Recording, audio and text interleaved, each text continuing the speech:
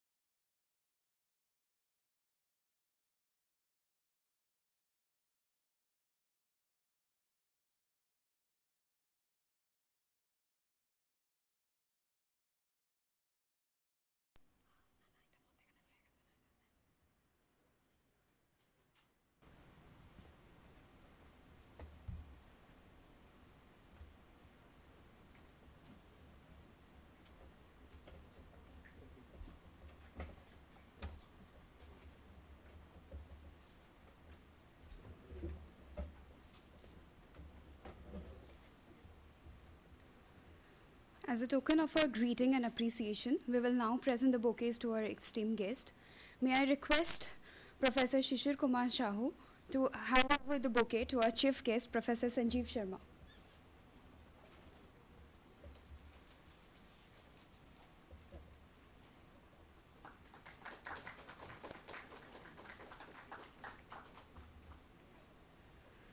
Next, I would like to invite Professor Devendra Verma to kindly present the bouquet to Professor Shishir Kumar Sahu.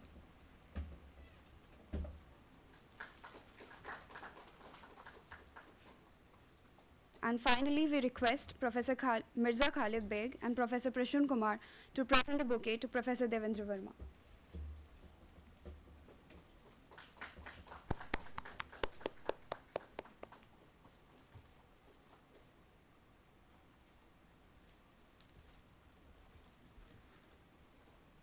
Now we have the distinct honor of inviting the head of the Department of Biotechnology and Medical Engineering and the chairman of today's event, Professor Devendra Verma, to deliver a brief introduction about our department.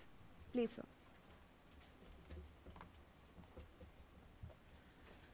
Good morning, everyone.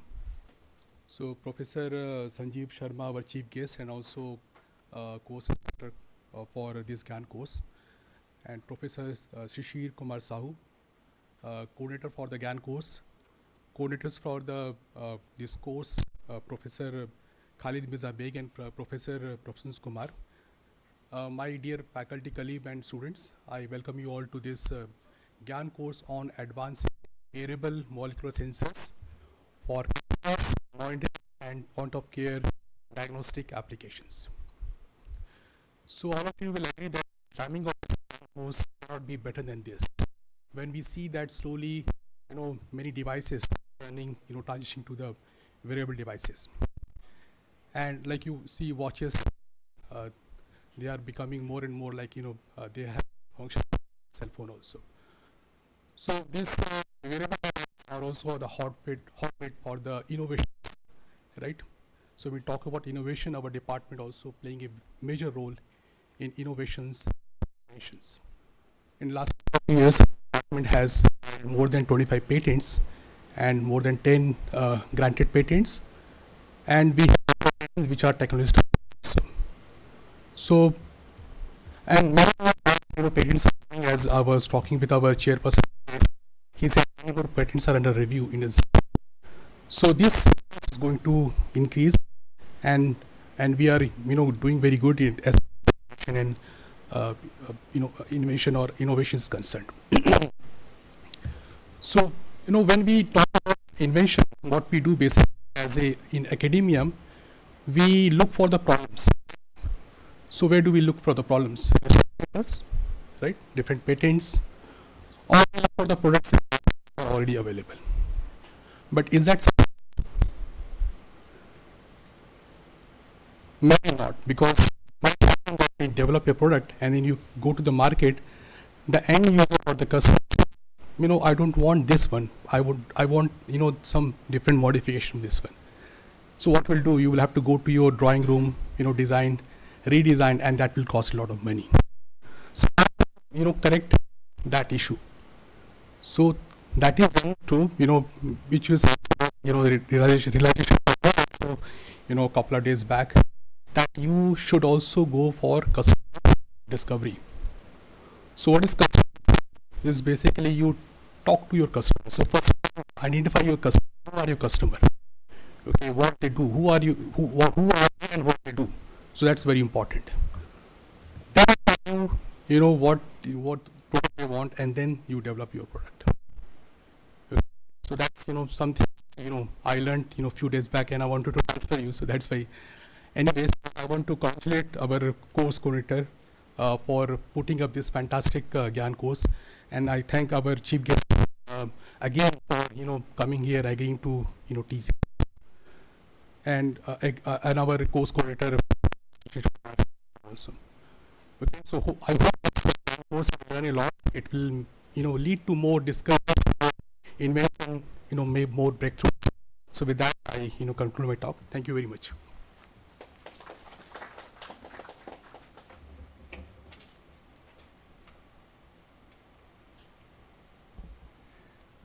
Thank you, sir.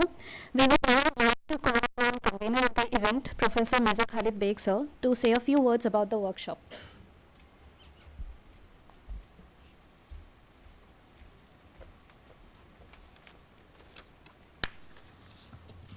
Thank you very much, Mirza.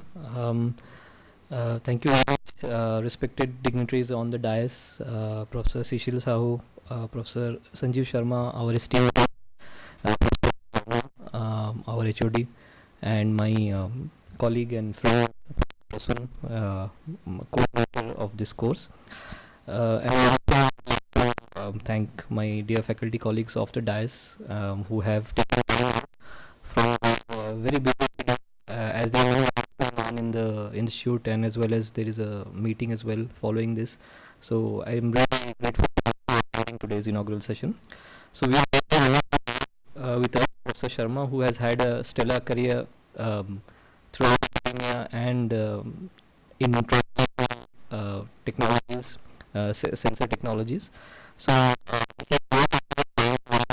electrochemical biosensing, lab-on-chip devices, and point-of-care diagnostics. He has publications applications, and he has led many translational research initiatives. Recently, Professor Sharma also UK, and it's an international consortium-based grant between UK and Japan, and he has reached the and clinical applications for applications. So I would like to thank Prof.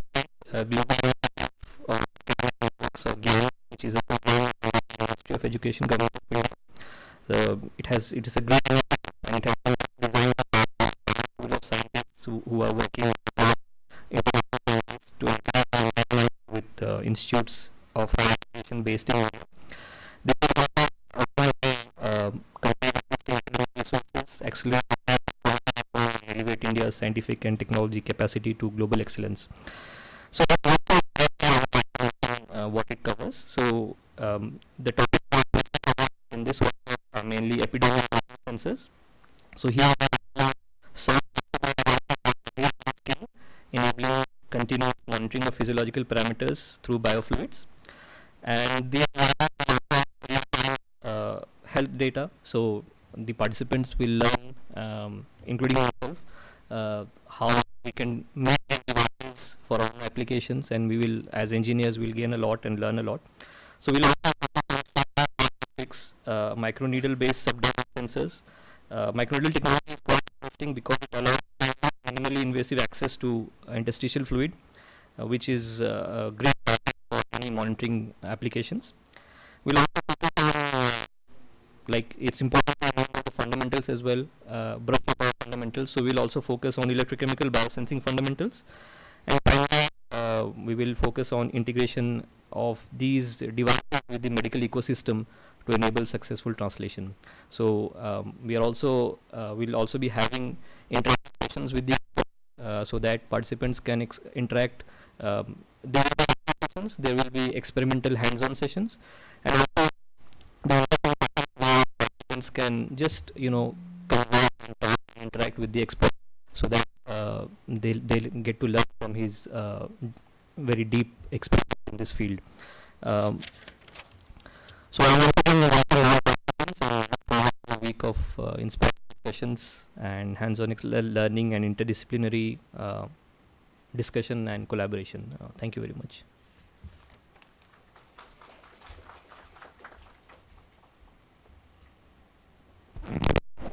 Thank you, sir. Now we would like to call Professor Shahu to share his thought and give some encouragement to the participants as they embark on this 5-day workshop here with us.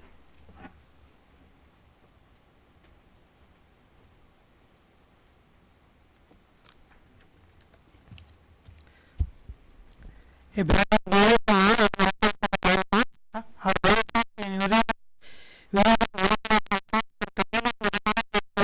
diagnostic applications. The respected forum Dr. Sanjiv Sharma, University of Liverpool, UK, Head of Biotechnology, Professor Devendra, Course Coordinator, Dr. Mirza, Baig, and Dr. Prasoon, Kumar, dear participants, ladies and gentlemen. GIAN means knowledge. GIAN and its global initiative network and program education, Government of India, designed to tap a pool of entrepreneurs internationally to engage with the institutes of higher education in India to the existing economic resources. Actually, and scientific and technological capacity to global excellence. GIAN institutes of higher education in India and internationally renowned academicians and researchers facilitate the co-teaching of advanced courses to Indian students and fostering collaborative relationships with experts from around the world. GIAN also offers international experts a unique opportunity to familiarize themselves with India's academic environment. By interacting with local students and faculty, these experts can explore potential collaborations, share their expertise, and contribute to the advancement of knowledge across diverse fields. As regarding this subject, as a layman, So as it is, I can tell you that this is basically about molecular sensors, particularly biosensors, which are rapidly advancing for continuous health monitoring and point of care diagnostic. These devices, often integrated into smartwatches or patches, enable non-invasive real-time tracking of various physiological and biochemical markers in the body fluids like sweat, saliva, and tears. This is also used for diabetes and varieties of reasons. The technology offers potential and personalized healthcare, early disease detection, and reduced reliance on traditional clinical settings. We have done in this current season, GIAN has already done 11 courses and we have to conduct 3 more courses in this phase. All of us for the persons involved in making the courses success. Thank you very much.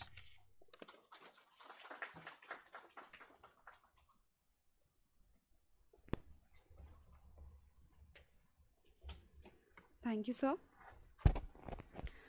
Now it's my pleasure to introduce you all Dr. Sharma.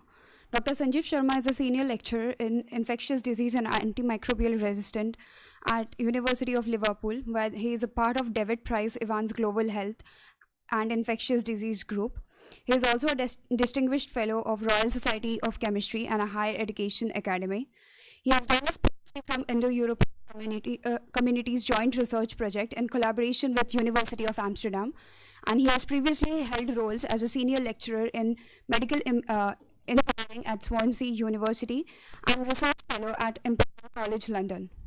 Dr. Sharma's research focuses on developing innovative biosensing and diagnostic technologies such as subdermal wearable biosensors, care devices, and microfluidic diagnostics. He has made a significant contributions to electrochemical biosensors, lab-on-a-chip systems, and transdermal drug and vaccine delivery. It is my privilege to call Dr. Sharma to the stage to share his experiences and thoughts with us.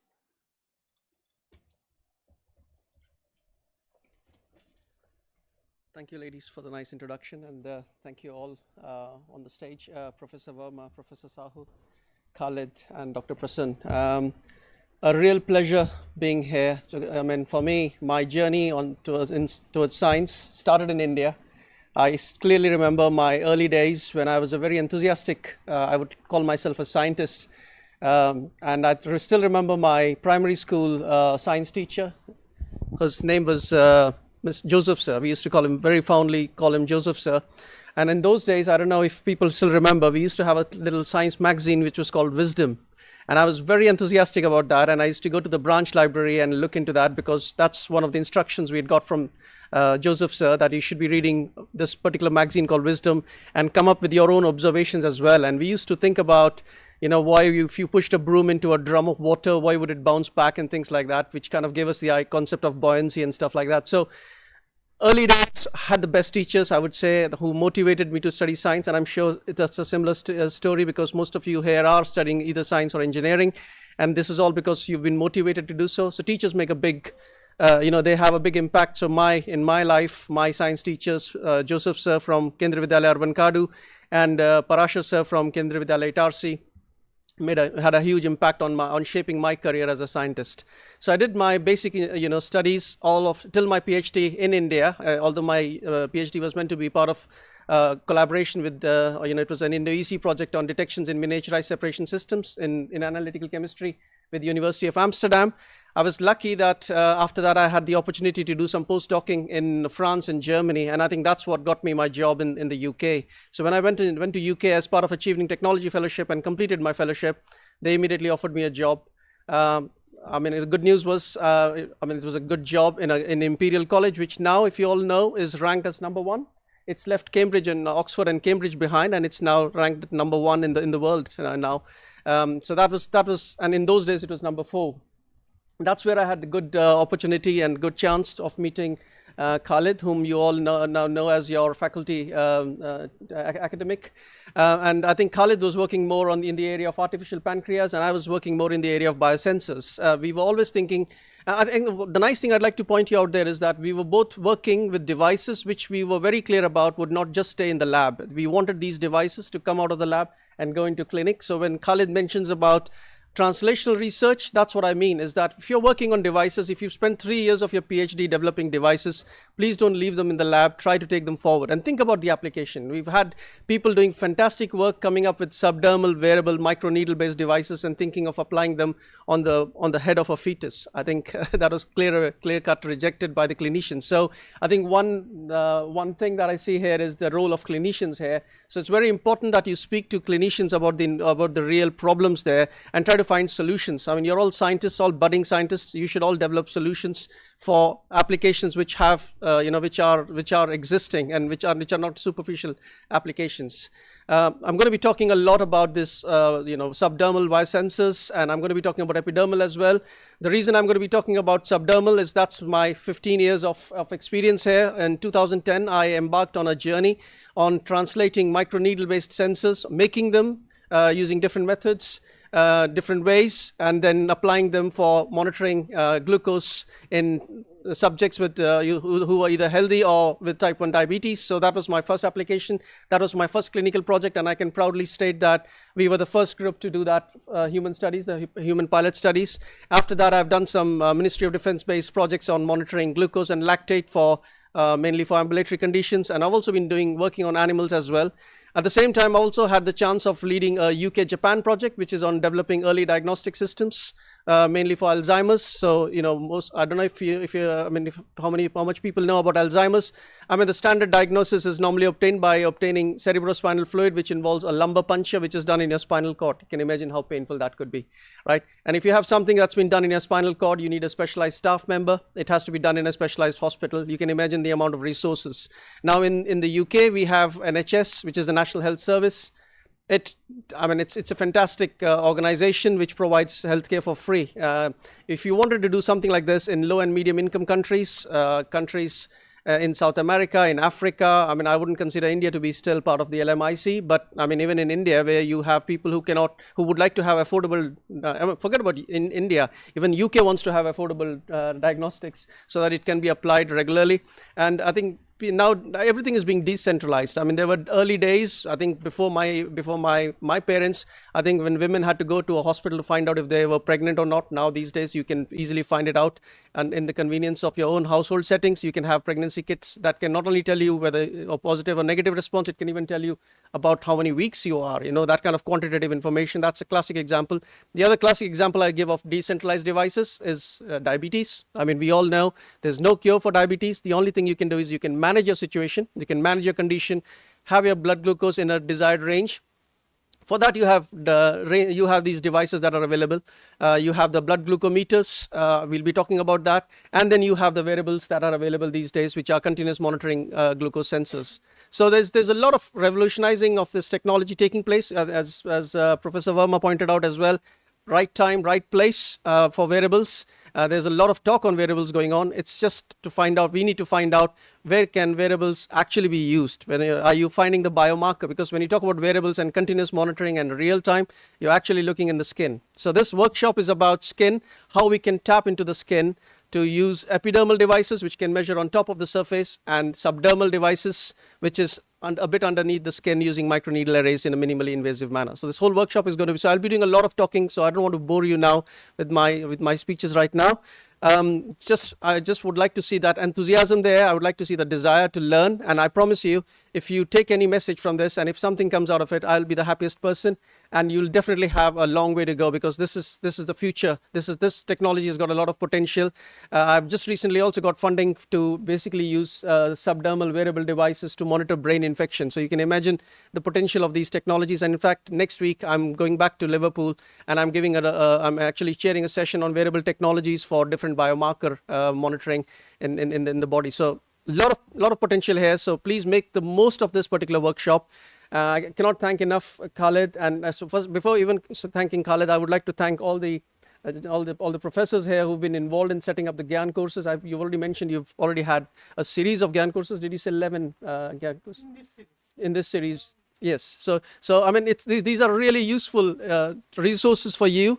This is, I just spoke to my brother recently, and he said the good thing about the internet these days is that information has been democratized.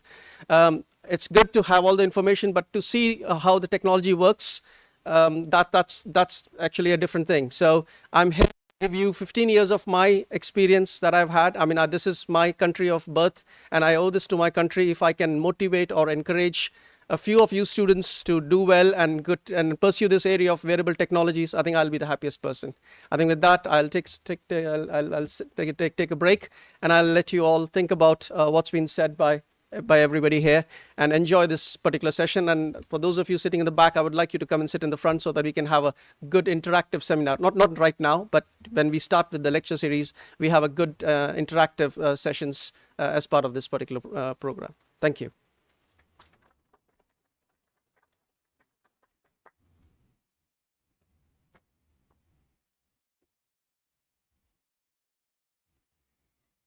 Thank you, sir.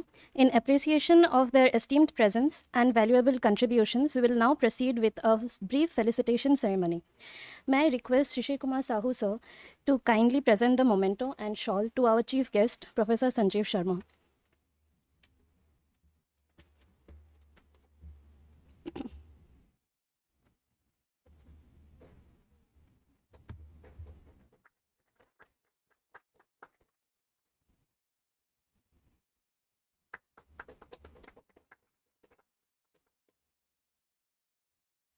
Next, I invite Professor Devendra Verma, sir, to present the memento and shawl to Shishir Kumar Sahu, sir.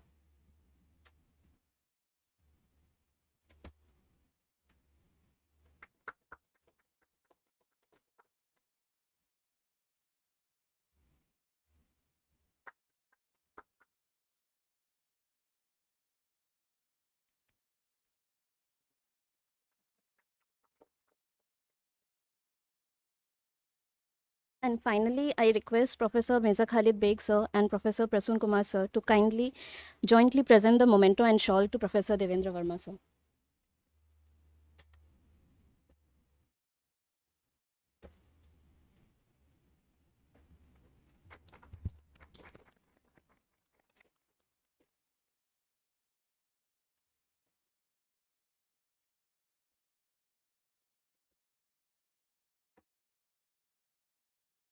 Thank you, everyone. I would like to call upon our co-convener, Professor Prasoon Kumar, to deliver a vote of thanks.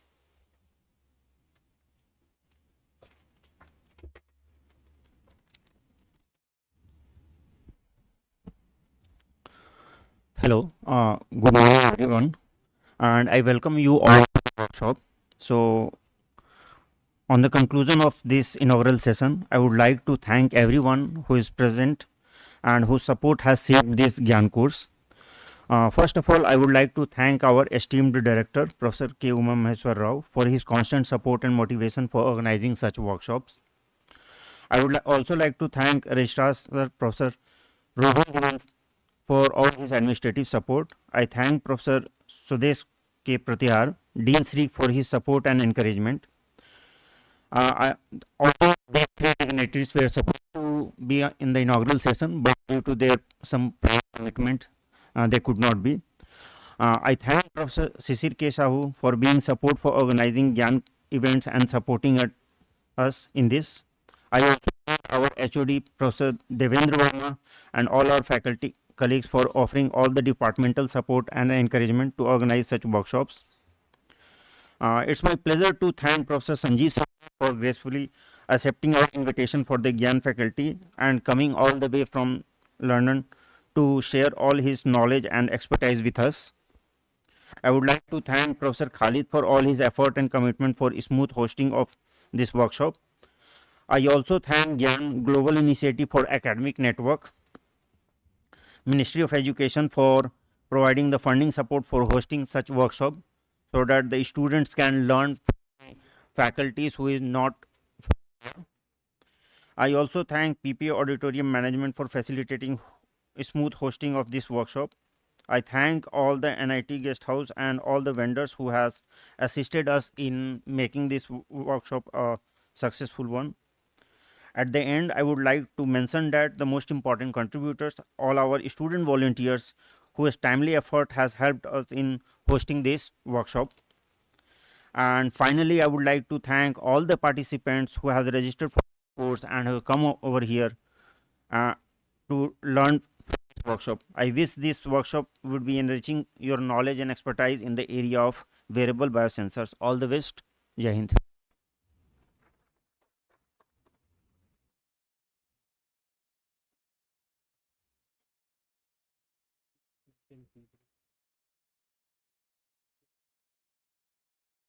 Not 11:30. 11. One session. During the they can interact with the professor.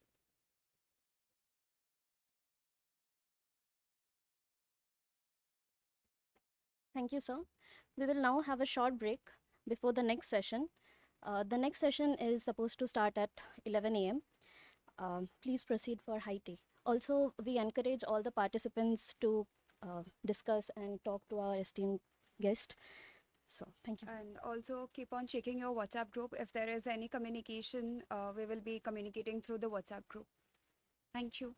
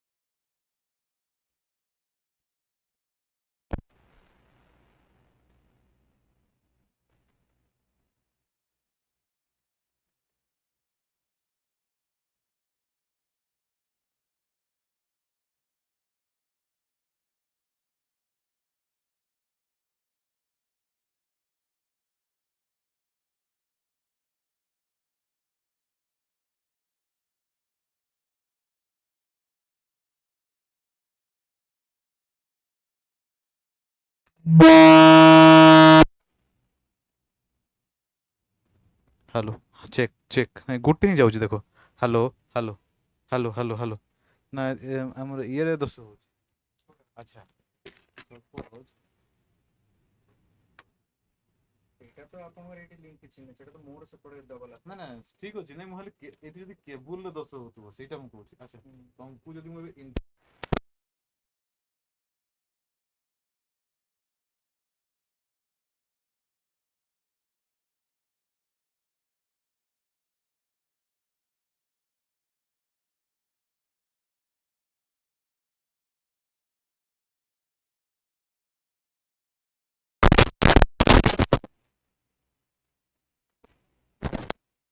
ଆରେ ମୋ କଥା ବୁଝିପାରୁନ ଏଇଟା blue powder ଦିଅନ୍ତୁ ନା ଦେଖିବା ଏବେ ଯୋଉଠି ଲଗେଇ ସେଠି ଚାଲୁଛି କି ନାହିଁ ନା ଏଇଠୁ ଏବେ ଏଇଠୁ ଯାଇଛି ଆମର ଆକ୍ଚୁଆଲି ଆମ୍ପ୍ଲିଫାୟାରକୁ ଆଚ୍ଛା ମାନେ ଇଏ ଆକ୍ଚୁଆଲି ସାଉଣ୍ଡ ବଢୁନି ମେନ୍ ଆମ୍ପ୍ଲିଫାୟାର ସିଆଡ଼େ ବଢୁଛି ଯେ ଏଟା ଗୋଟେ ଚ୍ୟାନେଲରେ ଦେଇଛି ସେଠୁ ଏଠି ଆପଣଙ୍କୁ ଦେଇଛି ମୁଁ ଏଟା ଆପଣଙ୍କୁ ଧୀରେ ଧୀରେ କହୁଛି ଦେଖନ୍ତୁ କେମିତି ଆସୁଛି ଯଦି ନହେଲେ ପୁଣି ଆଉଥରେ ନହେଲେ ଫୋନରେ ଦେଇକି ଦେଖିବା ଫୋନ୍ ଆଉ ଗୋଟେ ଥାଏ ହେଡଫୋନ୍ ବାଲା କିଛି ଗୋଟେ ଥାଏ ହେଡଫୋନ୍ ହଉଛି ଫୋନ୍ଟା ନା ମୁଁ ଏଇ ଫୋନରେ ଦେଇଥିଲି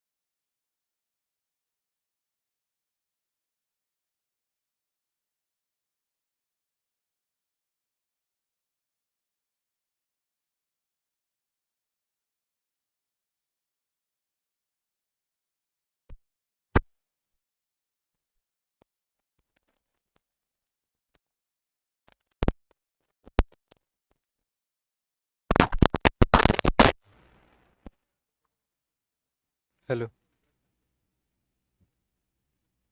hello hello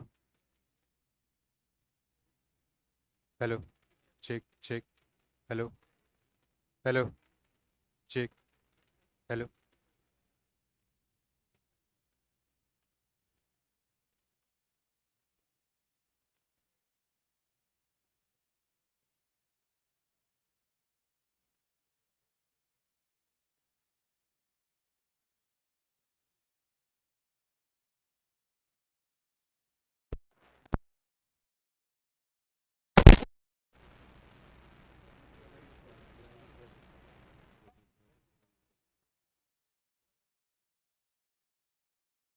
hello hello check check hello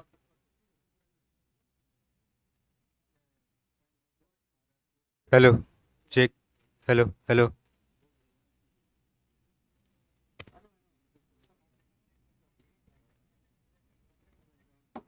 Hello, hello, check. 1, 2, 3. Hello, hello, check, check.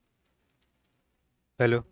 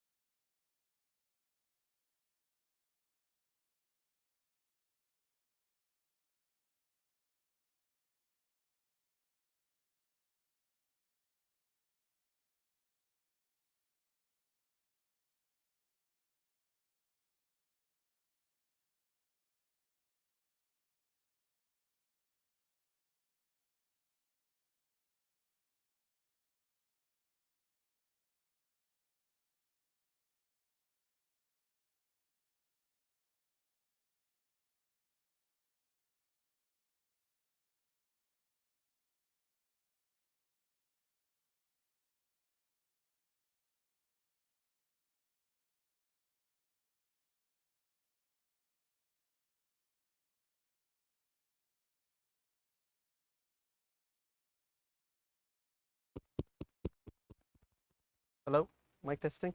Can you hear me? Is it clear?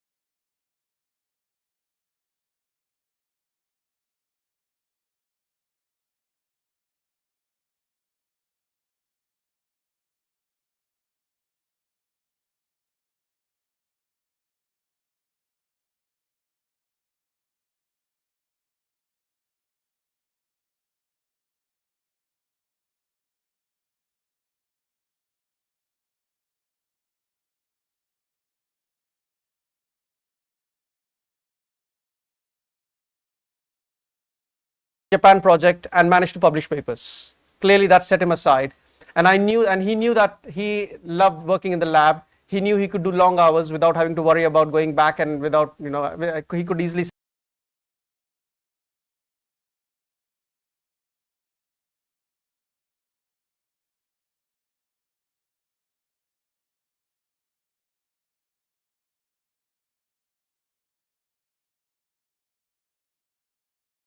research assistant on my UK Japan project to help him subsidize his costs. So that research assistant is called as JRF in our like Indian system. So same as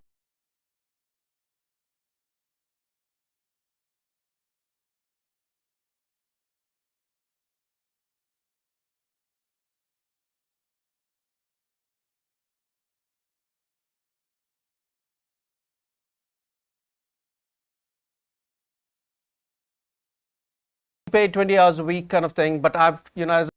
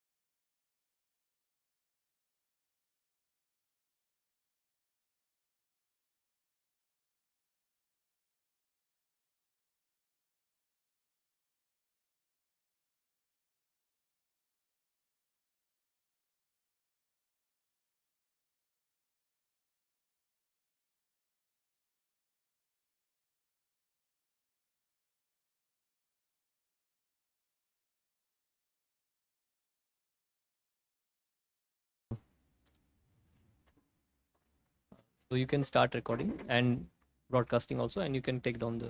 you'll give me a signal, yeah? All right. So are we ready? Okay, lovely. So once again, good morning, everybody.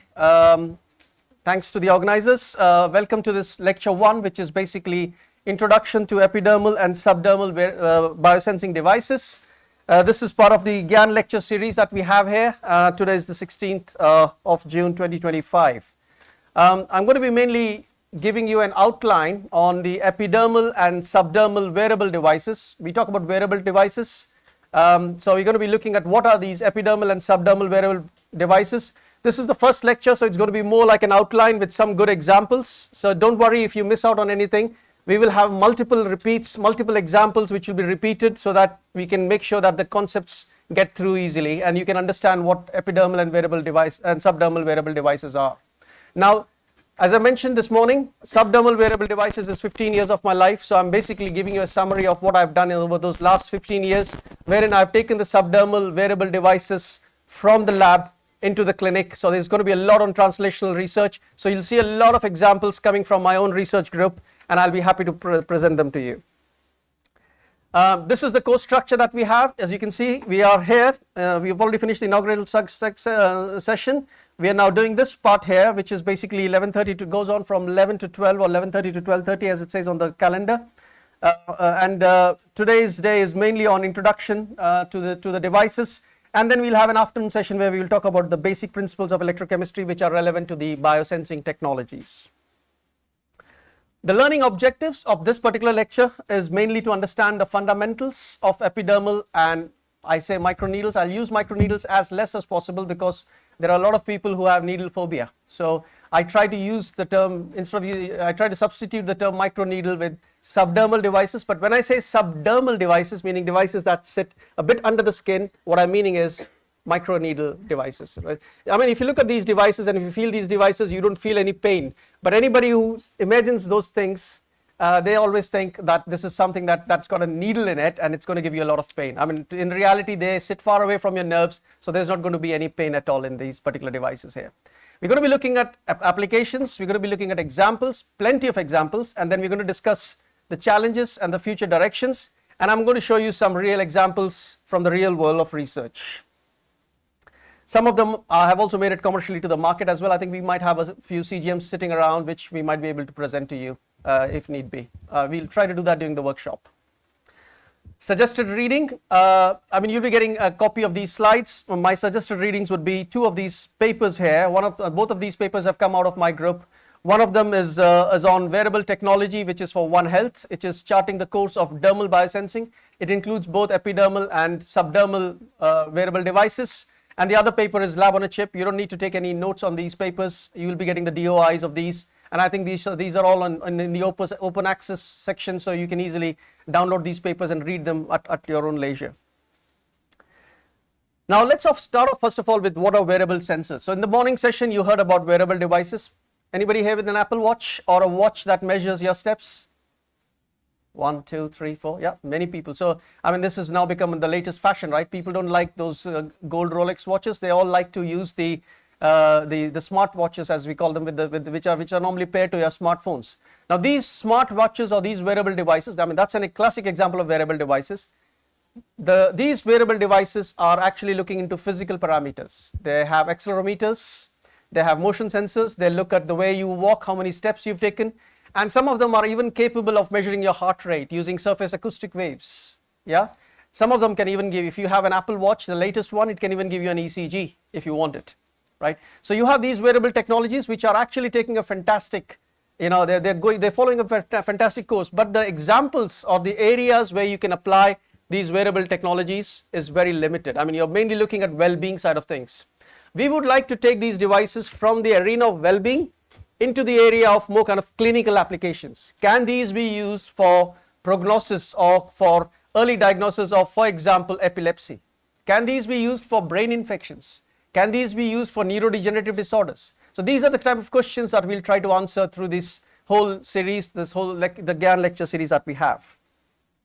So wearable devices, as the name suggests, are devices which can be worn and which can give you real-time information. I mean, because they're monitoring continuously, so they monitor your health in a continuous manner. So they are real-time and they're continuous health monitoring devices. And what are they based on? So I mean, the ones that we are going to be focusing on, the epidermal and the subdermal ones, they are going to be utilizing, or they're going to be basically detecting molecular markers in biological fluids such as sweat and ISF. Anybody here who knows what is ISF? Yes? Skin interstitial fluid, right? So what is skin interstitial fluid? Skin interstitial fluid is the fluid that you have between the cells, right? What is the nice thing about skin interstitial fluid is that the skin interstitial fluid, the volume of the skin interstitial fluid in the body is 2 to 3 times more than that of the blood that you have. Now, if you have to tap into blood, which is the easiest form of blood you can tap into? Capillary blood, right? So you might have seen people who manage glucose, right? They have a glucometer. They take a lancet, they prick the finger, get a drop of blood, that's transferred to a strip. Again, that's biosensing technology there, working at its best. Right, we'll have some lectures on that as well because I've got some nice pictures there as well for you. So that's capillary blood. But if you were to access venous blood, can anybody here sitting in the crowd access venous blood? I mean, capillary blood, we already know it's being accessed in home conditions. You know, diabetics, type 1 or type 2 diabetics in home conditions would prick their finger, draw a drop of blood, and they can measure the capillary blood. Then they know that there isn't much, there's pain there. I wouldn't say there's no pain. There's pain there, but you can measure. You don't have profuse bleeding after that, right? That's not the problem with capillary blood. With venous blood, can you do it with venous blood? No. So if you want to measure something in a minimally invasive manner or a non-invasive manner and has to be done in real time, continuously, what's your best sample fluid there? It's either sweat or interstitial fluid, right? Again, I say all of these just have to remember one thing, no one technology is better than the other one. They're all complementary. Some technologies have got their own pros and cons, other technologies have got their own pros and cons. So please do not even imagine for even 1 second that epidermal biosensors is the solution for all the real world problems, or subdermal sensors are the solutions for all real world problems. And you will see that through this whole series that we have here. So we're going to be looking at mainly epidermal sensors, epidermal biosensing devices, which measures, when I say epidermal, so you have the skin, you have the epidermis. When I say epidermal, it means something which is on the surface of the skin. You know, your sweat normally is produced by the body through the sweat glands, and it comes on top of your skin. So that's the epidermal devices. And then we'll be looking at subdermal here. I've also used the term microneedle just to make it a bit more clear that then you're disrupting the stratum corneum layer and going a little bit down there. If you haven't understood stratum corneum, don't worry, I have plenty of pictures of microanatomy of skin, and I'll make it clear as we go into it. So we're mainly going to be focusing on epidermal and subdermal formats here. And what are the sensing mechanisms? The sensing mechanisms would be the standard mechanisms that you would find in a biosensor. You would have, for a biosensor, you would have heard about electrochemical, and there's a second format as well. In fact, there are multiple formats. Can anybody give me another example of a biosensor which is not electrochemical biosensor? Optical, right? Where you look basically looking at optical signal transduction there, right? You're looking at whether it's absorbance measurements, whether it's fluorescence measurements. There are different formats there. But most of the wearable devices that we're talking about, especially my research has been mainly in the area of electrochemical biosensors. So this whole GIAN series will focus on the electrochemical sensors here. And we'll be looking at the different electrochemical methods. You could be using looking at amperometric sensors, you'll be looking at potentiometric sensors, you'll be looking at voltammetric sensors, and then you'll be also looking at different bioreceptors. Now you need to understand, when you talk about a biosensing device, at the heart of the biosensing device is a bioreceptor. Why do you need a bioreceptor? Because the bioreceptor is your molecular recognition element. Glucose sensor is glucose sensor because it's very specific to glucose. You need to understand whether it's if you look at any biological matrix, whether it's whether it's blood, or whether it's sweat, or even for that matter it's skin interstitial fluid, it's a complex mixture. It will have a lot of endogenous and exogenous products. Blood will have a lot of proteins in it. Yeah, you might have heard about albumin, right, which can easily go and clog the sensor surface. You need something on your sensor which gives it the required specificity. That's where your bioreceptors come in. We'll be talking a little bit more on the bioreceptors and the mechanisms in the following slides. Bioreceptors that you would see normally are enzymes, aptamers, and antibodies. These are the most commonly used bioreceptors. The ones where you use enzymes are called as enzymatic sensors. The ones which use aptamers are called as apta sensors, and the one that use antibodies are called as, feel free, there's no wrong answers, come on, immunosensors, right? So you have immunosensors, and then the signal transduction will depend on the analyte properties. What kind of analyte do you have? That decides the signal transduction. Let's have a look at the underpinning sensing mechanisms. You have 1, 2, 3, 4, and 5 different schematics here. If you look on your screen, the first one is the conventional sensor, where you see there's an electroanalyte. It comes in, reacts with your target molecule and gives a byproduct, and that particular reaction is then seen in the form of a signal transduction.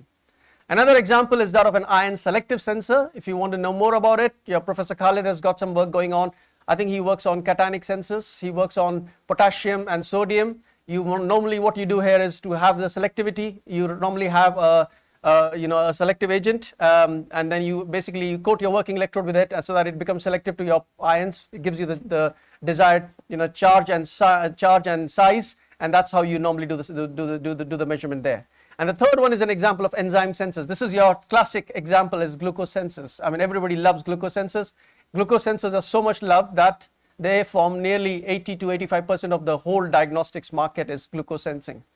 And the other reason is because we have an epidemic going on, which is your diabetes. I mean, diabetes is a major issue. Earlier it was a problem with the Western world. Now it's a problem in countries like India. I think people do not complain when they get late to the hospital, when the ambulance is late, but people complain when the pizzas get late, right? This is as they say, we are all victims of our own success. We've all now got enough disposable income that we've started eating a lot more junk food, and that's what is leading to this increase in the problem of diabetes.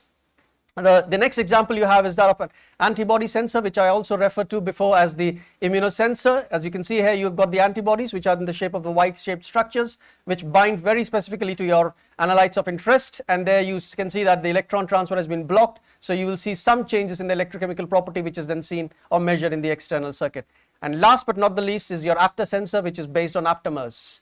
Aptamers are basically strands of oligonucleotides. We all know your oligonucleotides, or everybody understands the double helical structures. You have bases which are complementary. They bind. There's very specific interactions. Not only do they bind to bases, they can also bind to molecules. And again, they use the whole principle, and that specificity is also very high.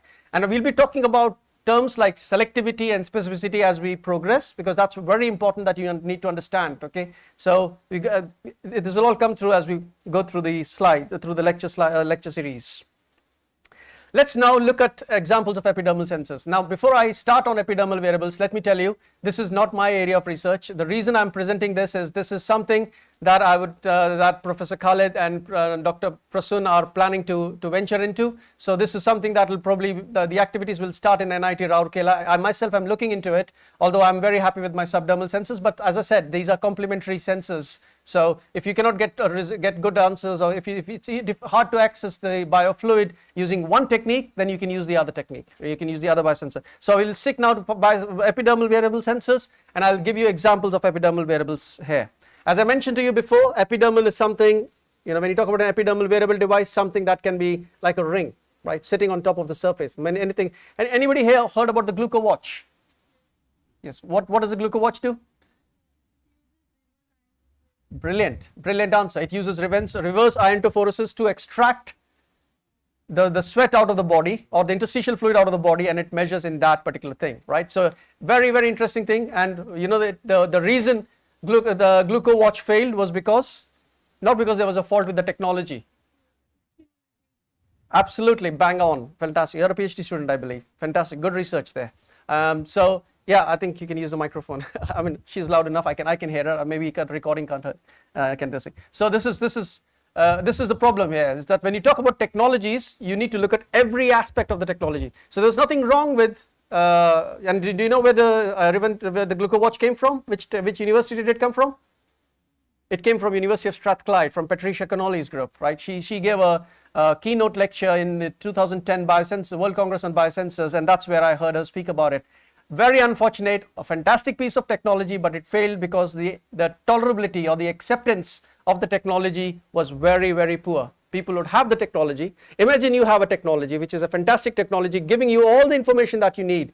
But the reason is that, this morning we also had heard it from Professor Sahu as well, when he said about, you need to go back to the drawing board and then redesign this thing. The problem there was the adhesive that was used for sticking these technologies onto the skin surface was actually giving bad allergic reactions. Therefore, the technology had to be abandoned. And that's how it had to be pulled out of the market. So epidermal wearables, again, we are talking about thin, flexible, conformal devices. When I say conformal, something that will conform to the size. If it's a finger, everybody has got different shape and size of finger. It should be something that nicely conforms to your skin, and that can be worn on the skin. And what does it do? It will detect sweat-based biomarkers, examples being glucose, lactate, and cortisol. Now the first two fall in one category of biomarkers. The second one is a different biomarker. Can anybody tell me the difference between glucose and lactate and cortisol here? I'm just making you think about what I'm saying here, and most importantly, I'm keeping you awake, because if you fall asleep, I'm going to fall asleep. Yes, glucose and lactate, these are bioproducts, these are metabolites, very small molecules, right? And when you talk about cortisol, what is cortisol? It's a stress hormone, right? Do you expect the size to be the same, falling in the same category of glucose? No. So it's a stress hormone. So it's produced by somewhere in the skin, some gland in the skin, right? Skin is an amazing organ, right? I call it a treasure trove of biomarkers. Skin is the largest organ in the body, right? With the exception of your bottoms and your feet, the skin is the same everywhere. So you can imagine the plethora of opportunities you have in your body to have a sensor inserted or implanted, right? If you want to monitor in the skin, all right? And you can use epidermal wearables when you want to do non-invasive, and you can use it for tracking tracking well-being, right? So glucose and lactate are examples of well-being. Glucose is normally produced, you know, you burn glucose, low glucose levels, good or bad? Bad? You can faint, but that's what levels are we looking at? I know there are a lot. The reason I'm saying this is I'm trying to standardize the whole class because I know there are also some engineers sitting here. So we need to also start looking into things like concentration here, right? Something that I appreciate more than Khalid. Khalid is somebody who is more an engineer. He would just make things and say, oh, the electronics works very good. I've given you a signal amplifier. That should be fine. And I'll be looking at, no, the signal amplifier isn't amplifying the signals to give me enough sensitivity that I require for my analyte here. Glucose, what's a normal concentration of glucose? 70 to 120 milligrams per. Yes, I mean, it depends on the unit that you use. So 65 to 110 mgs per deciliter is what was used to be the standard. Now they're changing it because they know that it's very hard to maintain that unless you have black coffees every day.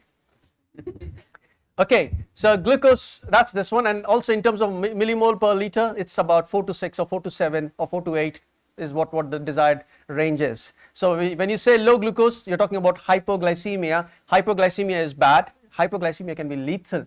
A person can go into coma and probably might come back or might not come back. So hypoglycemia is lethal. But the other thing that's the killer is the hyperglycemia.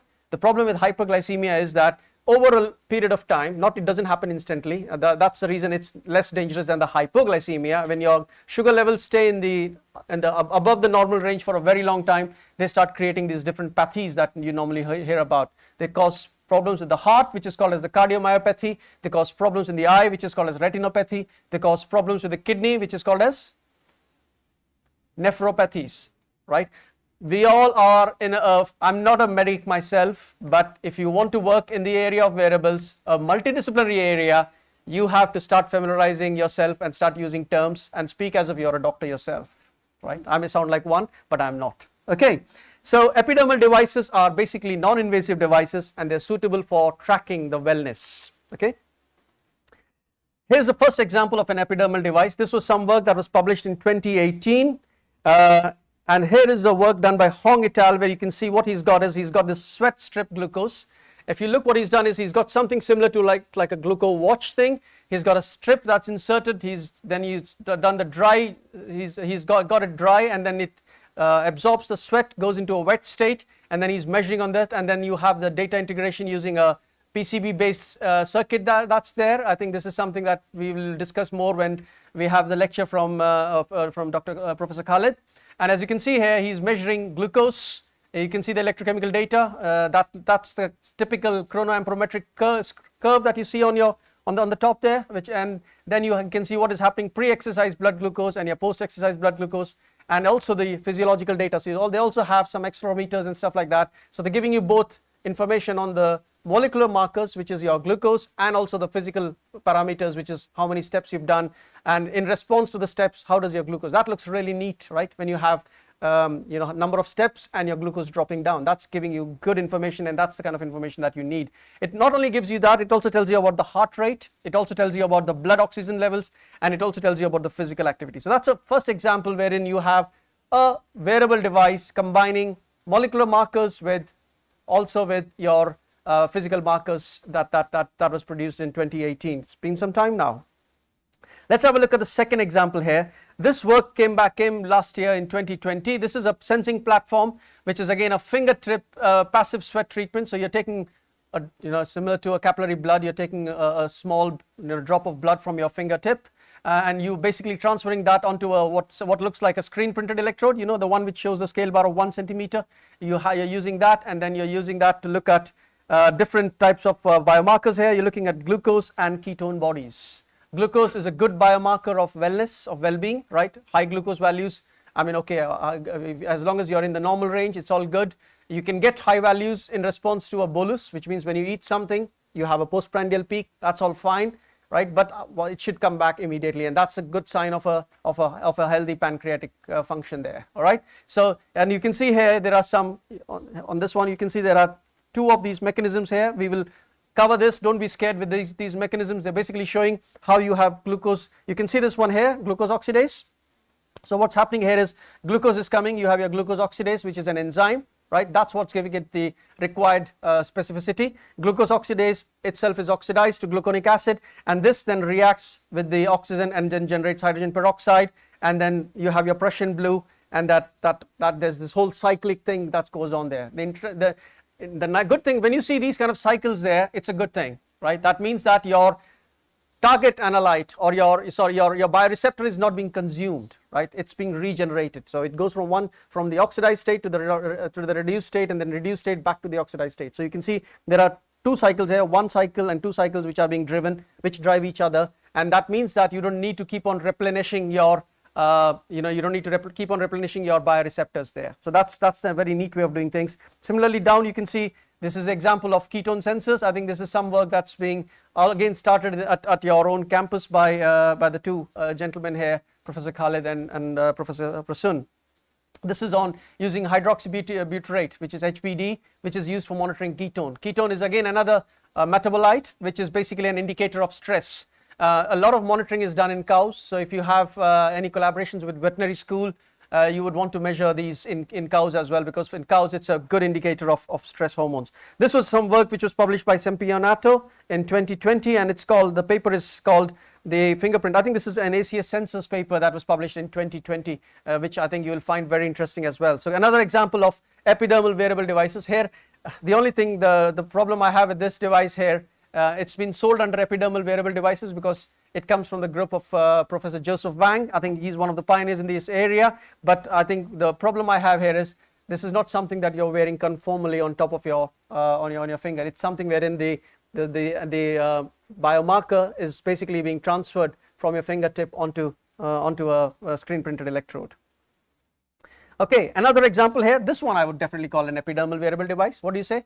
Yeah, this is where it's been worn on the body. You can see the device itself is made of multiple layers. You can see that you have a top layer which has got all the electronic and the wireless. So people who are working on bioinstrumentation side with Professor Khalid, but should be able to should aim for making something as small as these, wherein you have your electronic and wireless all integrated on a single patch. That then goes to a microfluidic platform, and your microfluidic platform basically does the distribution of your sample. So you have your sample going in here, and then you can distribute it into different reservoirs, or you can bring in the reservoirs to bring in other reagents. You can do the mixing, and then you can do the measurements. As you can see, the measurement is normally done towards this end here, and underneath that you can see are the different working electrode, counter electrode and reference electrode, which should basically do the electrochemical detection of the devices.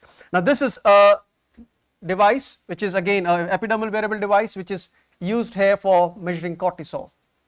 Okay, so cortisol, and this is also measuring in sweat. So it's also telling you, it's also doing some bioimpedance measurements and telling you when the sweat levels are going up, and then also measuring the cortisol levels, so that you can get an idea as well. Because one of the problems you have with sweat is that you don't produce sweat uniformly throughout the whole day unless you're sitting in the same environment. So that's another challenge that you have here when it comes to epidermal sensors here. And then this is another example here. This is a wearable sweat device, and this device was developed by E et al. This is basically published in Nature, and this is where they have done some real-time determination of this is more for female health, reproductive health. This is a particular hormone called as estradiol, which is basically measured in sweat, right? So you can see this is a estradiol hormone here, which is normally, and this is a nice little tiny piece of thing. Imagine you can measure these things on the skin, right? Gets rid of all that things that you have to go and and especially if you're doing continuous monitoring, right? So what happens is, our body is a very, very complex machine, right? When it comes to hormones, and I'm not, whether it's females or males, many of these hormones are produced in a very cyclic manner, in a pulsatile manner, right? So if you're doing point measurements, right, for example, pregnancy test kit, if you have a kit similar to a pregnancy test kit, that's more giving you a point measurement, right? It's not giving you, for example, a blood glucometer. That's a point measurement, right? And if you look at the way your blood profile changes over your day, so you get up in the morning, you have a certain blood glucose level, your body, your pancreatic cells are producing basal insulin, and then it gives it a bolus as well. Your sugar levels drop accordingly, and then you basically have a bolus, or you have some food in the morning, your levels go up and then they drop down depending on what you eat and how your body metabolizes it. So it's a continuous profile. You need to know, when you look at the profile, there's a lot of information in terms of the direction, the duration, and the changes in magnitude, where it's going from low to high. If you go to a clinician, he would like to look at the full picture, because we are all heading towards what we call as personalized healthcare, right? Everybody is different, right? If I'm getting a shot of insulin in response to a, because my bolus isn't going down, and that might be the way my body is reacting to it. So I should know what my profile looks like. What does my typical profile looks like? And that's why this whole market of continuous glucose monitoring devices are available. Similarly, in the case of hormone, that the reason I give you this example is just to make you understand that there's a lot of information in terms of the direction, whether it's going up or down, the duration, how long does it stay up, and the magnitude of changes. And those can only be captured if you have something which is more continuous, something which can give you real-time information. So these epidermal wearable devices give you that kind of information wherein you can measure things in the sweat. Now here the challenge is, how do you make a person sweat for the entire duration of the day, right? Especially making somebody sweat during the night time. Is it possible? So that's a thought for you to think about, how useful is sweat as a sample, as a biometrics. Okay, that also reminds me the example of anybody here remembers the the Google contact lenses? Remember that? Did that go anywhere? No. Why not? I think the tier. Sorry. Tears. It relied on tear fluids. What else? So what is the challenge? I think the challenge was that the correlation between blood glucose and the glucose that is present in the tears. That you've become very technical. That I would take that. But that will be reason number 2. What is the reason number 1? Lack of secretion, continuous secretion, I guess. These continuous monitoring sensors, they are meant to aid the user. When does a user need to help them the most? Before when they're in sleep. Yeah. Can you imagine wearing contact lens and going to sleep? How many people here wear contact lenses? I mean, fine, if you don't have to. Is it easy or is it convenient wearing contact lenses in there? So the whole idea of using contact lenses during your sleep, it seemed to be very flawed right at the start. Khalid, you're giving the answers because you know the technicality of side of things, but the real reason is it's a product that I think, as mentioned by Professor Sahu, it's a product that needed to be redesigned, and of course then it never went anywhere ahead. Okay, let's move on. Here's another example. This is an example of a colorimetric sweat biosensor. This is not an electrochemical one, it's a colorimetry, meaning that this is something where you see color changes, right? This is an example where they are basically looking at kidney function, right? So they're looking at biomarkers, they're looking at things like electrolyte imbalance, they're looking at inflammation, and this is something published in the American Chemical Society journal by Mishra et al. And this is a recent one actually. This is not that long. It's 2022 paper, wherein basically they've got an inlet chamber. They're looking at kidney function. They're looking at fitness, electrolyte imbalance, and they're also looking at inflammation. So this is an example a little bit away from electrochemical. This is more an optical one here, wherein again you're tapping into the collecting sweat, and then you're transferring the sweat using a microfluidic system into 4 different chambers, and then you're looking at the different color, and based on the color you're making an assessment. This is more simple to those urine strips that you have, wherein you can look at the pH and stuff like that and see if there's an infection or not. That's a very crude way of doing things, but a very convenient way of doing things as well, right? If you can get information this way. I think this is also an ACS Sensors paper here. So those of you who are planning to publish in journals, ACS Sensors is one of the journals which is definitely looking for papers which is on biosensing devices. This is another one which is a wearable lactate which has been powered by a biofuel. This is where you're kind of bringing in together 2 different areas. You're bringing in the whole area of biosensing combined with biofuel cells, because I think there's some interest which has been shown by Dr. Prasoon and Professor Khalid on trying to have these biofuel cells integrated there as well. So some people talk about harnessing the glucose that you have to run biofuel cells. You can use it's a fantastic device, right? A self powered device which is running on the glucose in your body and measuring glucose as well, or measuring other analytes like lactate and stuff like that. So this is a classic example wherein they've combined a wearable device with another technology which is the biofuel cell, and since both of them can be miniaturized, you can easily get these devices there. Okay, these are again sweat sensors. These have been used for sweat pH, looking at the pH of your sweat, ascorbic acid and lactate. As I mentioned, lactate is a biomarker of stress. Yeah. Now we move to the next part. Again, I've used microneedles here. Now I'm going to be a bit more enthusiastic. If you found if my enthusiasm was a bit low in my last section, it's going to go higher now, because this is something which I talk very passionate about, and this is my own 15 years of summary, which is on microneedle based sensors, which I would actually like to substitute and say these are subdermal devices, right? I mean, everybody has got a right to kind of name their devices. I mean, we started off the whole journey of microneedles calling them different things. You know, we were calling them microspikes because our clinicians with whom we worked, they didn't like the word needles, so we had to use microspikes. We had to go back to microneedles because the publishers were giving us a hard time. They said, microspikes, how can you introduce new terms? So we had to go back to microneedles. Now, because we have established ourselves, so now people are listening to us, so we are now looking into using the term subdermal based wearable devices, because you know what happens is the whole process of product development involves something called as PPIE, which is basically called as patient and public involvement groups. So when you work with clinicians, the clinicians have got groups. Like if you're talking about finding solutions wherein you're looking at continuous glucose monitoring in children, when you go and speak to a child, right, or you have to talk to the carer first. You need to understand what the problems are. The carer will ask you, okay, so what does this device do? If you say the term, moment they hear needle, even they wouldn't understand, they wouldn't have even seen it, they say, no, I don't want it, right? So you want to get more and more people involved without sending the wrong messages. So you need a term that captures it nicely. You just say it's a wearable device, right? And later on you can go into the details, because how much does it matter whether, as long as it's performing its function, how much does it matter to a child whether it's an epidermal device or a subdermal device or a microneedle device, or and I'll show you pictures. I've got pictures of microdialysis and suction blisters which look very, very horrible, and those are also ways in which, you know, when there's a need for that, you have to do that as well. Then those are traditional methods by which you can extract out the skin interstitial fluid out of the body, right? So we're going to be focusing in this particular section on the subdermal wearable devices. I think we are okay for time right now. It's because the next section, I think we might fly a little bit here.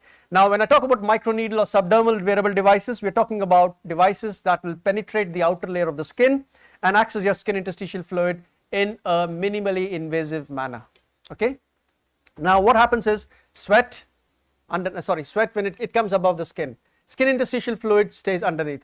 You need to understand that you have the skin interstitial fluid which is in constant equilibration with your venous blood through a layer of subvascular plexus. I'll be showing you some slides which will come through.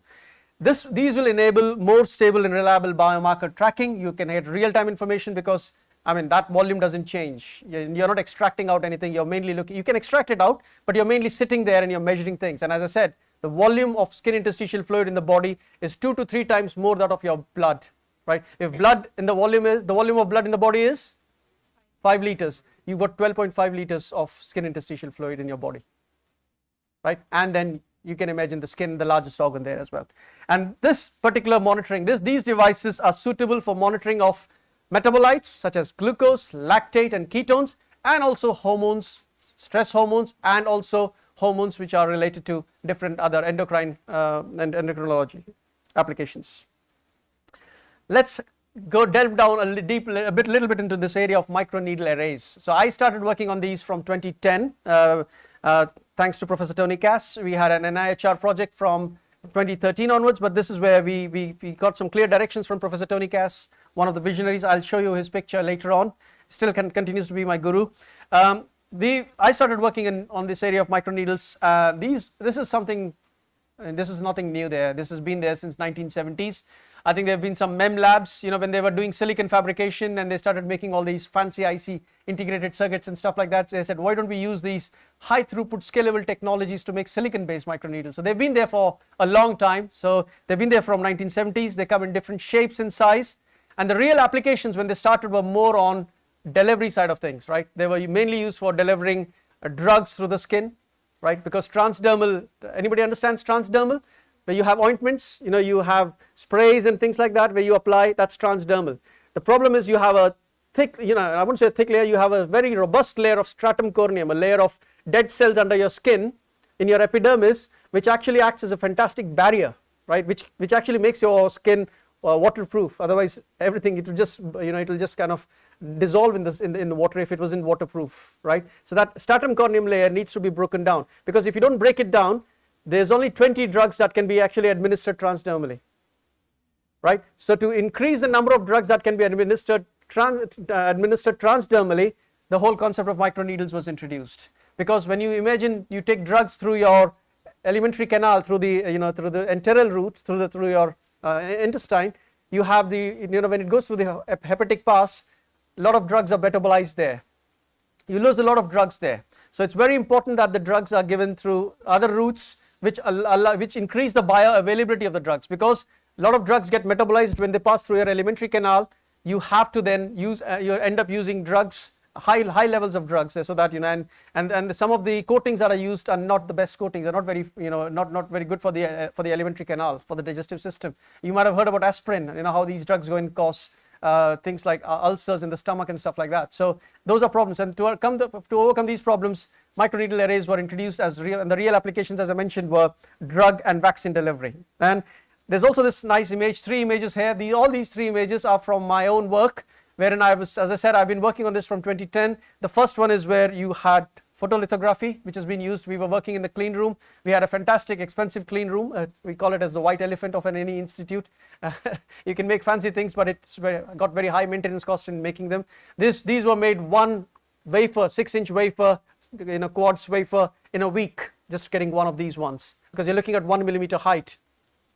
The second one is an example of electric discharge milling. This was a workshop that we had in our physics department, where we are electric discharge milling. Here I was using the molds, which are made up of aluminium, and basically making about 50 of these devices in a week.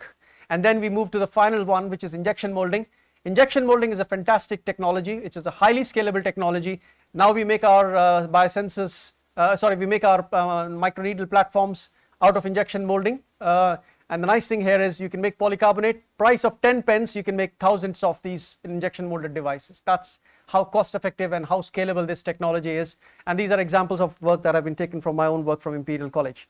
As I said, they come in different shapes and sizes. They come in different formats. They could be solid microneedles, again for drug delivery applications, wherein you coat them. You can coat them. You can have dissolving. You can have hollow microneedles. You can have swelling. I mean, these are things more related to drug delivery, so I won't spend too much time on these. What these basically do is they go and puncture the skin, create a little conduit there, and create a drug reservoir, and the drug then sits in there and then slowly diffuses through the different layers and goes into your subvascular plexus and then enters into your systemic circulation, and that's how you have a high bioavailability there.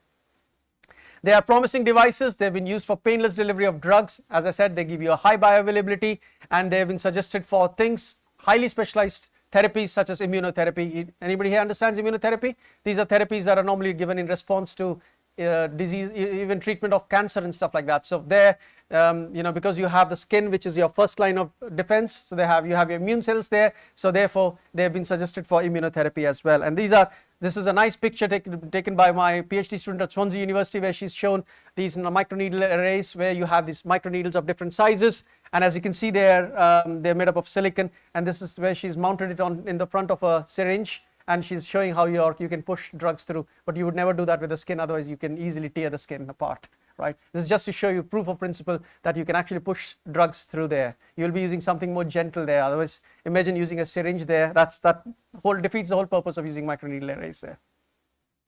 All right, I'm just going to quickly go into skin anatomy and a bit of sensor integration.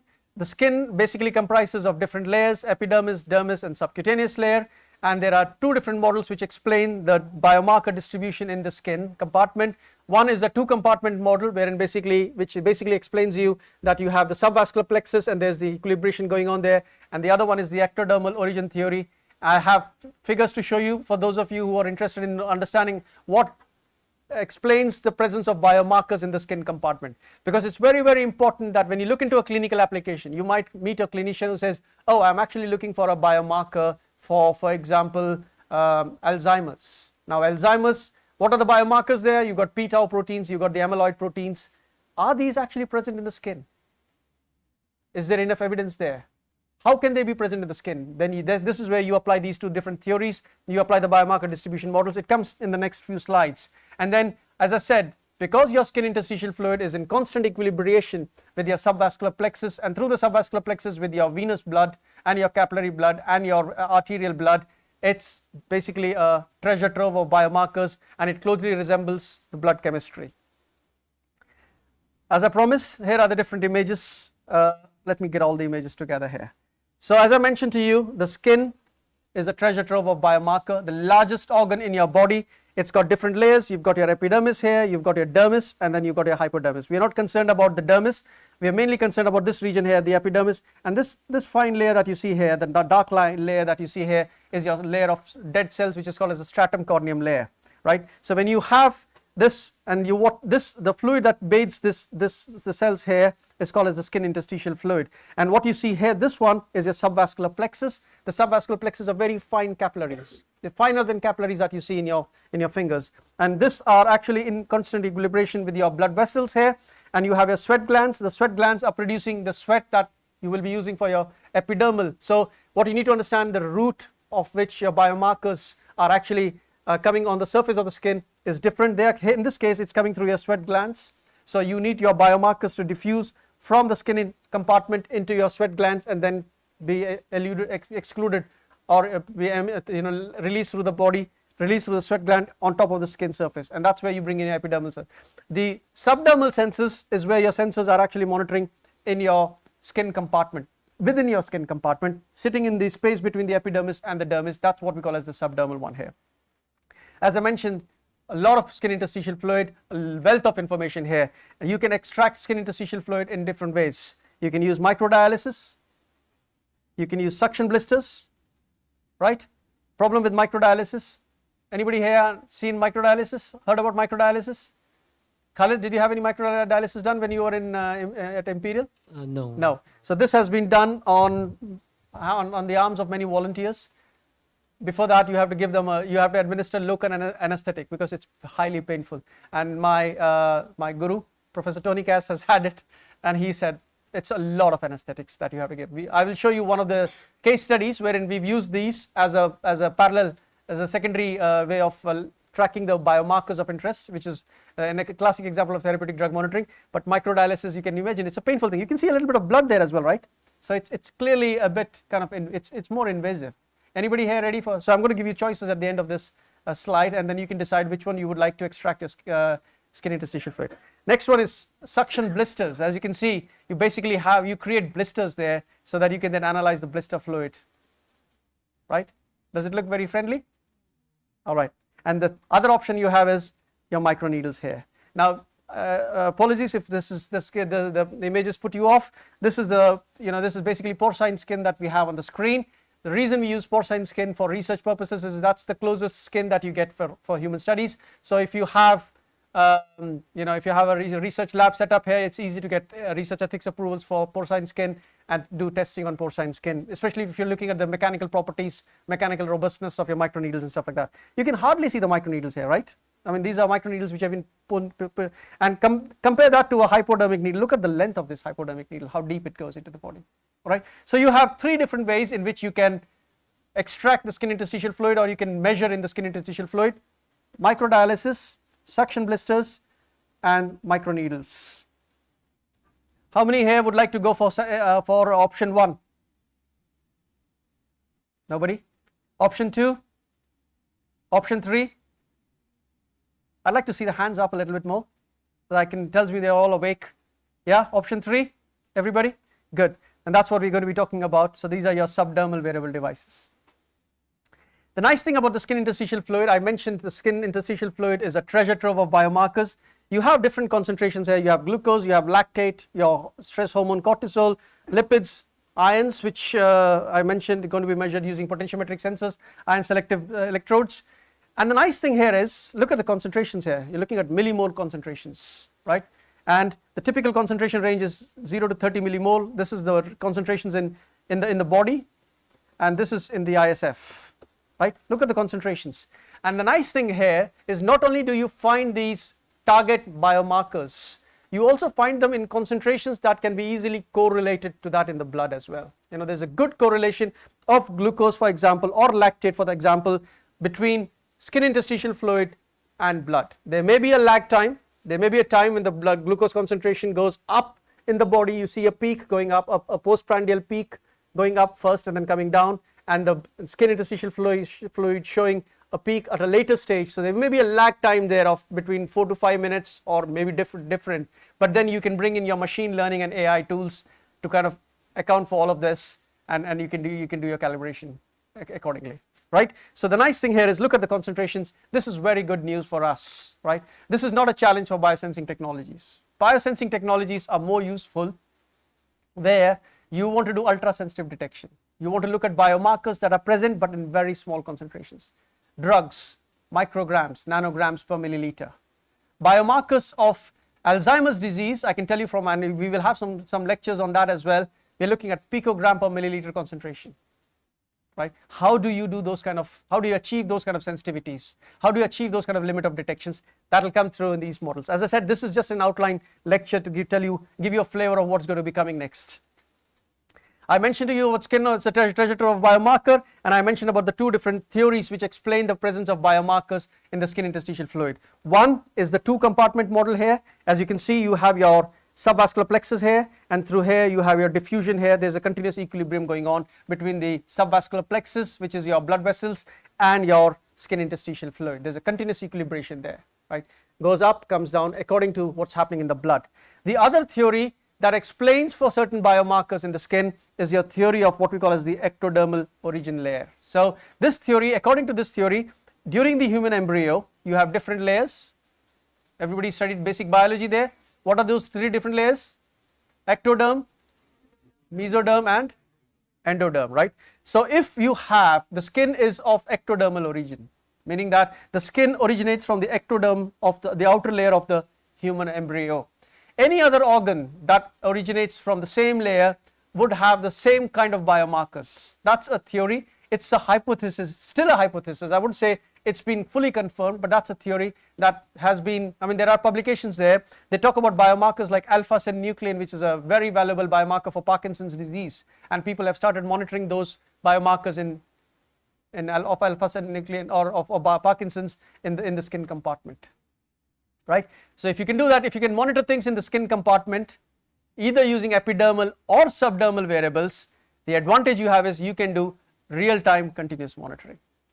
And that then gives you a plethora of information. That gives you all the information that it gives you a whole profile, how the profile, you know, the direction, the duration, and the magnitude, you know, how the things change. You know, if you look at the profile of a healthy person, of how the glucose concentration changes, normally you would see 4 peaks. Each peak corresponding to the bolus event, right? Breakfast, lunch, maybe some snacks in the afternoon, and then maybe a heavy dinner. You know, the height will depend on what you've eaten, and your pancreas are working fine. Within 45 minutes, you see a peak, and that peak kind of disappears, or it starts to tail within like 2 hours. But if you look into a profile of a person with type 1 diabetes who has got no pancreatic function at all, I mean, that's really complicated. I mean, we've done some clinical studies. And you know, in the lab, and we've really seen it's all random. It's very hard to comprehend, and these people need more information rather than just getting this point information that you get from the top. You measured a point here. You do not know whether it's the start of a peak or it's the top of a peak, right? And the problem is people who are monitoring glucose, you know, for managing diabetes using glucometers, they're measuring it in home conditions. They do the same routine every day. They're collecting a data point every day at the same point, every day at the same point, every day at the same point, every day at the same point. So there's no way you can actually get a full information on how the fluctuations are taking place during the entire day, right? So anything you can do in the skin to monitor your biomarkers is a good way of using you know, getting a real-time continuous monitoring device here. So this is a slide just to show you your different theories that have been proposed. This one has been confirmed. This one is still a hypothesis. People are still working on it, including my UK Japan project is on the same. We have mice models wherein we are expressing the human form of Alzheimer's, and we are trying to do a correlation study between the rat, the venous blood, the capillary blood, and the skin interstitial fluid. And we are using that to see if this model holds true or not, which is the theory of the model of ectodermal origin, right? So that's this one. Again, just to give you, this is another slide to give you a comparison. Look at the comparison here. This is sodium in plasma, skin, and sweat, right? This is for you to make up your mind whether you would like to pursue the area of epidermal sensors, epidermal biosensors, or subdermal biosensors. Again, this and this are complementary. You should not judge. We are all scientists. We don't judge. We consider everything to be complementary. things that the advantages of a epidermal sensors cannot be realized through subdermal sensors. The advantages of a subdermal sensors cannot be realized through a epidermal sensors. So there are pros and cons for both approaches. Choice is yours. So just to give you an example, sodium 135 to 145 millimoles in your plasma or in your blood. Skin ISF has got the same concentration. Sweat has got just over 10 millimole concentration. Still good enough for our biosensing devices, right?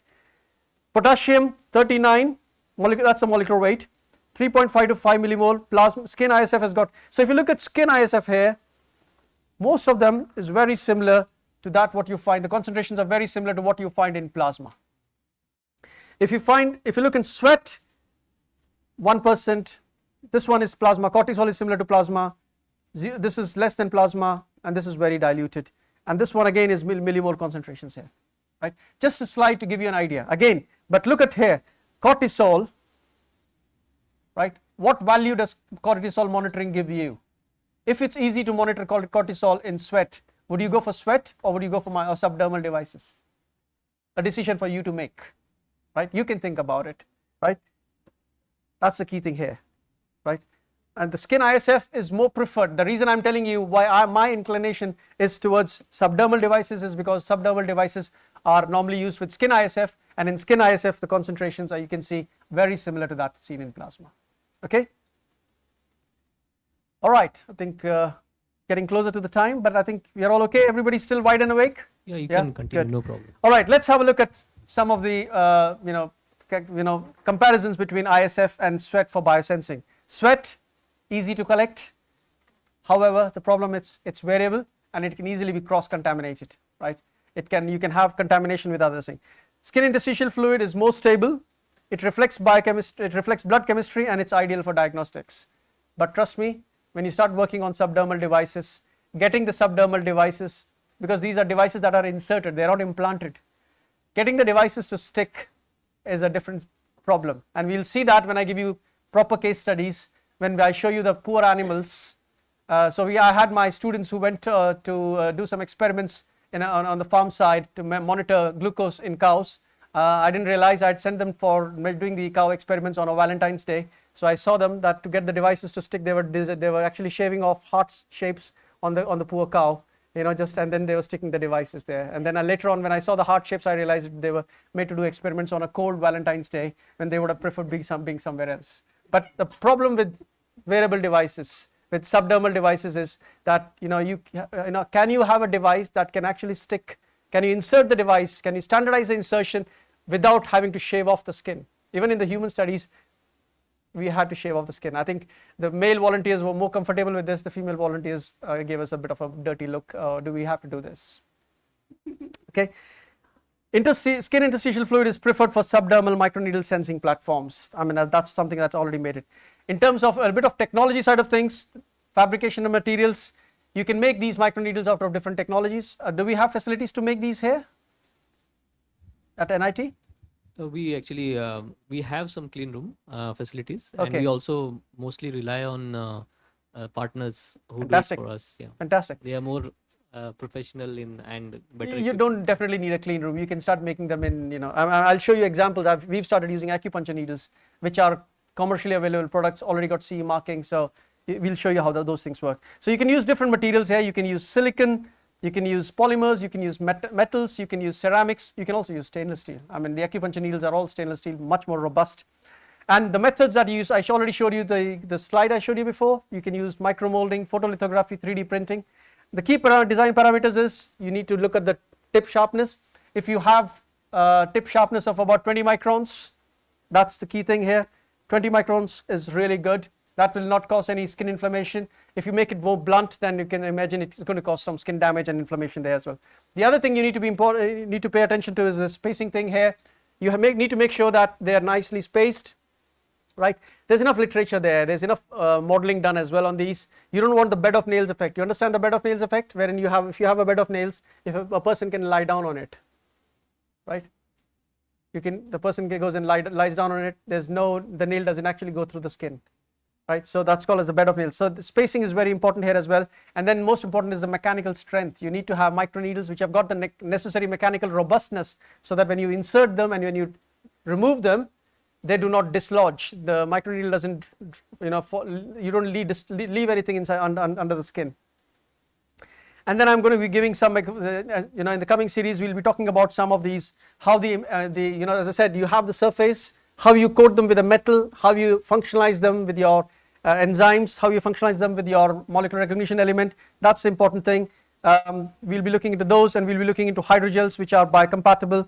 And then I'll give you some examples of subdermal wearable sensors for livestock and human monitoring. And then we're going to have some lectures on AI as well, machine learning and things like that. All of this will come in the next few slides. This is some images I'm going to show you, which we'll be talking about as part of the case studies. This is the first human pilot studies, which was done back in 2013. As you can see, those were the days before my marathon days, so I'm a little bit more kind of stoutly built here. And that's the clinician there, and we managed to convince our clinician as the first participant, so that's a healthy participant we have there. You can see that the devices have been inserted on the forearm, and then we're using an IV cannula as the gold standard, and then we're doing a correlation study there. When you study a device, there are two parts of the study. One is tolerability. We spoke about the GlucoWatch, and we saw how the tolerability was really bad, and that's why the acceptability went down. So the first important thing about your medical device should be tolerable. So these are some devices, these are some examples to show you visual assessment. We'll do this case study, so I won't go much deep into this, but I just wanted to point out that this term tolerability is very, very important. So bear in mind that when you're developing devices, you have to look into tolerability of those devices. This is how the bioinstrumentation evolved. You can see the first studies that were done in 2013. We were using a trolley where our bioinstrumentation was sitting. We were mainly focusing on the biosensing side of things. Again, that's a picture of another, and this is how you normally represent pictures. You don't show the pictures of the participants there. The first participant happened to be a clinician again, whom Khalid knows very well. Second one again was another colleague from bioengineering department with type 1 diabetes. Third one, no points for guessing this one. This is somebody doing studies in the home settings, which is very important to get your devices running. And the device I'm holding in my hand is a BIAP device, which Khalid was working on when we were at Imperial College. This is how our data looks like. When you actually get this is how the data is actually, right? Those of you who, you look at the traces here. So these are, you normally represent your data. This is a chronoamperometric plot. This is the current values you're getting, and you see the peaks here, and then you see what's happening here. And these stars are point measurements that are being done with venous blood measurements that are taken every hour or every half an hour. And this is where we are comparing our device, performance of our device with CGM. You can see that we have a good correlation of the events that we have, showing that the device are performing as we need. Remember one thing, when you have your wearable sensors, you are not measuring glucose, you are measuring current. You have to then take that current and then correlate it to the glucose if the events are matching. And that's what we're going to be learning as part of the case studies as well. So as I said, I'm giving you a summary of 15 years of my experience, and I would like you to build on that and take it forward and see how far you can take it. Again, this is how you represent the performance of your device. This is what we call as a Clark grid error. Right, in this you have the different zones here, you have this thin line here. What you're doing is you're correlating the performance of your sensor against a gold standard here. You try to be as close to that line as possible, but in the case of glucose, you have different zones. You have zone A, and then you have zone B here, and then you have zone C's and zones D. If your values fall in zone A, if all of them fall in zone A, fantastic, you're destined to become a millionaire. If not, don't worry, you can work hard again and try to get these values which are in zones B and zone C to again start falling. You go back and re-optimize the device. You still have a chance to become a millionaire there, okay, or a billionaire, whatever you want to become. And these are some pictures of some human studies which I will be presenting. I think in the interest of time, I'm just going to quickly scroll through, just show you exactly how the devices now you have these platinum microneedle based devices which are mounted on a PCB electrode, and how we use this for measuring glucose and lactate. This is some data here. This is where we saw that I showed you the data before, the raw data. Look here, this is how you get the data. This raw data sometimes doesn't make any sense. I mean, this is all smooth graphs. You see, look at this data here. This is what the lactate, this is how noisy the data is. To make sense of this data, if you bring in the AI models, it works much better, and then you can get a much better correlation as well, and much better assessment of your performance as well. And that's to show you this particular device here, where these are the 3-day studies that have been done, day 1, day 2, day 3. This is measurement of the lactate when somebody is running, cycling, and again cycling. You can see the different lactate levels there. These are Clark grid errors. You use the Clark grid errors for looking at the performance of your glucose sensors, and you use what is called as a Bland-Altman plot.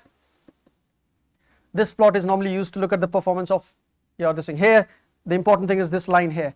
If you haven't understood this, don't worry, all of this is going to come. We're going to have plenty of examples, plenty of case studies, and we're going to discuss very fine nitty-gritties and everything related to these studies here.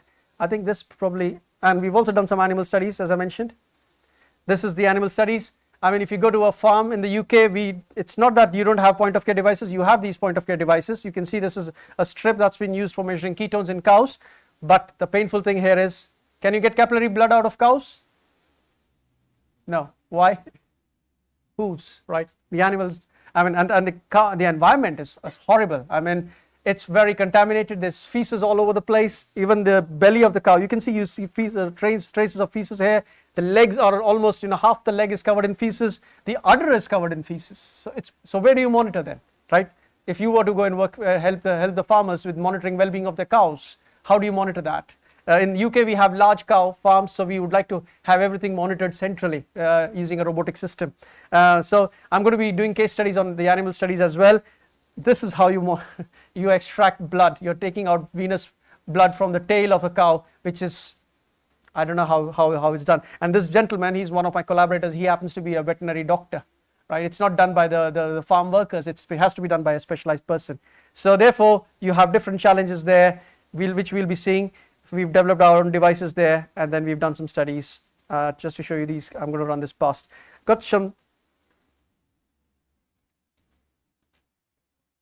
Just to show you this video, that's that similar to a heart-shaped thing that's been done by the students there. This is an applicator to standardize insertion, and he's used the applicator, inserted the device, and takes it off, and the device is sticking there.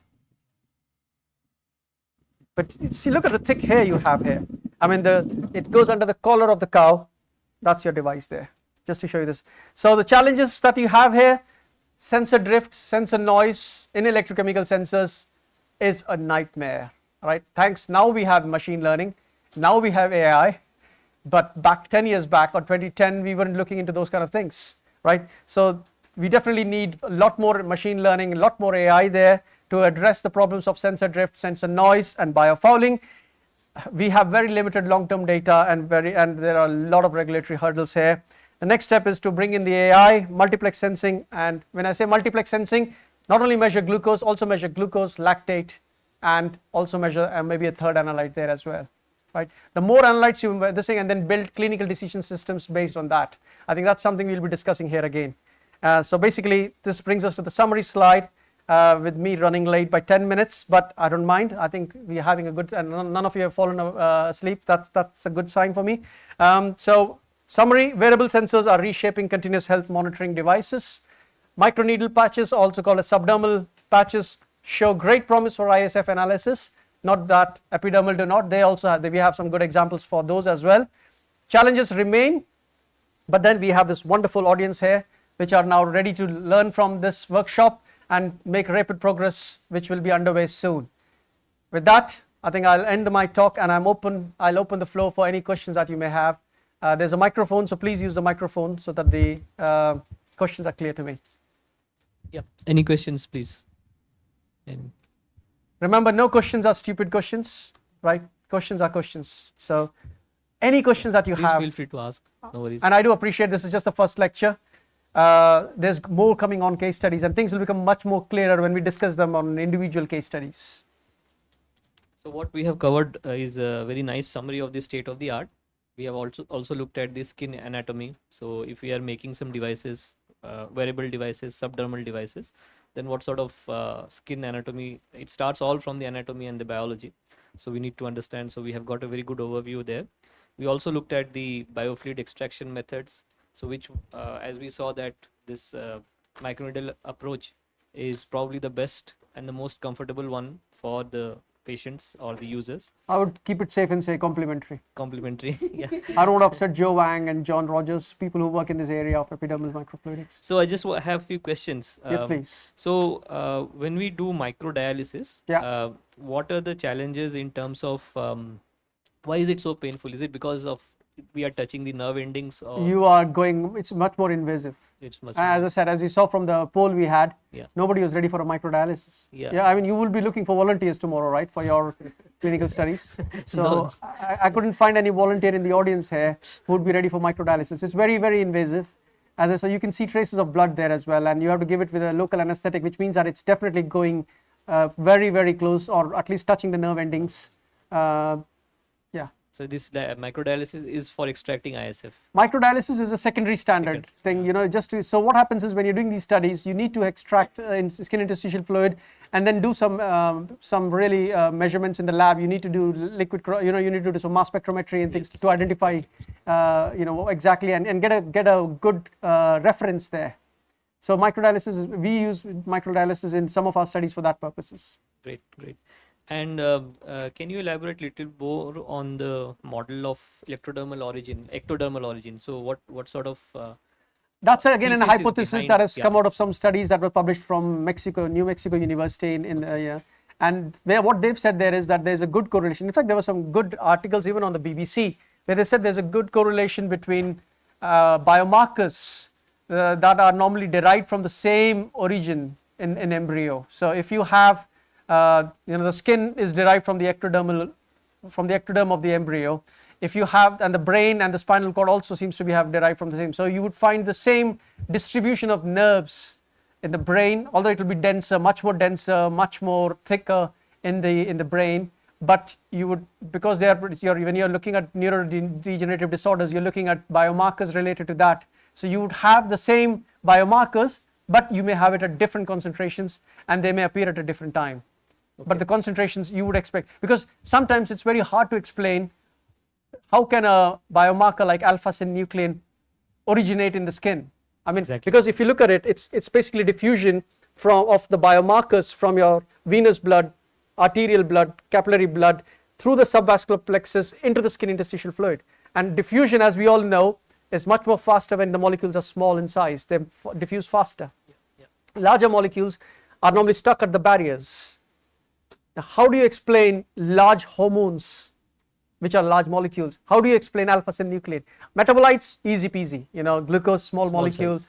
You know, that's all being produced and they've been dumped there. They also have some coming through the sweat as well, through the sweat glands. How do you explain the larger molecules? For that, there was this ectodermal theory, right? ectodermal origin theory. Yeah, I think it can lead to a new discovery of Absolutely. I mean, that's why skin is turning out to be a very useful sample matrix, skin interstitial fluid. Great. And that's why I fondly call it a treasure trove of biomarkers. So when we talk about tolerability, what exactly do you mean in terms of, is it in terms of pain or in terms of what exactly? So the is that slide I tolerability? showed you, I'm sorry I had to rush through that because we were running a little bit of this in time. The slides I showed you here, if you remember this slide here. This one. Yeah. This is basically when you insert the device, Right. and you worn it for 24 hours. So you're looking at after 24 hours, you remove it, you get these marks here, right? And these marks disappear depending on the color of skin. Right. In fairer skins, they stay a bit longer. In darker skins, they disappear much faster. Now, if this was causing some form of an inflammation, like we looked at the example of GlucoWatch, where the adhesive was causing a real bad rash. Imagine you wear a device and it gives you a rash. Yep. Right? So imagine it giving you an infection or giving you a crack or something like that. So that's what we call as tolerability. How well is it going to be tolerated by the person who's wearing them?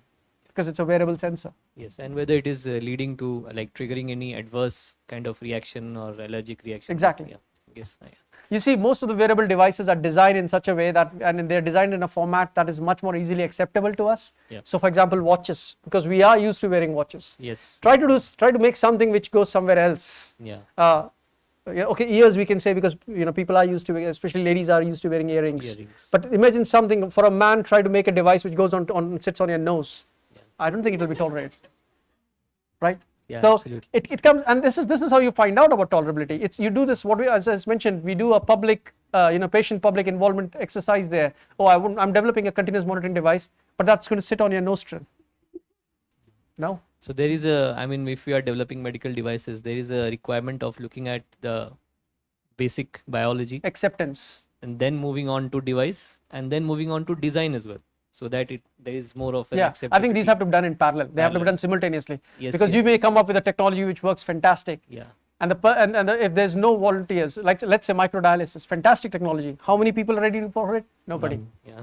That's so.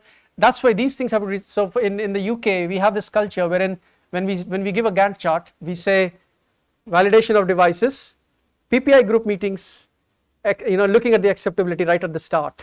Great. You don't want to be making something like the Google, lens, Yeah. and then finding out that there's no takers for it. Right. Yeah. Absolutely. So it has to start right at the beginning, Right at the when start. you are developing starting a project, kicking Exactly. off, so that you can think of how to integrate many things in a small form factor in a wearable device sort of form. But quite nice actually. It's very useful to know. And this 20 micron thickness, that Yeah. tip sharpness, Yeah. that's the sort of That standard. comes from a paper that was published, I think it was a paper that came out of the Netherlands, I think one of the institutes in Netherlands, where they said that anything above, ideal dimensions for the tip sharpness, which is,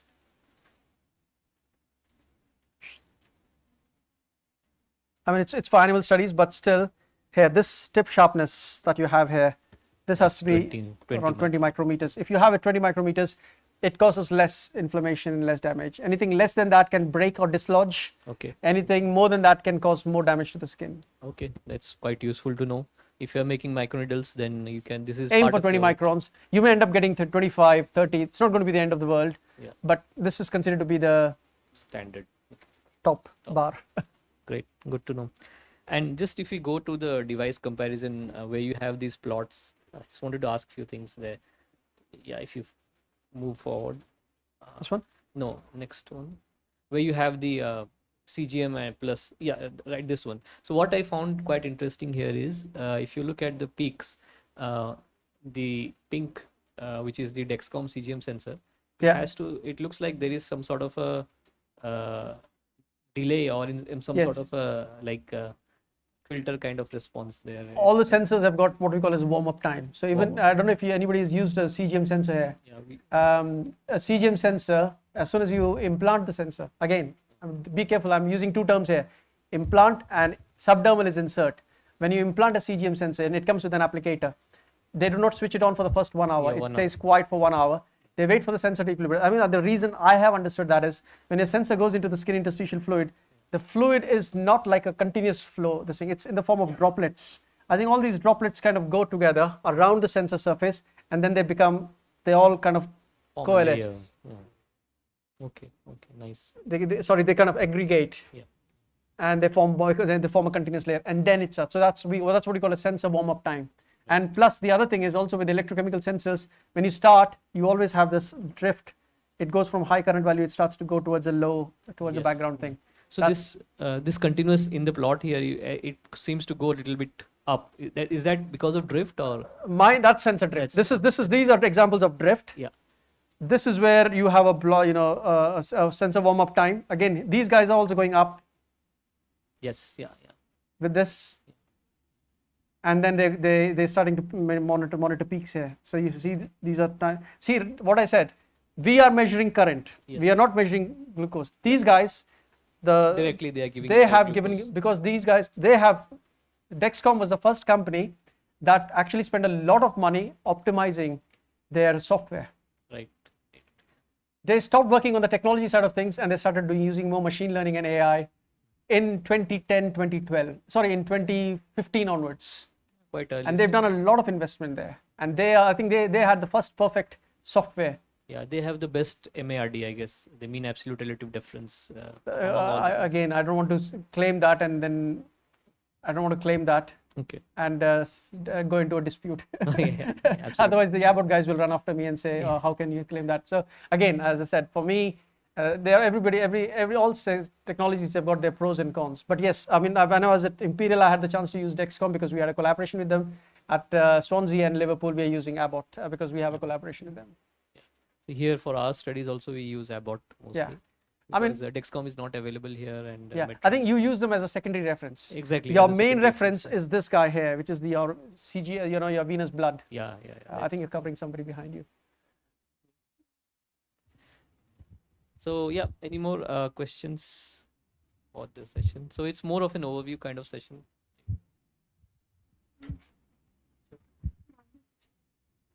I just want to know, like, is CGM sensor, like, can we call CGM sensor minimally invasive sensor or subdermal? Because just No, now it's you not told it's yeah, subcutaneous.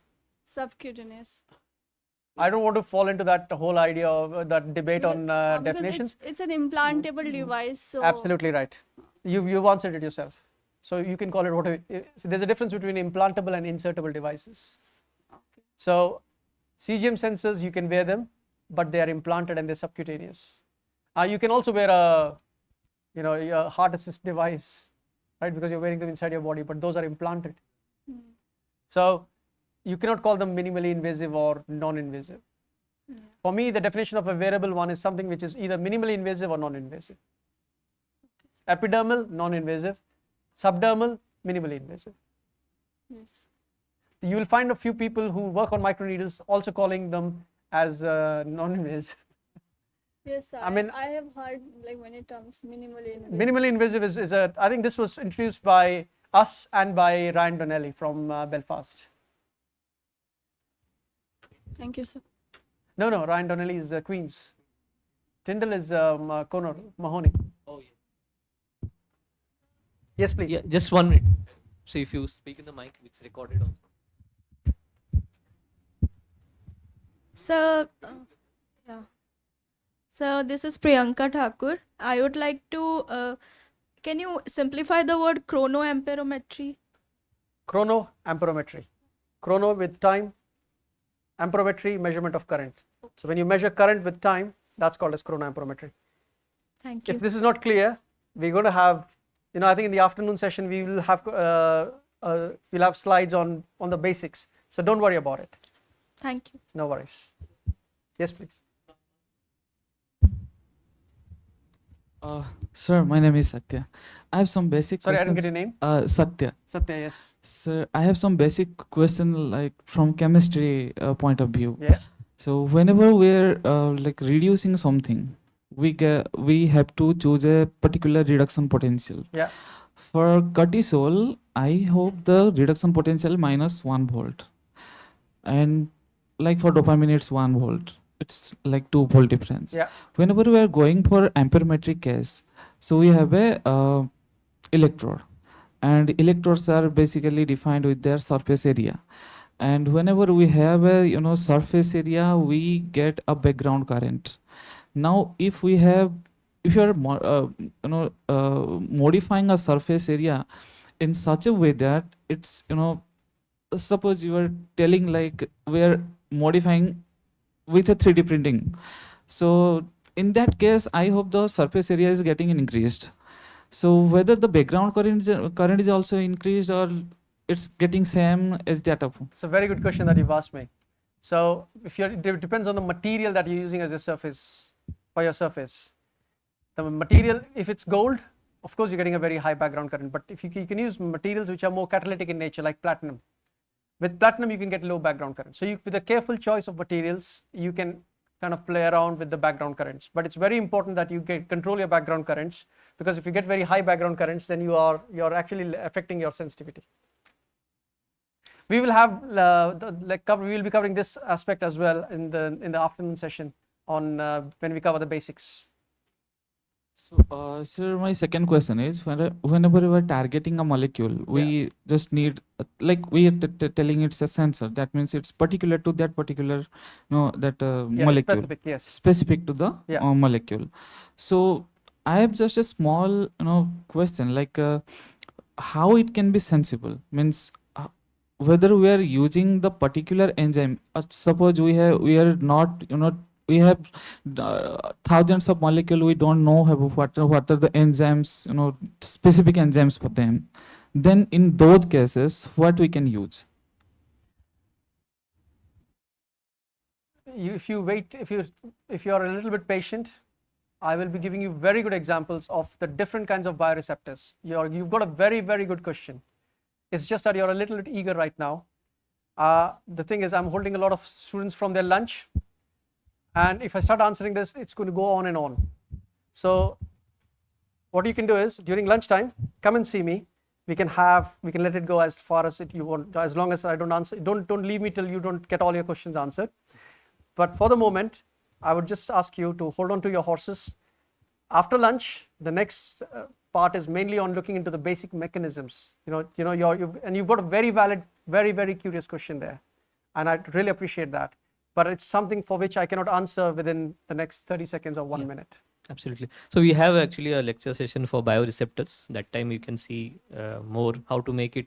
I guess you are asking about how to increase the specificity of the sensor. So you can have a look at that time as well, or you can talk to sir, like he said, after lunch or during lunch.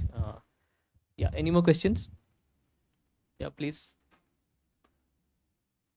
You can ask anything. So the like basics about chronoamperometry, amperometry, and all these electrochemical techniques we'll be covering in the next lecture, actually in the afternoon. Yeah. Any more questions? Again. Hello, sir. I'm Pragyan, PhD scholar here.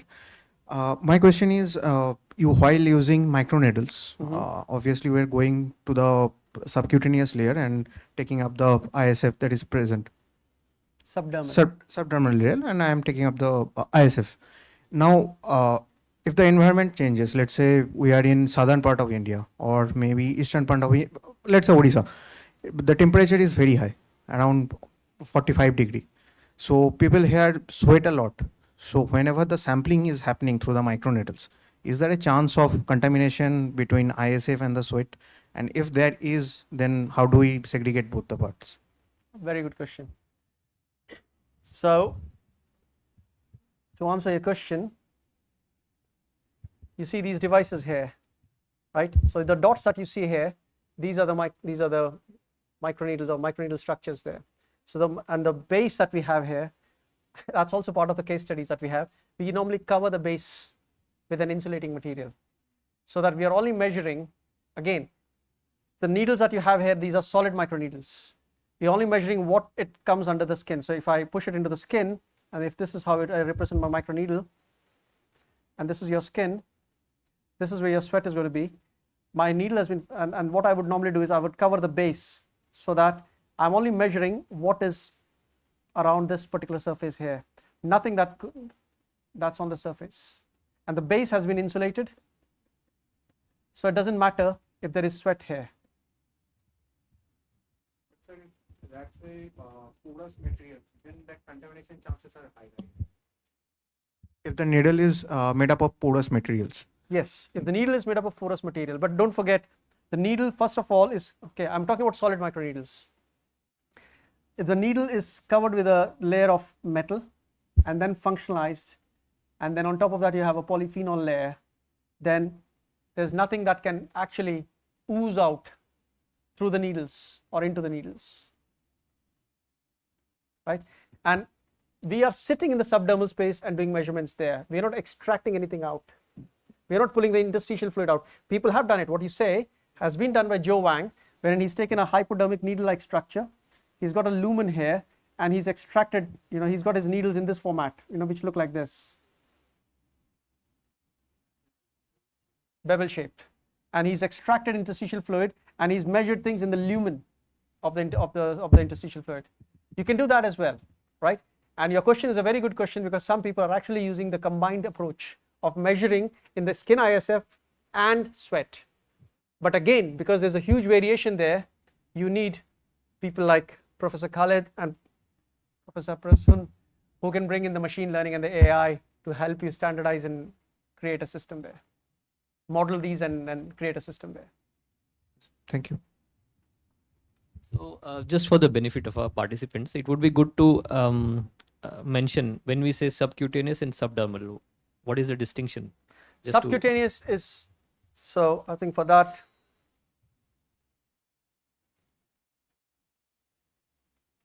let's have a look at this one. Can you see where subcutaneous tissue is? Yes. Yeah. Can you see where the subdermis is, where the space between the epidermis? So microneedles would sit in here. That's why I was trying to show you in that image. Injections could be subcutaneous. Okay. So if you have a device which is subcutaneous, if you're looking the sensors that are commercially available, CGM sensors, they will go all the way deep in, sit in here. Yes. Right, and we are measuring here, just below the epidermis, in the dermis. That's why we call them as subdermal. It's actually a nice specification, because when you say minimally invasive, some people also refer to CGM as minimally invasive. But where do you distinguish between? CGM is technically it's not minimally technically, invasive, yeah. but as I So said, I don't want to just, ruffle feathers of people who claim it to be. As I said, I mean, if you look at this microanatomy here, you see this is your blood vessels here, right? Yeah. So anything that goes below here, and in fact, people who use CGM, sometimes I myself have used CGM many times. You've used it, yes. And when you pull it out, when you dislodge it, you see some blood. Little bit of blood coming. You see some capillary blood there, and your nerves are also here in this area. Sometimes you even feel a tingling sensation with the CGM sensors. And I mean, in subdermal devices, you would not touch, or you would not. No, get subdermal devices sitting here. Not until unless you really push them very hard, and until unless your skin doesn't become too floppy and too skin this thing. If you're not causing any damage, it doesn't say. So look here. This here image. Actually, I should have mentioned this here. This is meant to be a CGM sensor. Look, this is where it goes. Yep. This one. Yeah. And this is where the microneedle goes. The microneedle. So just a I showed you a video. Or so your array, like microneedle array, how do you insert it? Like just a applicator. You use an applicator to stand. I showed you the picture of with the. You remember the picture with the cow? Yes, sir. That's where you were. That's an applicator.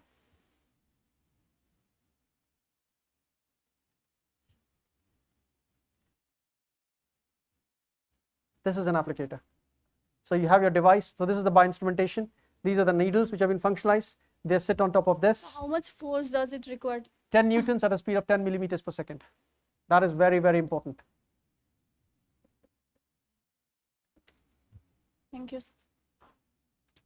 And it's a spring-loaded applicator. Anybody can design it. If you have a 3D printer, you can design these. I mean, my PhD student is designing these in the lab using his 3D printer.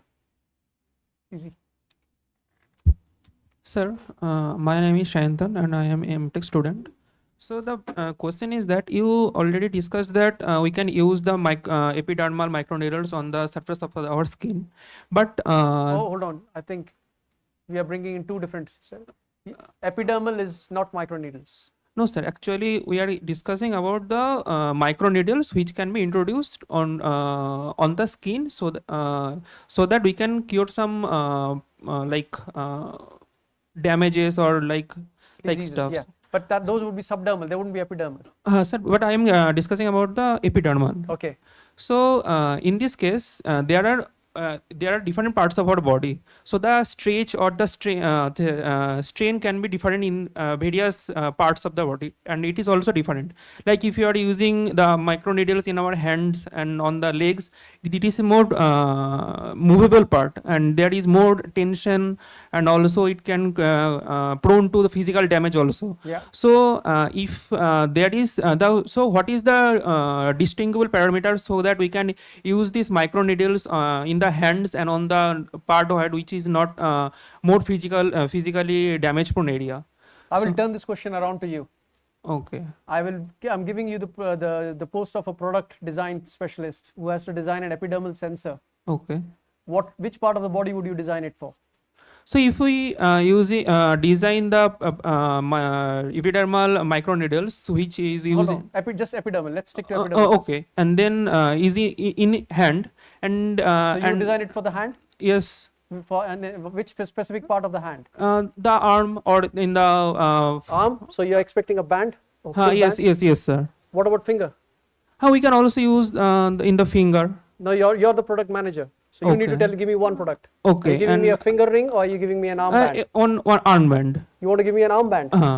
That will be more expensive than a finger ring. Yes. So what I'm trying to say here is, without what I'm trying to say here is, cost is a very important factor that you have to take into consideration when you're designing the devices. But you want the devices to be affordable. Okay. If you make something which is in the form of an armband, it will be much more expensive to make and sell and afford. If you make something in the form of a tiny little ring finger which can do the same job, because at the end of the day you're measuring concentration, you're not measuring volumes. Yes. So it doesn't matter how big your sensor is, right? You can measure that same thing with a small surface area. So you design something. So cost is a very important factor, and it's good you brought up this question. And this is how I'm going to answer it. Is it will depend on. And sir, also on another question is that this region is more prone to physical damage because it is using in our hand. So we should need some optimization so that this device can be endure that kind of physical damages also. So Well, that normally the design engineer, whoever designs a device, does take into account all the factors. Okay, right? For example, when we started working on our devices, subdermal devices, we thought which would be the best part. We started using the forearm. Yes. Because it was easy for us to stick something here because you have a much surface area here. Yes. And then in the next studies we started using the back of the arm because we were having CGM sensors. They were sitting on one side of one arm. We said let's have the other one sitting exactly in the same location, same anatomical location. Okay. Humans is easier because you can do some studies. It's the animal part which is really hard. So the site is also specified, but that means we cannot use anywhere in our body that type of devices. It depends on what device you're making. Okay. See, I can give you, for example, in the animals. One of my preferred site in the animals, especially in cows, is udders because the udder is highly vascularized. Okay. And I have a feeling that if we manage to tap into the udder, we can actually pick up even infection. Okay. Because it's highly vascularized. You are actually, in the skin interstitial fluid is very much in where you can see there's very much in close contact with the subvascular plexus there. Okay. Okay. But again, as I said, this is something that depends on the type of application. What are you designing it for? Imagine, is it easier to wear a ring and go for a run, or is it easier to wear an armband and go for a run? This is a personal choice. Okay. Yes. Thank you, sir. So, any more questions? Yes. Yes, please. Like, have been using for the last 15 years. So what is the regulatory aspect related to it? Because before it is getting translated, we need to understand that these are some sort of the insertable device or just a patch sort of the device. So what is the regulatory in the UK? In the UK, it's straightforward. It's a medical device. Okay. And I think it falls in class 2. Class 2. Yeah, Okay. I think it falls in class 2, if I'm not wrong. I need to go and check one more time. And I think we had to appear in front of a research ethics committee as well. Okay.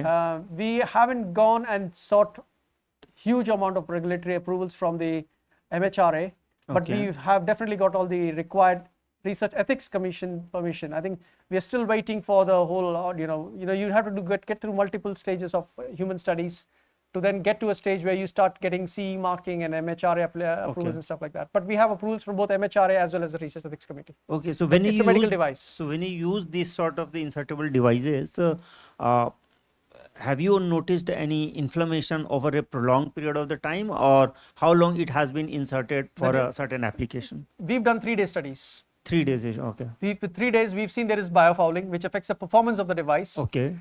There have been cases of adverse reaction as well in some people. Okay. But that depends on the nature of the skin. Okay. Okay. It also depends on the person as well. But by and large, they are very safe. Okay. So just also to add to this, our digital twin is the microneedle device that's used for therapeutic drug delivery. Okay. So we are following them to see exactly how they're getting the regulatory approvals. Okay. So this is also the opportunity to tell the students about digital twin as well, which I think you can explain better. Okay, thank you. So any more questions? Otherwise, we'll close off this session. No? Okay, thank you very much. Thank you, Professor Sanjiv. Thank you. For the nice session.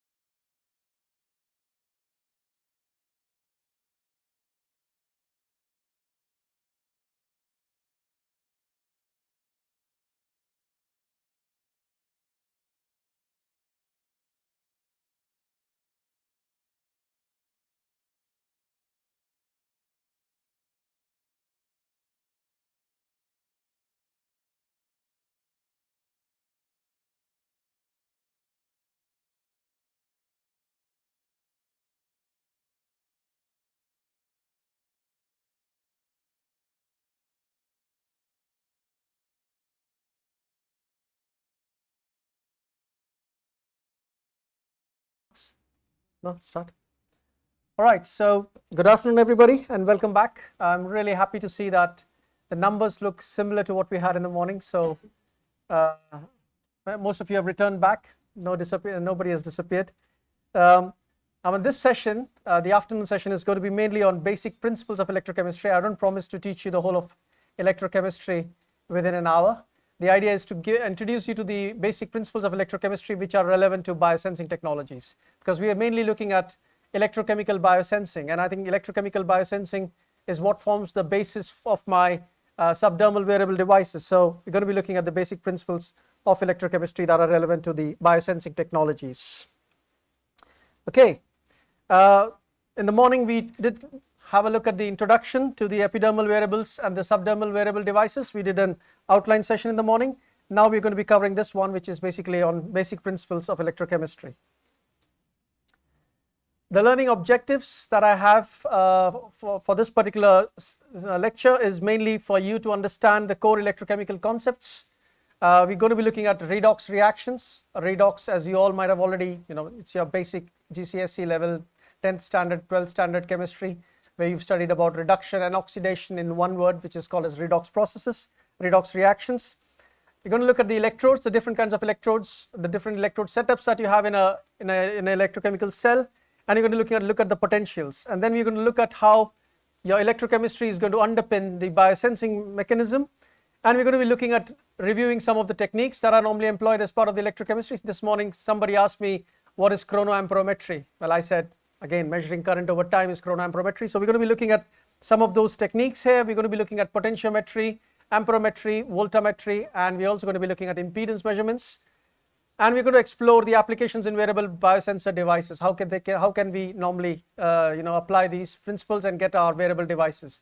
I do appreciate not everybody in this audience has got enough knowledge on electrochemistry. Not everybody studied electrochemistry. Not everybody is a chemist here, and not everybody knows about biosensors. So please be patient. I think slowly as the course progresses, you will learn more and more about the basic principles of biosensing technologies, especially the electrochemical principles that underpin the biosensing technologies. All right, suggested reading. I mean, this book, if anybody has managed to read this already, I mean, hats off to that person. This is the Bible of electrochemistry. It's a book written by Bard and Faulkner. There's also other books written by Joe Wang as well. I would strongly recommend that. I've got a DOI for you here. I think you can get the online version of this particular book. It's good for looking into the principles you're working on and why certain techniques are good and certain techniques are not very useful. So it depends on what you're measuring and how you're measuring. That decides on what electrochemical techniques you're going to be employing for your for the biosensing application. All right, now we take a step back, and this is going to delving down very much into fundamentals. When I was sitting here, I heard a few people mention that they're not from the field of biosensors. So this is here a few slides to help you understand exactly where biosensors sit in the real world. A chemical sensor, people, and everybody understand what chemical sensors are? Do we have example of chemical sensor in this room? We should have one, right? We should have an oxygen depletion sensor somewhere, which should basically tell us or send an alarm when there's oxygen levels drop down. Or we should have a carbon monoxide sensor. Normally households are meant to have carbon monoxide sensors so that if carbon monoxide leaks, you have an alarm, basically evacuate, right? That's how a chemical sensor. What a chemical sensor does is, or what a chemical sensing device is, it's a device that transforms chemical information, mostly in the form of concentration, of a specific sample, and it takes it and gives you an analytical useful signal, right? When you talk about the sensors that you have in the room, you don't get to read any numbers there, but you get an alarm there, and that alarm is good enough signal for you to evacuate. Sometimes when you look at the example of blood glucometers, you have a reading there, right? So you basically have a device which converts or transforms chemical information into something that's useful, that can be analytical. For example, a reading of blood glucose, that's telling you about what the blood glucose levels are. And normally these devices will have two components which are connected in series.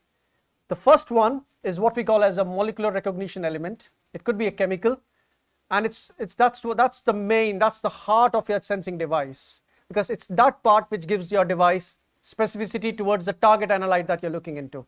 And that part is also called as a receptor. And the second part that you have is called as a physicochemical transducer, the one that's involved in basically once you've identified the target molecule, and then to give you a signal that corresponds to the concentration of that target biomolecule. That's what a physicochemical transducer does. It transduces, or it does a transduction, it does signal transduction of the chemical concentration into something which could be an electrochemical transduction or into an optical transduction. That's what normally happens. In a biosensor, your molecular recognition element is something which is very biochemical-ish kind of thing, which is involved in a biochemical mechanism or involved in a chemical mechanism. That's the only difference between a chemical sensor and a biosensor. Biosensors are normally where you have, instead of a receptor, which is your molecular recognition element, which is the heart of your device, which helps you in giving you information specific to your target analyte, a biosensor has got a bioreceptor. We've seen examples of bioreceptors such as your enzymes, we've seen examples of antibodies, we've seen examples of aptamers, and we've seen examples, the other examples I'll be giving you as we progress would involve molecular imprinted polymers or plastic antibodies. Remember this term, plastic antibodies, a very, very useful term because it's a very versatile technology, and this is going to be the future for tomorrow as well. Okay, so biosensor is a device which involves where the recognition system utilizes a biochemical mechanism. That's the keyword here. You have a biochemical mechanism here. We take a step back and look at where do biosensors find applications. What type of samples are we looking at, right? I mean, I know we have a mix in the audience. Some of you working in the area of environmental sciences, some of you working in the area of biology, of cells and things like that. So what are the different types of samples you can have? So if you look at electrochemical biosensors, which areas would your electrochemical biosensors fit in? First would be cell cultures. Anybody here doing cell cultures? No? I can give you, okay, yes, we've got Professor Khalid doing some cell culture here. I can give you some classic examples of human umbilical cord vein endothelial cells. These were cells I was working on, and we needed to know exactly. So when you have a cell culture, especially when you're trying to develop, look, the application area could be anything ranging from a diagnostic application to an area of developing a drug. Anybody heard about HeLa cells? Right? Has anybody watched the movie HeLa cells? The lady after HeLa cells. What's the specialty about HeLa cells? They're the first line of cancer cells which stay alive outside the body. And there's a beautiful program, there's a book actually, it's called The Immortal Life of Henrietta Lacks. Well done. That's whoever has watched it, it's fantastic. It's a very good program, very good book to read as well, right? HeLa cells, right? You have your HeLa cells. You're subjecting your HeLa cells to different forms of therapy in the process of developing cancer cure. Look, I'm telling you about biosensing. I'm telling you about wearable technologies. These are enabling technologies. I'm not asking you to take over the baton and start working in the area of wearable technologies or start developing wearable technologies. You could be working in another field and you can use these enabling technologies to gather more information. For example, HeLa cells. We take HeLa cells, we subject it to a therapy, to a chemical intervention. We subject it to a pro-apoptotic drug and an anti-apoptotic drug, and then we look at its expression in the form of signals that we're getting, and we need to monitor that continuously. What would you use there? Something which is a real-time wearable device that can be embedded in your cell culture, and it can give you concentrations of things ranging from oxygen levels. What are the oxygen levels? Are the cells under any form of stress? We know that lactate is a biomarker of stress. You can monitor lactate. You can monitor multiple analytes. So that's the beauty of technologies like wearable technologies and biosensing technologies. You do not have to be working in these areas, but you can take these technologies and apply them into different areas. And actually that's what we are doing, and that's what's called translational research. You take the technology, apply it to find solutions for human health care. Affordable, low-cost solutions. So this is the example of cell culture. Your sample matrices could be a cell culture device, wherein a cell culture petri dish, for example, where you have your cells growing. You could have human samples, right? People know about the pathology labs. You go to get blood tests done. You can get urine tests done. People go for fecal testing as well. So you can have human samples. You can have biological matrices. You can have plasma, serum. You can have urine. You can have saliva. You can have different forms. You can have sweat that we saw this morning. So these are your sample matrices, right? So this would be in the category of what we call as sample matrices. These are your sample matrices. Similarly, there might be anybody working on food technology? No? You could have food samples. right? You have food is being, food security is a major challenge, right? If you look at the major challenges that the world is facing, what are they? Energy, food and health. These are the three major channels, three major challenges that the world is facing. You could have food that's been exported and you want to look at the quality of the food. You have mangoes being exported from India all over the world. Are the mangoes still good enough? Because they're never, plucked fresh and exported out. They're always, they always are kind of picked from the gardens or picked from the tree when they're quite unripe, and then they're sent through. Are they still in a phase where they have not been infected by microbes, right? You need to get some answers there. So that's where another area where you can have food samples here. And similarly, food adulteration, right? You all heard about plastic rice. You've all heard about cottage cheese, Indian cottage cheese called paneer being sold in the form of with all different mixed things. Milk adulteration, big problem, right? A lot of poor people, in the whole process of getting poor cows to milk more, they give them injections of oxytocin. Oxytocin helps in improving or increasing the productivity of milk, but it's a harmful chemical which, when ingested by humans, can actually have harmful effects, including organ failure. So you need some form of testing there. So that's where you have your food samples. That's your sample matrix here. And then you can have environmental samples. You can look into the environmental samples. You have the air, you have water, you have aerosols, you have soil, you have vegetation, you have wastewater plants, right?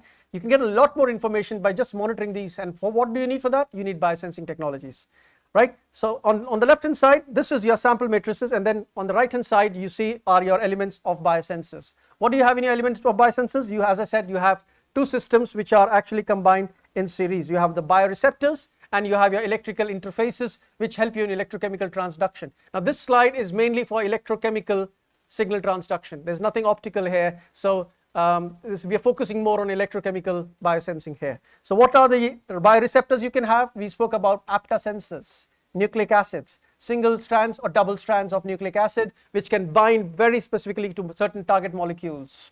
We have your cells, cell-based sensors, cell-based biosensing. It's a new field, but it's definitely evolving. It's not evolving at a rate that we would like it to grow, but it's still there. And then you have your antibodies, which this morning we referred to them as immunosensors, right? Again, when we study biology in school, we learn about antigen-antibody interactions because we know that that's a classic example of what we call as specificity.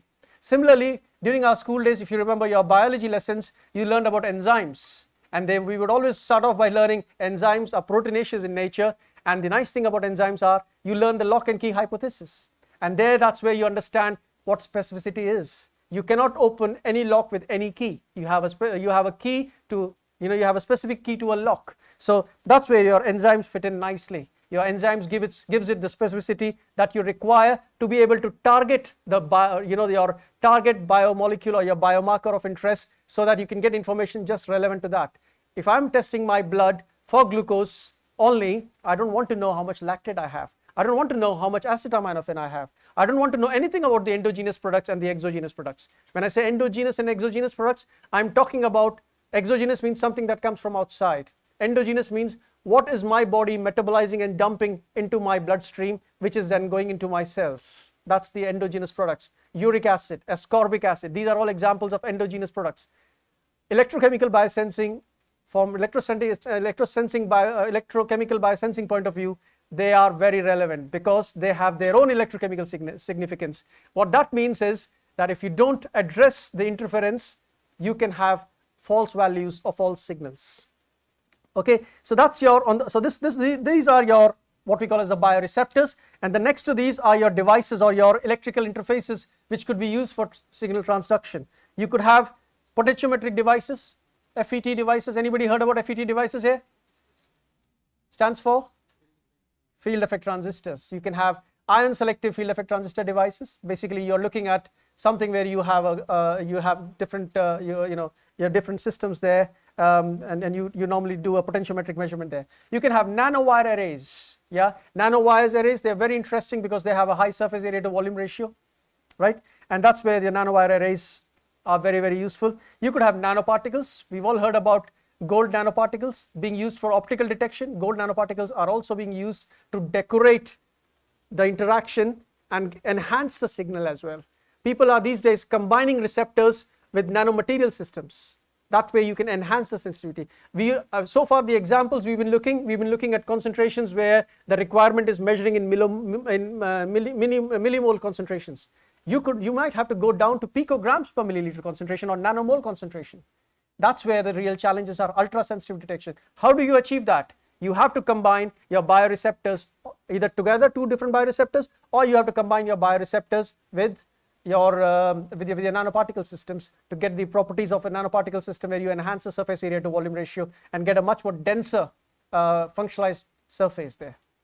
Okay, and then after this you have the next part, which is your electronic system, wherein you have a signal amplifier, you have a signal processor, and you have a display. I think these are things that will be covered by Professor Khalid in the subsequent lectures, but I think I'm going to stick mainly to these parts, which is your elements of biosensors, mainly to your transducers here. One of the interesting examples that we have in biosensors is glucose biosensors. I already mentioned this morning, it occupies a large chunk of the biosensing market, right? And I think if I have to teach biosensing, I normally give the example of glucose biosensing. Especially this is fantastic if you want to learn about enzymatic electrochemical biosensors or enzymatic biosensors. I'm going to explain how it works, and I'll do my best to explain it, and we'll take it from there, and we'll have a look at, the classic example would be that of glucose biosensors, which I say occupies around 85% of the total diagnostics market, and it's very, very important. Okay. Now, glucose biosensors has got a history, right? And this is also a way I can tell you a story of how devices evolve from first generation to second generation to third generation, right? We are all very lucky that we have a wealth of information to learn from. The first generation of glucose sensors were proposed and generated by Leland C. Clark. Unfortunately, this gentleman died in 2005. I think this should have been a person who should have got a Nobel Prize for his discoveries related to the biosensing principles and giving us the glucose biosensors. But anyway, that's a different world. I think he was American, a citizen, probably not very well connected to the institutions in Sweden, so probably might have lost out there. Anyway, I'm not going to go into that politics of Nobel Prizes. I'm just going to focus on the glucose sensors here. Let's have a look at glucose sensors. Okay, what do you think in a glucose sensor will be the molecular recognition element? What is going to be the bioreceptor? What is the best bioreceptor that you have heard of or know of, which will give the glucose biosensor its specificity towards glucose? Glucose oxidase, right? That's your glucose oxidase here, right? That's your glucose oxidase. This part is your glucose oxidase. Okay, let's see what happens. Where do you find glucose oxidase? Does anybody know where do we get our glucose oxidase from? Yes, please. I think you've given the right answer. Did you say fungus? Okay, the answer is fungus. You get your glucose oxidase from fungus. Glucose oxidase is produced from fungus. What's the role of glucose oxidase in fungus? Fungus's defense mechanism involves, every time it's attacked, the glucose oxidase helps in the production of hydrogen peroxide, H2O2. And hydrogen peroxide is the defense mechanism of fungus. It helps it kill the microbes that attack it. So the glucose oxidase is what is responsible for producing hydrogen peroxide in response to glucose. So we've done a very clever thing. In fact, this gentleman, Leland C. Clark, has done a very clever thing. Most of the things we do in real life also, we borrow those principles from biology or from biological mechanisms. I think Professor Khalid Mirza will tell you, the lab he was working from before was called the Bio-Inspired Technologies Lab. Technologies that are inspired from biology. Glucose oxidase or the glucose sensor is actually very much something that we have actually borrowed from the principles, working principles, from how the glucose oxidase functions in fungus or in fungi. What happens here? Don't worry about the cycles here. I'll explain it to you in a nice way. Just remember the few things here. This is your cofactor, right? This is your glucose oxidase. I'll represent it with GOX. Most of the people represent glucose oxidase with GOX. Glucose oxidase is an enzyme. Enzymes also normally have two parts, right? One is a prosthetic part and one is a cofactor. What's the property of the cofactor? Anybody? Any biologists in the room? Activating. How do they activate? How would you describe the chemical property?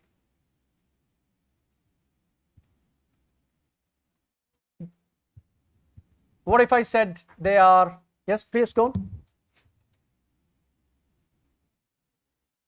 on. By the help of ions? By the help of? Ions. Ions, okay, yes, that's, you're marginally right there. Can I have a more accurate term to describe the behavior of redox species? Oh, I've given you the answer. The behavior of cofactor? They are mostly redox in nature. When you say something is redox in nature, that means it's something that can be reduced and oxidized. So you have your cofactor here, and there are different types of cofactors here. There's the FAD. Anybody knows what is FAD? Yes, flavin, and then adenosine dinucleotide, right? So you have your FAD, and then you have NAD, which is nicotine, right? Or exactly. And then you have your PQQ. You don't have to remember these names. As long as you remember GOX, that's fine. And remember, GOX has got a cofactor which could have one of these groups, FAD group, NAD group, or PQQ. PQQ are basically quinolones. Anybody worked on quinolones before? They are also redox molecules, right? When you say redox molecules, they are molecules which basically can be oxidized and reduced. Okay, let's start now. What happens here? So is that clear to everybody? Your enzyme has got a cofactor which is basically by nature a redox moiety or a redox molecule, right? That's attached to your enzyme. You have your glucose which is present in your sample matrix, and this sample matrix could be anything. It could be blood, interstitial fluid, saliva, sweat, whatever it is. Glucose in that species diffuses from the sample matrix onto the sensor surface. The sensor could be anything. It could be a point of care screen printed electrode, or it could be a wearable sensor, an epidermal wearable sensor, or a subdermal wearable sensor. Doesn't matter. We're just looking at the fundamentals here, right? You have a metal surface there to which has been functionalized into a glucose sensor by attaching glucose oxidase molecules there. Glucose from the sample matrix diffuses onto the sensor surface, and you have your glucose oxidase. Glucose oxidase falls in the family of reductooxidases. What it will do is it will oxidize your glucose into a glucose lactone, right? The lactone will diffuse away. Glucose comes, oxidizes. So what has happened? A part of your cofactor here, your FAD, NAD, or PQQ, which is in the oxidized state, oxidizes glucose to glucolactone, but in the whole process itself gets reduced. That's what happens in redox reactions, right? Does everybody agree with me on that? That's what happens in redox. So this has now been reduced, right? And this reduced form of the cofactor then reacts with the oxygen that's present. If you're talking about biological sample matrices, blood, does it have oxygen in it? It has. Skin interstitial fluid, capillary blood, all of them have oxygen in it. So this reduced form reacts with the oxygen that's here and this reduced form of the cofactor reacts with the oxygen here and goes back into its oxidized form. So you have a cycle there. What is the advantage of this cyclic process? You do not need to it regenerates itself. Fantastic, very good answer. It regenerates itself, which means that you do not have to replenish the enzyme, right? And then what happens is when your cofactor reacts with the oxygen, it produces hydrogen peroxide. What was happening in fungus? Same thing. You were producing hydrogen peroxide there. This hydrogen peroxide, if you apply a potential ranging from 1 volt, 0.9 volts, 0.7 volts, would then break down into water and oxygen again. You again regenerated your oxygen here. And in the whole process, release electrons, which can be measured using your metal surface electrical interface and can be seen in the form of an external current in your circuit using your signal amplifiers. All clear? Do you want me to repeat it? No? Everybody okay with me? Everybody with me? Still awake? Well done. Okay. If everything was fine here, do we need a second generation? So I'll repeat.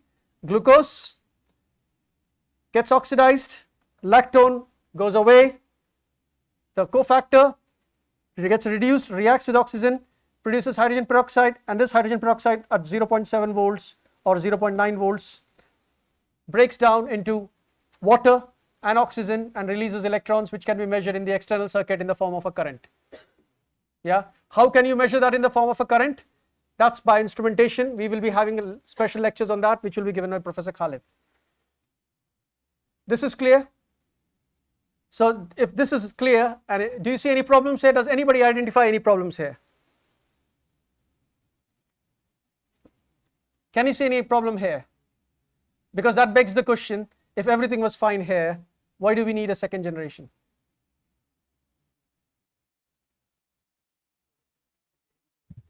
Pardon? Production of hydrogen peroxide? Yes. What's the problem with that? So it's corrosive. That's one good thing. Yes. What else? So to detect, we need current generation, and electrons are getting, I guess, used up for the hydrogen peroxide generation. So I don't know. Okay, good try, good try. I know what you're trying to say. You're trying to talk. You're actually trying to tell us about. You're alluding towards this high potential that we are applying, right? Yeah. So that's why we need, I guess, second generation of electrons. Okay, we'll come to that. Anybody else?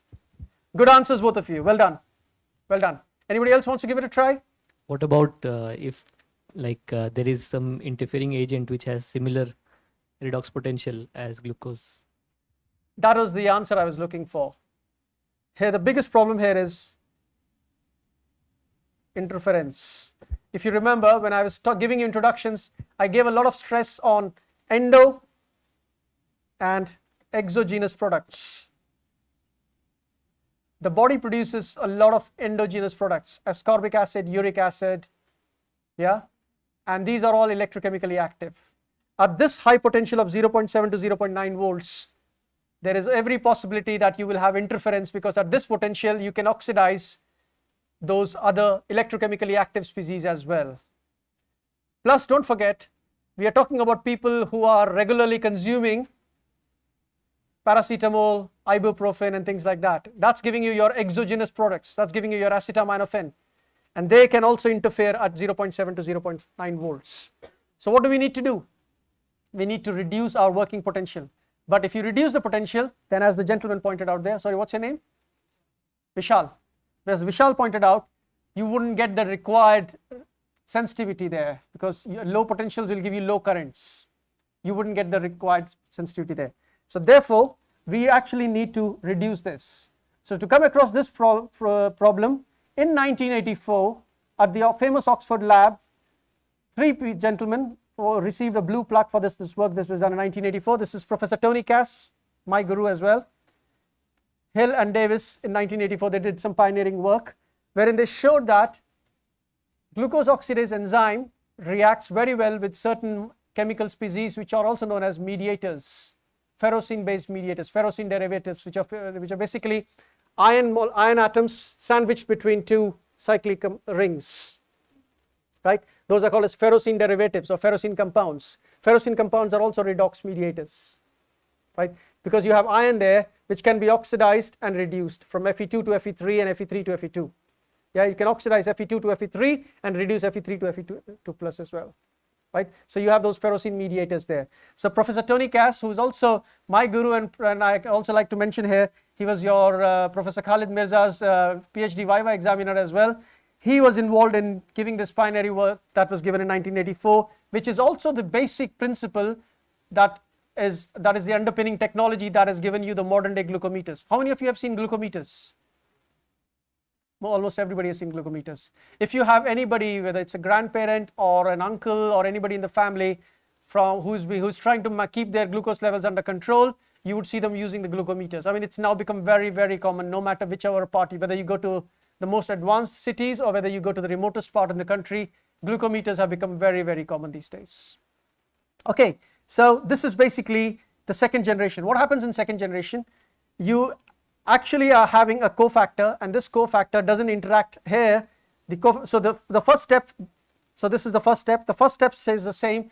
In the second step, you bring in your mediator, which takes over the oxygen concentrations. right? Don't forget, when tissues are sick or tissues are not well, unwell tissues will have a varying concentration of oxygen. The oxygen levels drop down as well. So measuring, especially measuring glucose in high altitude is always going to be a problem if you're using first generation, because oxygen levels are low there.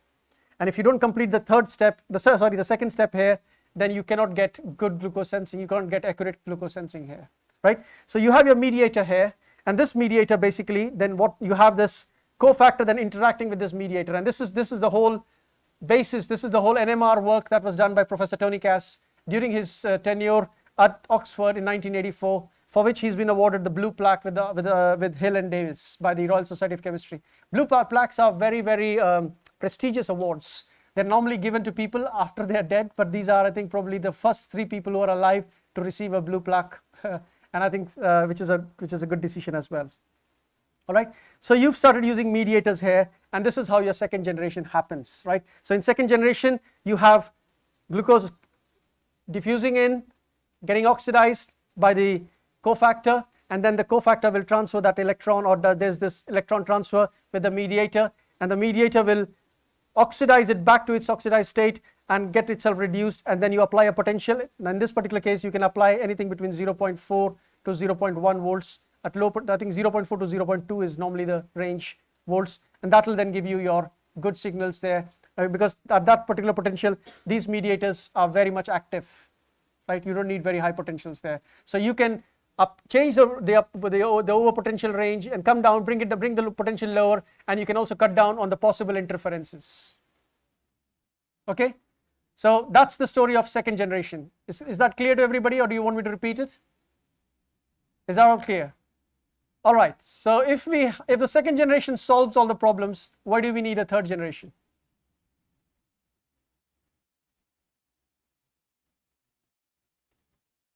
Pardon? For electron transfer. I know you've read it from here, direct electron transfer. That's fine, that's a good try. Why do you need direct electron transfer? What's wrong with this one here? Pardon? Speed. Speed, rate. These things work at very, very fast speeds. Electronic shiftovers are, that jump, electron transfers are at the same speed as electromagnetic radiations. Mediator specificity, I think. Mediator? Specificity. No, the mediators are well established mediators. Any biology students here? What about the location, the active site of the enzyme? That's all very well found. I mean, look, there's been a technology which has been here for ages now. So think about it. When I'm giving you some clues here. You have the glucometer technology, very well tried and tested. I mean, people still can't find faults in it. They're still using it for managing glucose, and it's doing a great job. But the requirement has changed. What is the requirement now? What is the requirement now? Cost? Yeah, what else? Which we can cut down in this direction. That's from the, that's okay, fine, I'll take that one as well. Exactly. You're moving away from point of care to wearables. So you want something which is more continuous monitoring, right? In the morning we did see, right, that when you do measurements with glucometers, you have point measurements. What we want is a full profile of how the glucose concentration changes there. So what's the problem there with wearables? What's the problem there with wearables?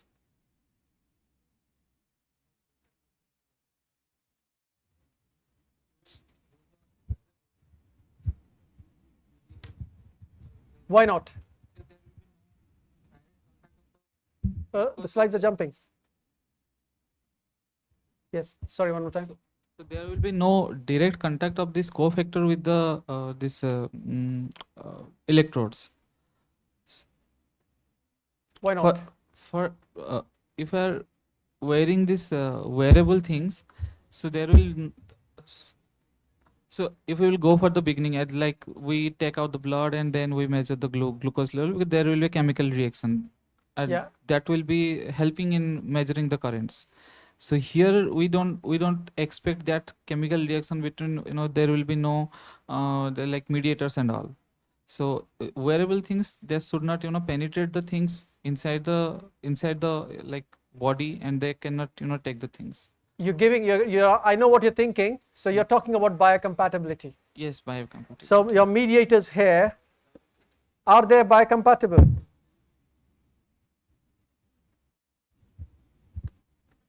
Are ferrocene derivatives biocompatible? Do you think ferrocene can sit under the skin? In a subcutaneously implanted sensor, if you look at it, it's not like a thin wire which has been functionalized with the enzyme, right? Does it sit when it sits in the skin, it comes in contact with the underlying tissue. Biofouling is there. Biofouling is an immune response. We'll come to that as well. Are ferrocene mediators biocompatible?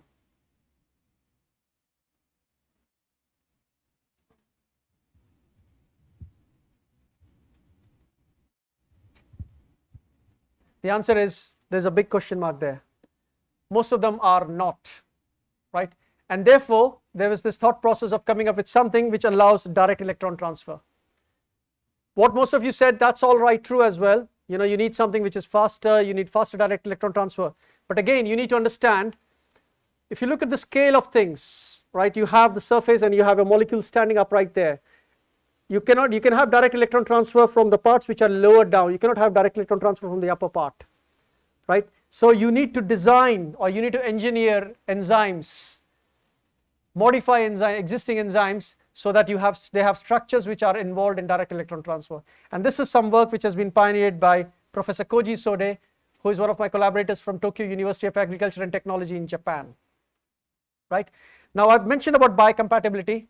If you look into, or if you do a research on the Abbott biosensors that are available for real-time continuous glucose monitoring, they are actually based on osmium complexes, right? And osmium complexes are basically mediators. Yeah, there you go. So that's the whole story of how the generations evolved from first generation to the second generation to the third generation. In the end, I'll give you some time to ask any questions that you may have on this. In the interest of time, let's move on to the next slide. Yeah. Okay.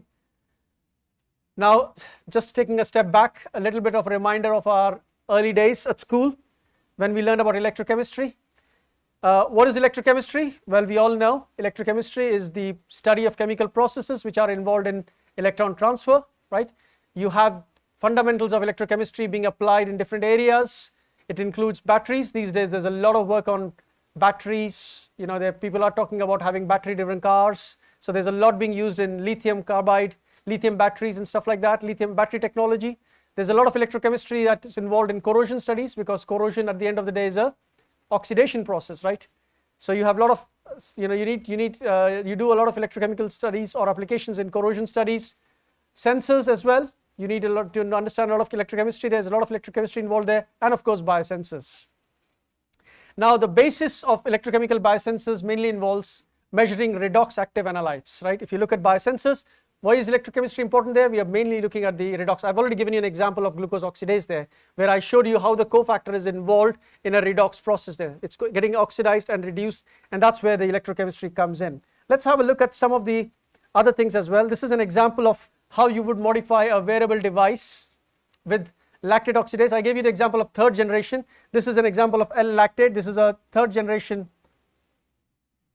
lactate oxidase sensor. What we have here is, if you look at the way we use it in a wearable format, you would have arrays, multiple arrays, right? If you remember in the morning I showed you there were 4 islands, right? Those islands have got a purpose. Each island acts as a single electrode. And what do you have there? So this is represented, the reference electrode is represented as a single electrode. You have a counter electrode, and then you have your working electrodes. And this dot thing that you see is basically your bioreceptor. It could, in the case of lactate oxidase, it would be lactate oxidase which is actually entrapped in a film of polyphenols. And what we do is we normally do electropolymerization. Electropolymerization limits the film dimension to 50 nanometers. It's very thin and it's very conformal. And it's like a thin film which has got the enzyme entrapped. You don't want a very thick film, right? Because if you have a thick film and your enzyme is sitting down at the base, it cannot, the molecule cannot diffuse down to it. So you need a thin film, and you need the enzyme redox sites to be very, very accessible, right? So therefore you use things like electropolymerization, things that give you very thin films, so that you can have a very effective ones. Otherwise, your sensor becomes restricted by mass transport. There's not enough mass transport to the sensor surface, and you then end up getting very low values of current and things like that. Just a quick summary on the redox reactions for those of you who, just as a refresher, we all know oxidation is loss of electrons, reduction is gain of electrons, and you all normally have a redox phase. You will have glucose, which will give you glucolactone, which will release 2 electrons, and you'll also have 2 protons being formed. So you always have them in pairs, and if you look at the sum total, it's always the same. Charge and mass normally is conserved, nothing is lost. This is the law of conservation of charge and law of conservation of mass. And the core to biosensing signals this is also the core to biosensing signals in your enzymatic electrochemical sensors that you normally come across. What are the different electrochemical cell components? People who have not done electrochemical cells or worked on biosensors, if you look, then you normally see, if I draw you here, you have a central electrode, and then you have something around it, and then you also have a third electrode which can so you can have something which is, this is continuous, and then you can have a third one here like this, right? So this is going to be your working electrode, this is going to be your counter electrode, and this is going to be your reference electrode, right? This is where your sample drops in. Your sample sits in the form of a drop. So this is like what you would normally see in a strip, and these lines are actually screen printed lines or electroplated lines if it's a PCB, depending on how you've metallized it. So these are metal lines. These could be anything ranging from carbon inks to gold surfaces to platinum surfaces, and your reference normally is a silver chloride reference electrode, and then you will normally have a pad here, another pad here, another pad here, and then this will form the part of a connector, and it fits into a connector, and that connector will then make connections to a potentiostat, right? That's how it normally works. So your working electrode, this one here, is the site of redox reaction. This is where the reaction takes place. Your reference electrode is there to maintain constant potential, and you normally can have different materials. I don't know if I've got that in my next slides, but we'll have a look. You can have, for your working electrodes, the typical materials could be ranging from carbon paste, you could have gold, you can also have platinum, and then you can have different types of materials there, right? These days people have come up with P dot and different types of conducting materials as well. You can also have organic materials as well which are conducting.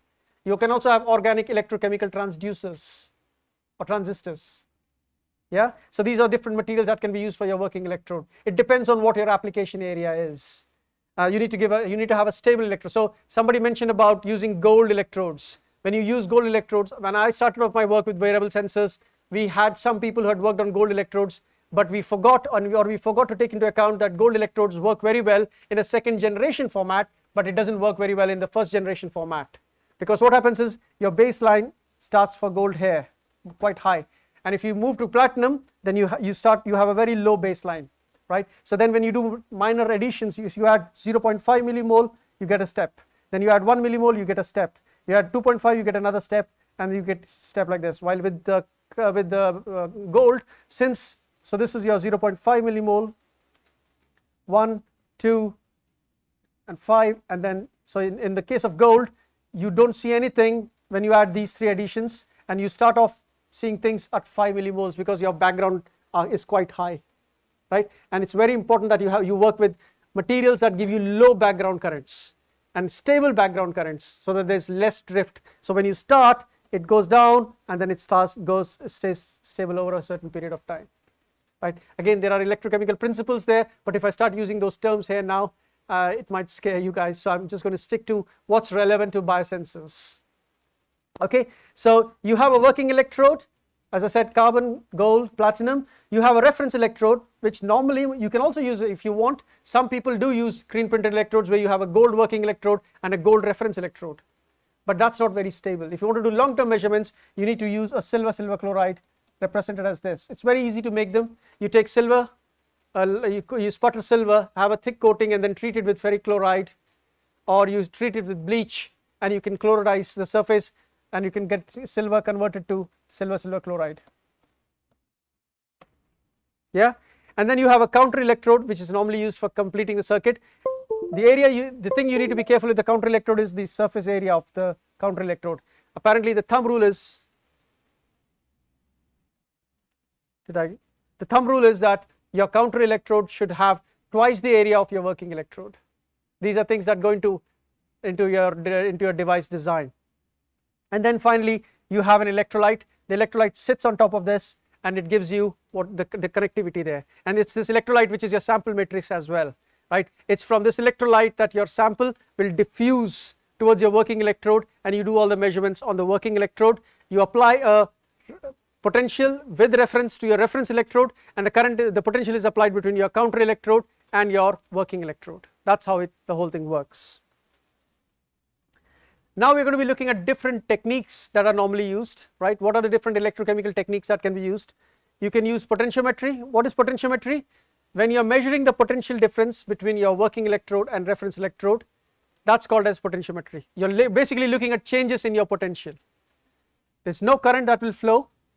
Examples for these would be ion selective electrodes. I think these are something that's some work that's already being done at NIT Rourkela, wherein you have your you have your chromophores, right?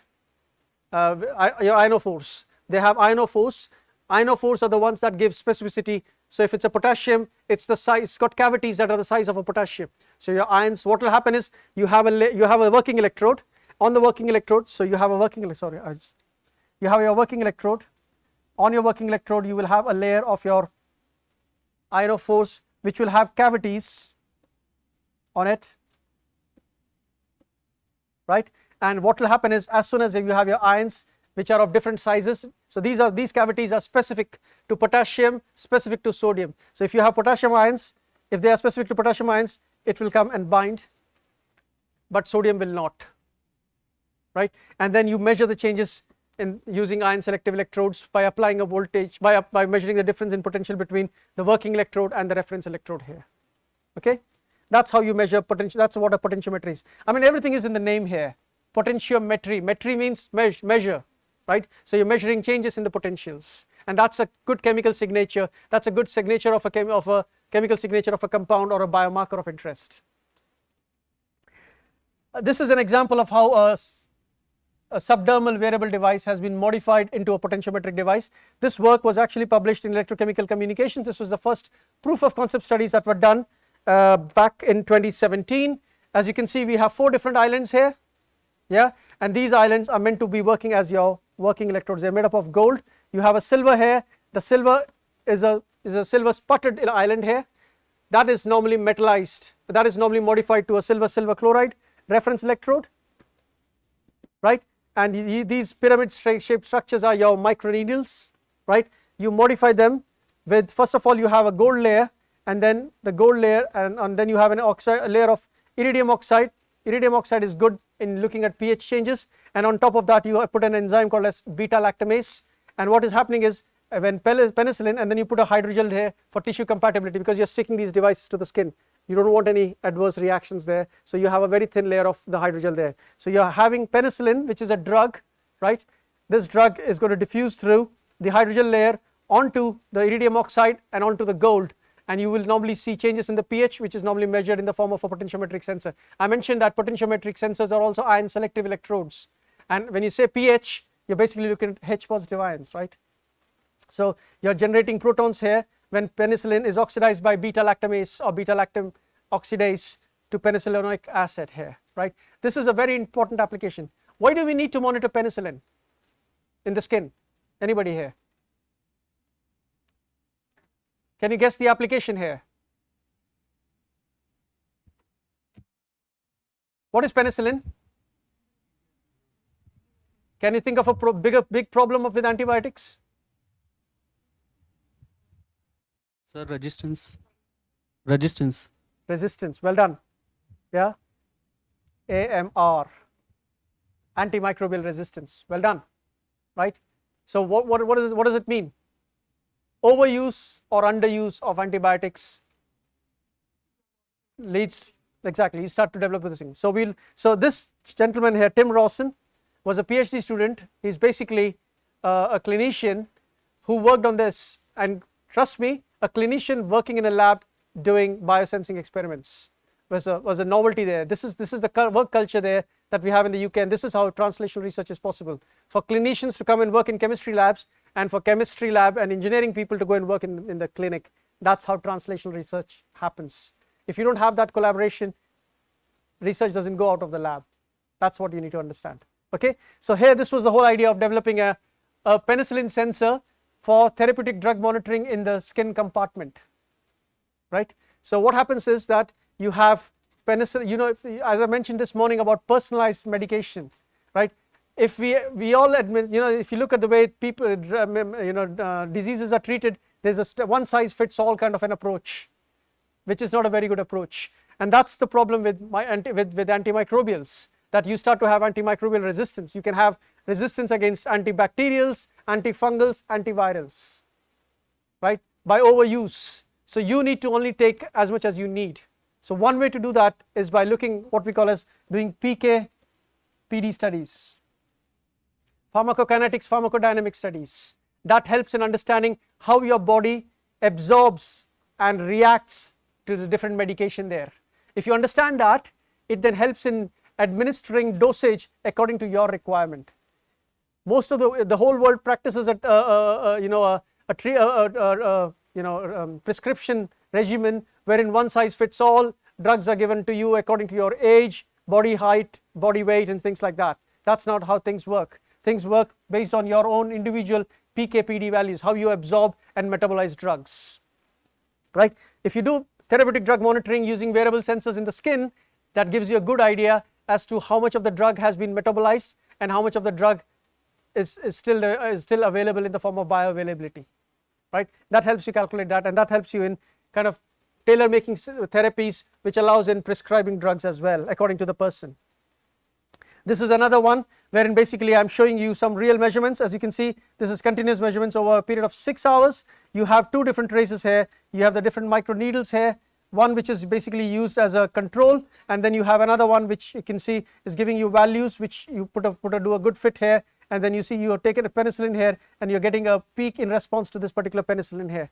Just show you a little bit more on the instrumentation. This is your microneedle array, or the subdermal patch that we call it, with the wires there sticking out, and this is inserted on the hand. We were not using any applicators here, and then you're doing the measurements here, him sitting there. This is your potentiostat, which you will be learning more about and looking at the results there, and this is how we were doing the measurements over a period of 6 hours. What you can do is, if you want to find out how a person reacts to a drug, give it to the person and then look at this peak. For somebody this peak will be here, for somebody this peak will be here, for somebody this peak will be here. What you need to know is what is the therapeutic. There is a certain level in which the drugs will work. If the drugs are above this level, then you have harmful side effects. If the drug is within the range, perfectly fine. If it's below this, then it doesn't work, right? So it's very important that you get this therapeutic range. Some drugs have got a very narrow therapeutic index or a therapeutic range. So what is the disadvantage there? They can easily, you can easily overdose and have deleterious effects. You can have side effects, right? That's the problem there. Okay, so this is an example of how in vitro monitoring, how we use potentiometry for in vitro monitoring. Okay,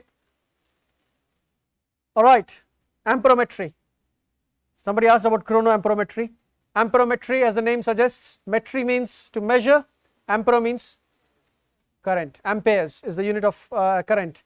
This is basically where you measure current, but for this you apply a constant potential. You don't vary the potential. You don't look at the changes in the potential. You're measuring the current in response to a fixed potential there. What's happening to the current there, right?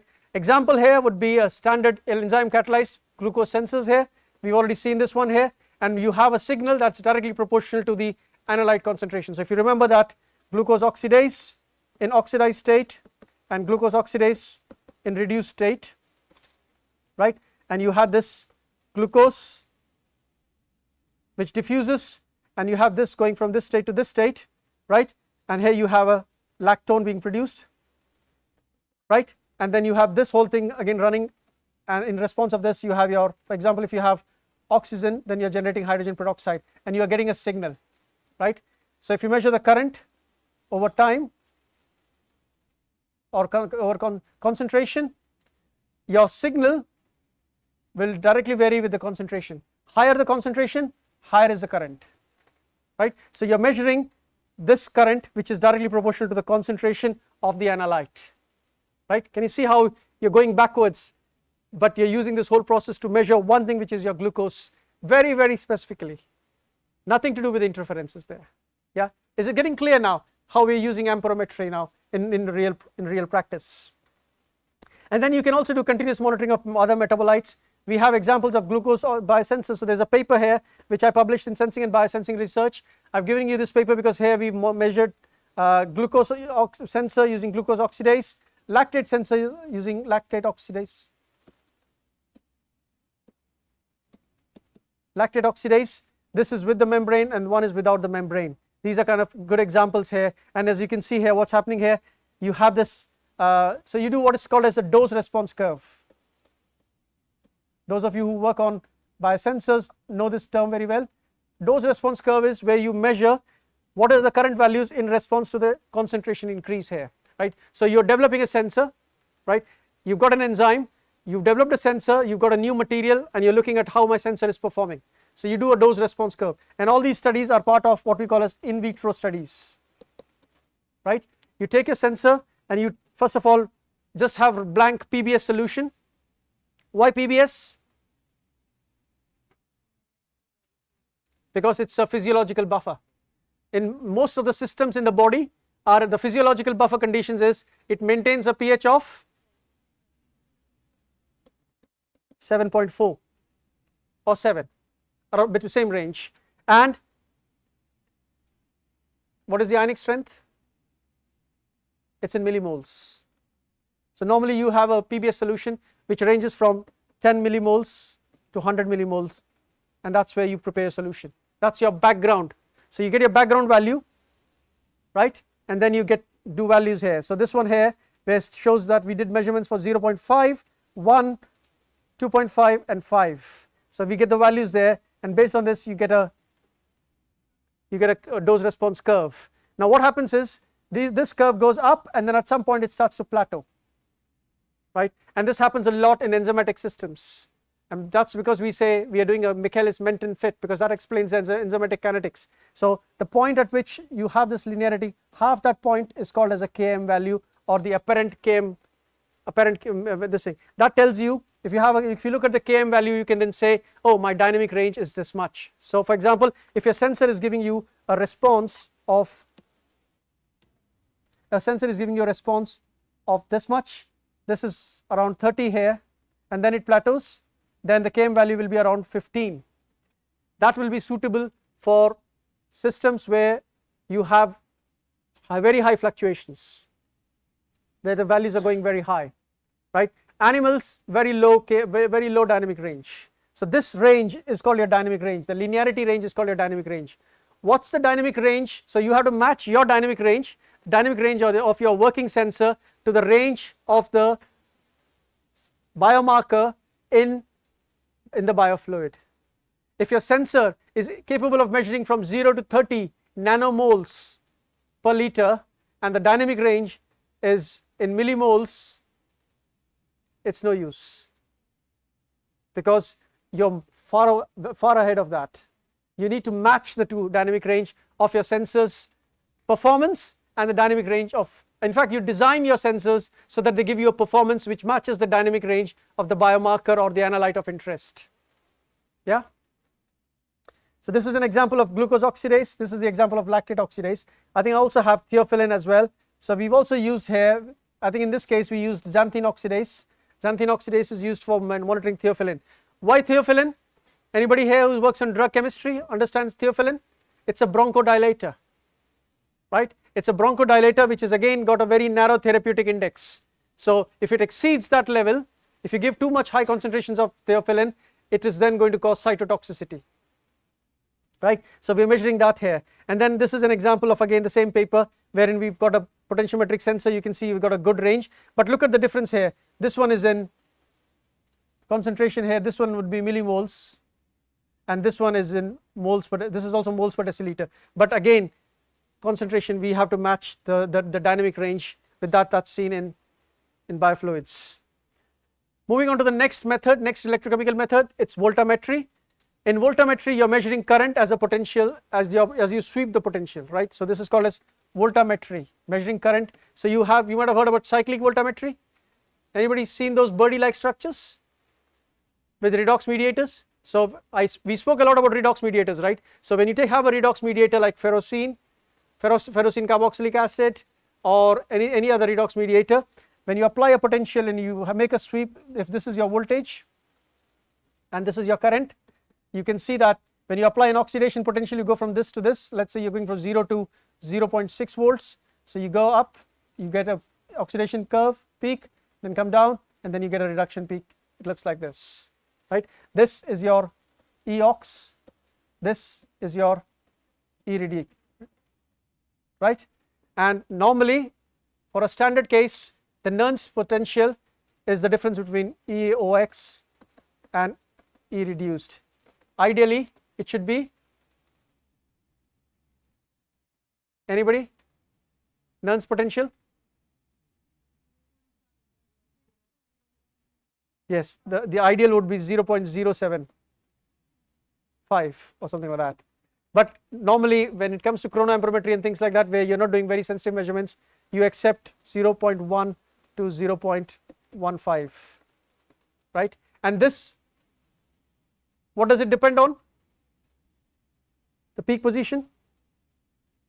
This also depends on your reference electrode.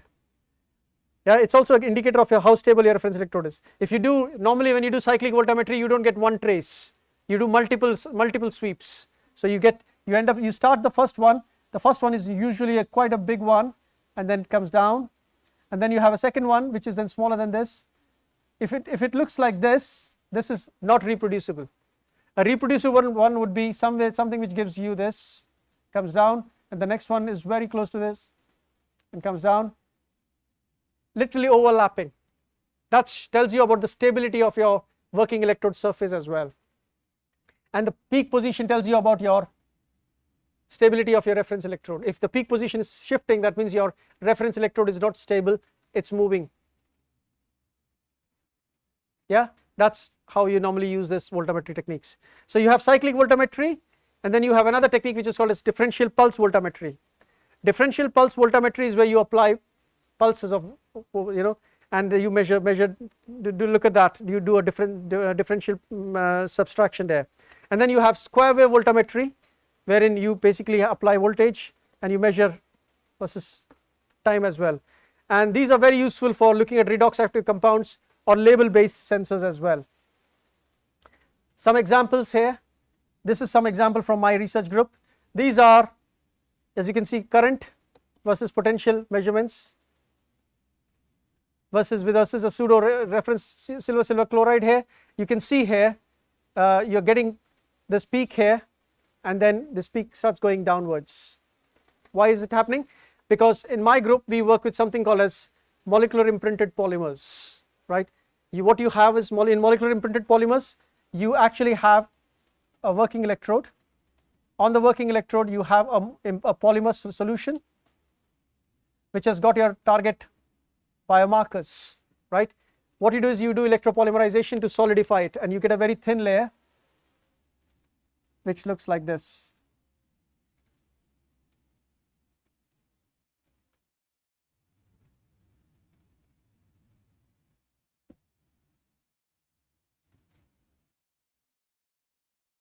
A very thin layer. I'll just magnify this thin layer, and this is your target analyte molecule, right? And then in the next step you bring in oxalic acid and you eat away this whole thing and you create cavities here. These cavities are very similar in shape, size and charge to your target molecule.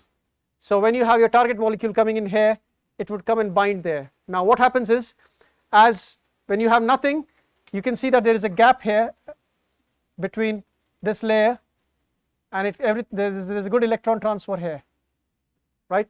When you fill this gap up with the target molecules, as the concentration increases, you keep on blocking the gaps. That will then change its electrochemical properties, that will change the impedance levels, and that then shows us in the form of a drop in the current values. So you can see here, this value is for 0 picograms per milliliter concentration, and this value here is for 22.5 picograms per milliliter concentration, right? Pay attention to the fact that we are measuring in picograms per milliliter concentration, which is basically looking at nanomolar concentration, right? So that's low concentrations, and this is the work that we were doing basically to look at biomarkers of Alzheimer's disease, p-tau proteins in blood plasma and serum samples and all those etc. Okay, so these are examples of DPV or differential pulse voltammetry, and then another technique is called as electrical impedance spectroscopy. In electrical impedance spectroscopy, what you do is you measure impedance over a frequency range, right? And then what you do is you have, if you look at the typical Nyquist plots, you will have a non-Faradic and a Faradic process there, which will basically be represented in the form of the semicircle followed by a line there, right? This is again a label free and a sensitive method to look at surface binding here. Same principle here, molecular imprinted polymers, you are looking at the changes in the impedance there, you are looking at the changes in the electrochemical properties. This is electrical impedance spectroscopy here. You can use this for bioreceptors such as aptamers, and you can also use them for antibodies, including plastic antibodies, the one that I described in the last slide. This is an example where we've used electrical impedance spectroscopy to look at for subdermal variables for IL-6. Does anybody know what is IL-6? Yes, cytokines, right? IL-6 are cytokines. So what did we do here? We took our microneedle array, right, and we created cavities here. Sorry, we took a solution here with your biomarkers that you need, and we electropolymerized it, and we created a film which has got your biomarkers entrapped in the film. In the next step, this is the next step, which is template removal. We remove these biomarkers using either proteinase K, which is an enzyme, or using oxalic acid. It will come and eat away the red dots there, leaving cavities there, so that when these microneedles come in contact with the solution of IL-6, the IL-6 will come and bind at these sites there, and that binding will be represented in the form of changes in electrical impedance spectroscopy. You can see here different Nyquist plots you're getting here. So you'll get this for different concentrations here, and that's what we are measuring here, right? So this is an example here. This has also been published work from one of my own work. And the nice thing with electrical impedance measurements is when you're preparing the template and you're removing the template, all of this can be followed electrochemically very easily, right? If you have an insulating surface and you have a redox species on top of it, you will not be able to see any signals there until unless it's a very porous material there. But when you have a conducting surface, you will see clear oxidation and reduction peaks here, right? So you can use, this is an example where we've used cyclic voltammogram or cyclic voltammetry to look at the coating. Are we getting a nicely conducting surface, or are we getting an insulating surface? How is this, how is it changing? You see here, from here, the golden curve here, trace here, it's changing to this blue trace here, right? That's just showing you a drop, which shows that you're getting a good layer because the insulating material that you have on top of it is mainly polyphenol, polypyrrole, and those kind of things, which are electropolymerized, right? And then you have your curves here. You see this is for the bare one. For the bare one, you're seeing a very small Nyquist plot. And then you have this one is where you have a molecular imprinted polymer, you have a much bigger Nyquist plot, and then when you remove the template, when you remove the biomarkers, the plot changes. So what I'm trying to say here is we need electrochemical techniques to follow the whole process of building biosensors, right? Similarly, you have these graphs here and Nyquist plots here which are showing you electrical impedance measurements. Now you would ask me the question that if you are using why did you use EIS here and why are you using DPV in your current work? And then the answer to that is EIS can also destroy your structure. Sometimes sometimes some of your techniques are capable of damaging your surfaces because you're looking at very thin films. You're looking at films which are like nanometers, tens of nanometers, maybe maximum 50 nanometers. for these very thin films, it's good to use these electrochemical techniques to monitor how things are growing and things like that, but for actual biosensing measurements, it's always desirable that you are able to reduce, you are able to move away from EIS and use more other techniques which are much more gentle and much more nicer to follow up or to look at the dose response curves.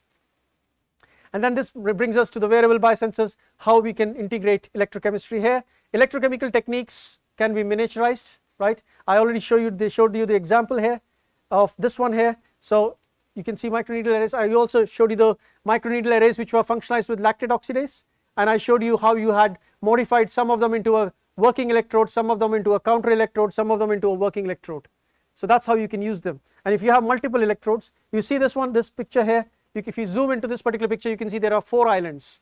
The idea is you have 2 working electrodes, 1 counter electrode, 1 reference electrode, right? Or you can have, if you want to do a 2 electrode system wherein you only have a working electrode and a counter electrode and a reference electrode, you can have 3 working electrodes and 1 of the other combined reference and counter electrode system there.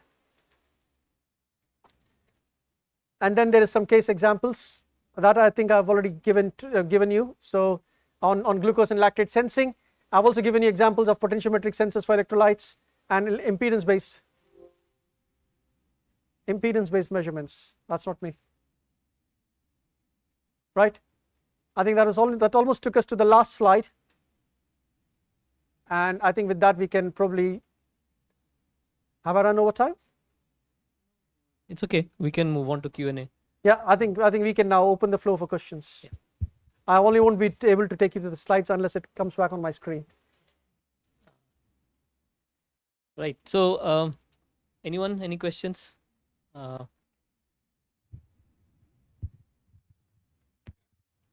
can you repeat what you said about EIS on porous matrices? You mentioned something that the current will change if we do EIS on porous matrices. Yes. And the curve will change. Can you repeat that? All right. So let's imagine. I can't use the screen right now. Just give us 5 minutes. And yeah, no worries. Imagine you have a surface, and you have a surface which is coated with a polymer, and the polymer is basically a template for your biomarkers, right?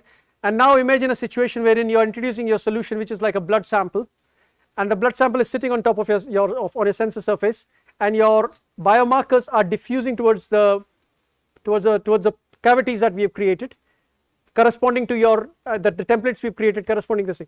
As they keep on binding over time, so when you have only because you have cavities, the impedance is there's low impedance there.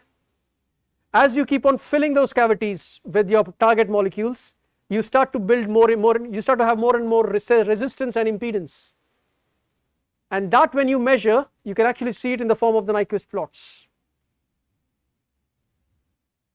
So for paper-based electrochemical sensor, is this becomes a very big problem because of this reason? I mean, we use electrical. A lot of people are still using electrical impedance spectroscopy. I'm just sharing the experience of my research group. That my research group prefers using differential pulse voltammetry when it comes to getting dose response curves and things like that, because they think that EIS is not very gentle to systems which have got nanoparticles and nanofilms.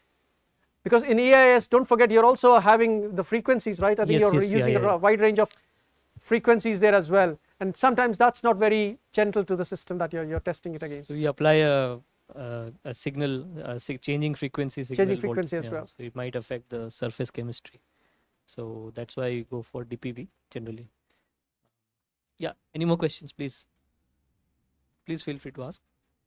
I have a couple of questions. Yes, please. Sanjiv, just you briefly mentioned in the beginning about plastic antibody, and you mentioned that it is something quite interesting. Yeah. So can you please elaborate a little bit more on that plastic antibody? What are the potential applications and all that? I think I mean, I'll give you a short answer now. Yeah, short. But we will have I think probably one of the case studies is dedicated to the plastic antibody, and for that I think actually also have some good animations there as well. Okay. So plastic antibodies is a simple thing. The term is called molecularly imprinted polymers, right? So I will go back to the slides where I actually have this one. This is a good example here. So what you have is, you have your microneedle array. On this microneedle array, you bring in a solution of a monomer, for example phenol, or you can bring in pyrrole, right? And phenol can be easily electropolymerized to polyphenol. Pyrrole can be easily electropolymerized to polypyrrole. In this solution, you have your target and target biomarker. So you have the working electrode, and on this you form your thin layer, and this layer has also got your molecules, your target molecules are trapped in it, right? So what you do is, you then bring in oxalic acid solution and you remove this is called as, you remove the templates, you get rid of these, and in the process you end up having, if I show you a magnified view, end up having surfaces that look like this, right? So now in the next step, when you have your target molecule coming in, they will start coming and binding to these, and as they bind, you will see a change in the electrochemical properties. So these cavities, are they have some logic behind the size of the cavity? Very much, because what happens is, that's why I said I'll give you a short answer now and big answer will come later on, because the first step of the monomer, so what happens is, you have your monomer and then you have your target molecule. So before you start electropolymerizing it, the first step is called as interaction mechanism. That's a very, very important step. During that step, there is a lot of interaction between the molecules, so it will bind in a certain, it will bind to the monomer, your target molecule will bind to the monomer in a certain configuration, and there will be charges that will stabilize and destabilize it. So it's very important you tweak your polymer or your monomer properties to make sure that you capture your target analyte in its best form, without compressing it, without changing anything, and you also capture it in a state so that not only do you get the corresponding size, because you can always have different molecules of the same size, but you also have the charge centers are also aligned in the same way, so that that charge center, that there is a binding not just because of the size but also because of the charge. That's what gives it the specificity. Okay. Yeah, right? very And then nice. and then in the next step you remove this and you created cavities. So when the target analyte comes in, it will come and bind not just based on the size but also on the charge and on the interaction. You could have hydrogen bondings, you could have pi-pi interactions, because you're looking at cyclic compounds. There are different forms of interactions which will support the interaction and which will ensure that your cavities are in a form to which only your target molecule will bind. And on top of that, you do interference studies. I might have a whole lecture on just on molecular imprinted polymers. Thank you. Any more questions?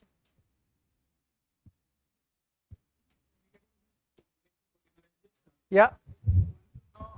Thin you can make, you were saying 15 nanometers, something like that? Yes, it's a very good question, and thank you for asking this question. I might have forgotten to mention this. So what happens is, phenol in solution is conducting, polyphenol is insulating.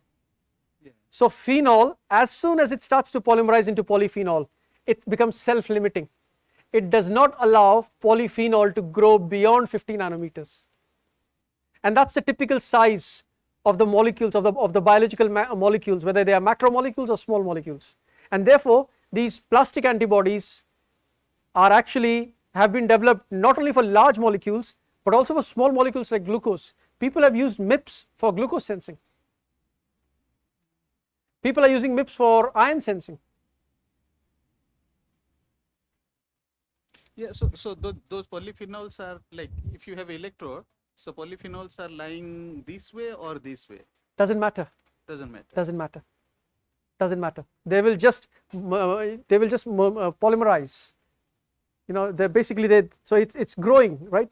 So you have the first layer of, so you have to do multiple cycles and get rid of any unused phenols. And the nice thing about phenols, talking from wearables point of view, polyphenols is found in green tea and in coffee. So it's a natural compound as well. So if you want to make wearable devices, that's one of good candidates for making wearable devices. So another question is like the glucose sensors we usually use at home. Those like available in Amazon. Let's say is, what are those Aku something like Aku check, and another one is. Are you talking about glucometers or are we talking about CGMs? Yeah, glucometers. So Yes. they are all third generation or No, second generation. they are all second generation. Yes. Okay. Third generation is the Abbott ones, which are Abbott sitting there and measuring continuously. Oh, okay, continuous. Okay, so but still like you are not puncturing anywhere, right? It is subcutaneous. Oh, okay. No, because I have seen some like ad and all, like you wear a watch kind of thing, and then is it puncturing really? Watch is not, I mean, I don't think there's anything that's available behind a watch. Like if you Google me, like you search some image and all, it comes like this watch kind of thing, and that also measures the glucose level, real-time glucose measurement. Yes, but that's not very accurate, because again there's a problem of interference there. Optical detection of glucose and is much more harder, because you have to then be, you need a proper filter to be able to get that exact wavelength, otherwise you will have much more So interference. that optical based probably is a first generation measuring H2O2 level or something like that. Okay. Yes. No, H2O2 also. And that makes the whole instrumentation bulkier.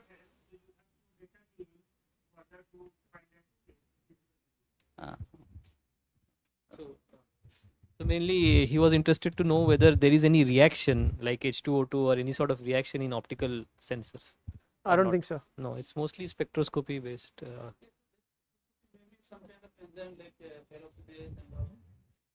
Optical so they use what they call a surface enhanced Raman spectroscopy. That's very sensitive. They use, but then nothing goes inside the body. It's all on the surface. They measure it in the sweat. They measure it through the surface. If you have surface enhanced surface I think it's called seesaw or something like that. So people use those kind of techniques. But nothing is as effective as the subcutaneously implanted sensors or the wearable devices. Okay. Any more questions from the audience? Yeah, please. Osmium tetroxide, yes. It should be second generation. You're right. It should be second generation. I mean, this was Abbott has got clearance in the last 10 years or so, and third generation the work has been going on for a long time. I mean, the rationale behind third generation was that we should get away from these mediators and work on something wherein we use engineered enzymes which can directly transfer electrons. So you're not talking about the existing enzymes. So if you remember, I gave you the example.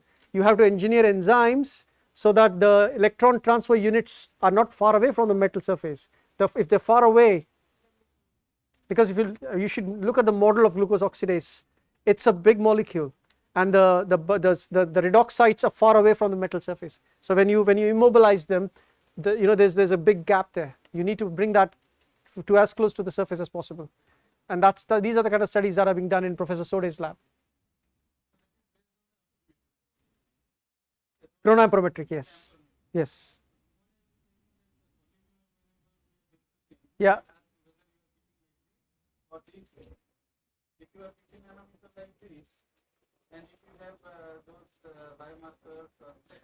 So if you imagine you have pyramids, just imagine a pyramid. You have a very thin layer of polyphenol on top of the pyramid. Okay. Because when you talk about variables, let's say this is a wire.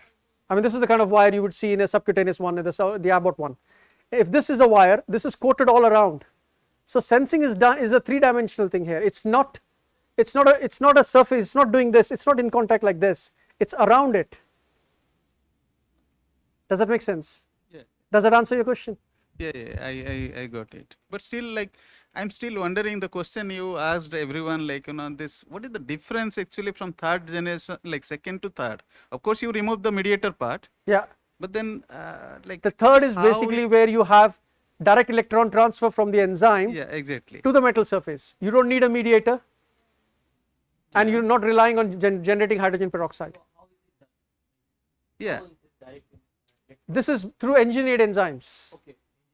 That's where I gave the picture of Professor Koji Sode, who is engineering design. So these are not natural enzymes. But anyhow, you need an electrode also, and Yeah, that yeah. should sense your, let's say, glucose oxidase. Yeah.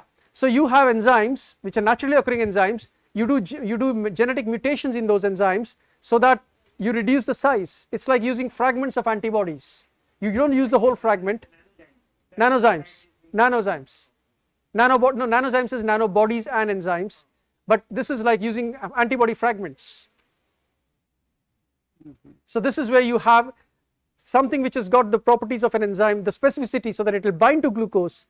It does the job of oxidizing the glucose, but when it comes to doing the electron transfer, it does not transfer it to the oxygen in the environment. It does not transfer it to the redox species that's there. It does the electron transfer directly to the surface.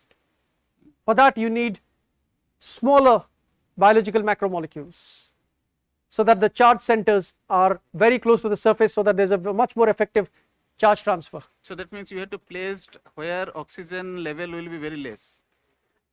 Then it doesn't matter whether the oxygen levels are less or not, it doesn't matter then, because it's not relying on it's a quick transport. It's like glucose comes in, oxidized, this one has got reduced, immediately electron transport. Sorry?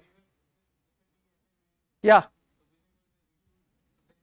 But the electron transport directly from the FAD to the, if they are closer to the surface, then rather than, if they are very close to the electron surface, then they will immediately transfer the electron. That's why they have to be engineered there. Good evening, sir. Yes. Sir, what are FET devices? What are? FET devices. Field effect transistors. Have you heard about transistors with a source and a drain? So these are basically, you have a source and a drain, and you're basically fixing the potential, and you're measuring or you're keeping the drain current constant. Sir, is it same with the microneedle devices? Same as the? Microneedling devices. Field effect, you can make microneedles also into field effect transistors. So instead of having working electrodes, counter electrodes, you can have a source and a drain. Yeah, so what we do generally is we have something called as an extended gate FET, field effect transistors. So like you have microneedle, you can actually make the gate as the microneedle. So there are three terminals in the FET, gate, source and drain. So the gate generally we make it long and use it as a microneedle. Okay, so in that way it becomes an active device. So microneedle itself is you can say electronically passive device. But by using this FET, you can make the entire thing as an active device. So microneedle won't capture the signal unless you connect some electronics to it. The electronics becomes the microneedle sort of. We call it extended gate FET. I think you're measuring the transconductance and things like that. Yes, yeah.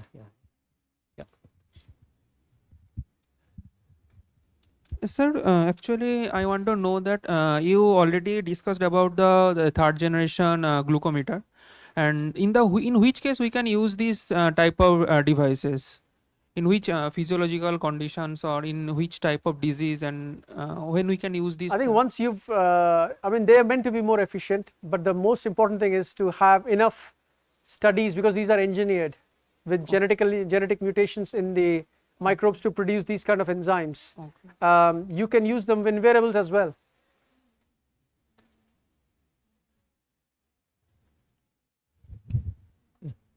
Okay.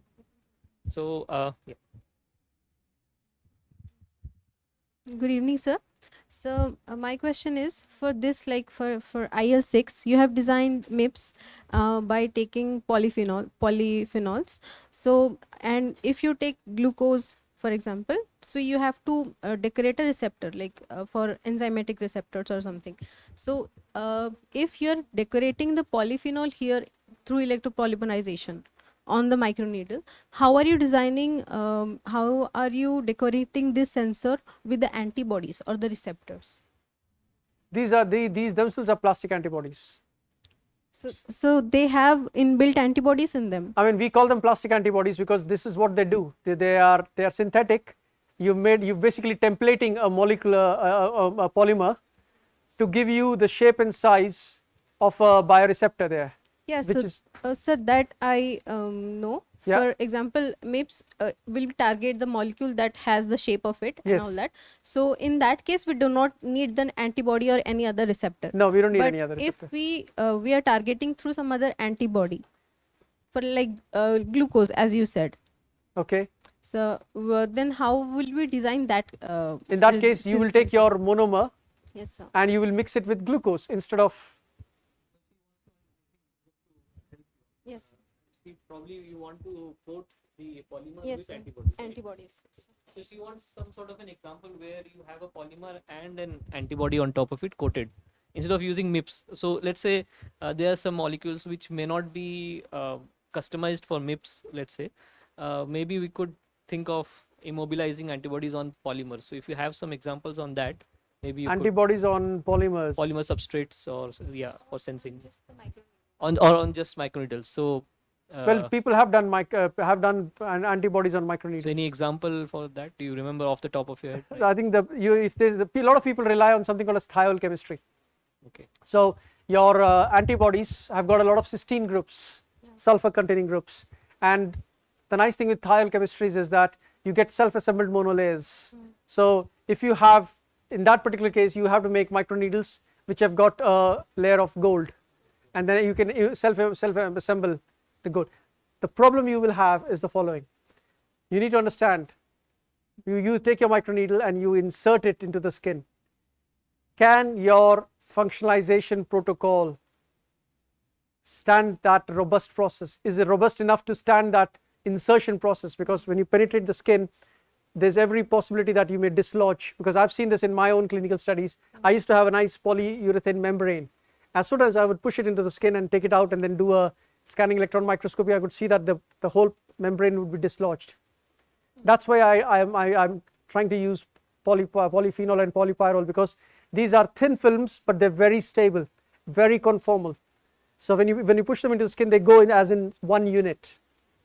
Thank you, sir. No worries. Any more questions? Yeah, so I have a few basic questions.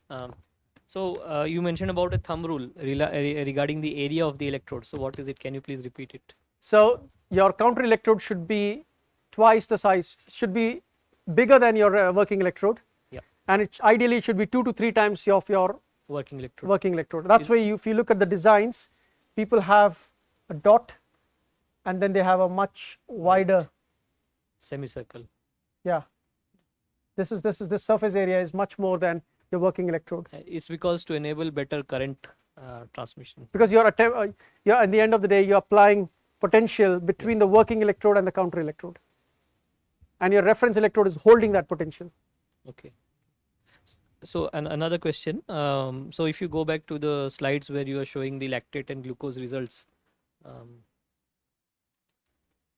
yeah, these ones. So what is the cause? What do you think? Why it is saturating at towards the higher concentrations? That's the enzyme property. So this is an example. I mean, I haven't gone into details for this one. Yeah. So what happens is that when you have your enzyme, in this particular case, if you look at this one here, the enzyme for the black curve where you don't have any membrane, the enzyme Km value is quite low. You can enhance the Km value by having a membrane. What happens is when you have a membrane, you then you basically make it a mass limited. You limit the amount of lactate molecules that go through, and you slow down your response time increases, but you can cover a much wider range. So it's like crowd control, Yes, it's like a crowd control. It's like using a membrane there to kind of control the mass transport of your lactate molecules to the sensor surface. Okay. Yeah, sir. So probably that is why you told that you have to design your what is that sensor accordingly, so that it should meet the dynamic range. That dynamic range. Absolutely. Okay. So this is one of the way, like this is one of the ways of doing that.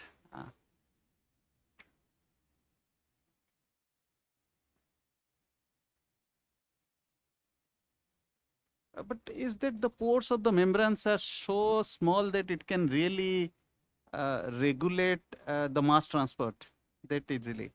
if you look at, if you go down, if you kind of zoom in and go down deep down and start comparing the molecules and things like that, you need the membranes to have a size, a pore size which only will allow diffusion of glucose molecules compared to albumin and those larger molecules.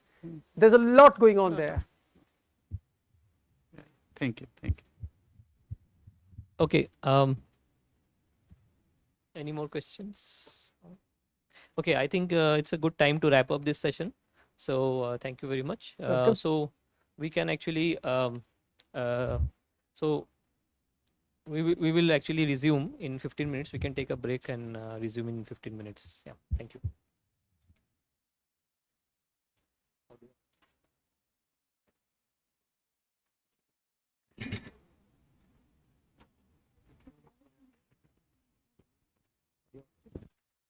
Okay.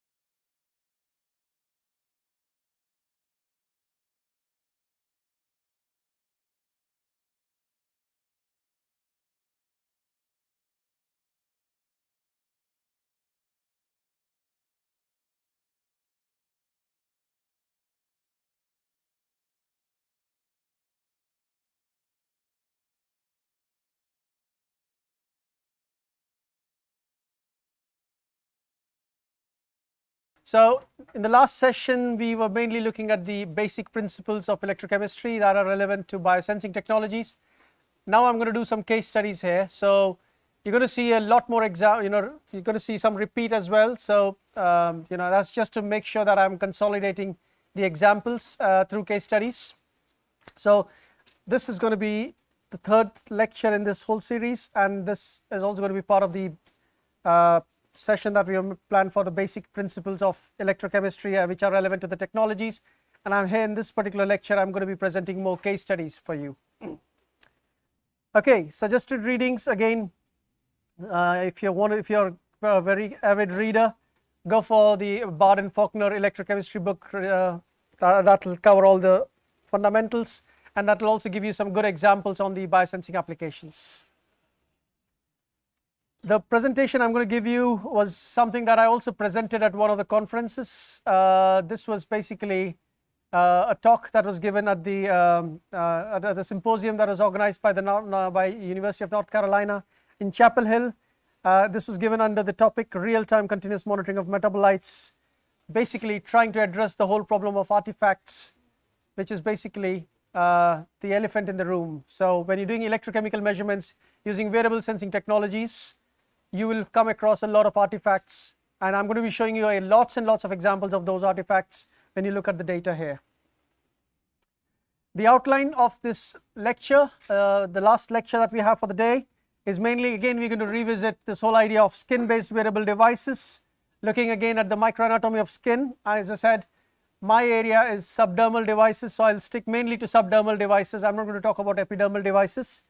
We're going to talk about skin interstitial fluid again, just to again consolidate on the facts that we've discussed this morning, and then look at subdermal wearable devices and then give you examples. I think we've had some questions on polyphenols, so we're going to be looking at the electropolymerized phenol film and trap devices. We're going to be looking at hydrogel trapped and trap devices, and then come up with some conclusions.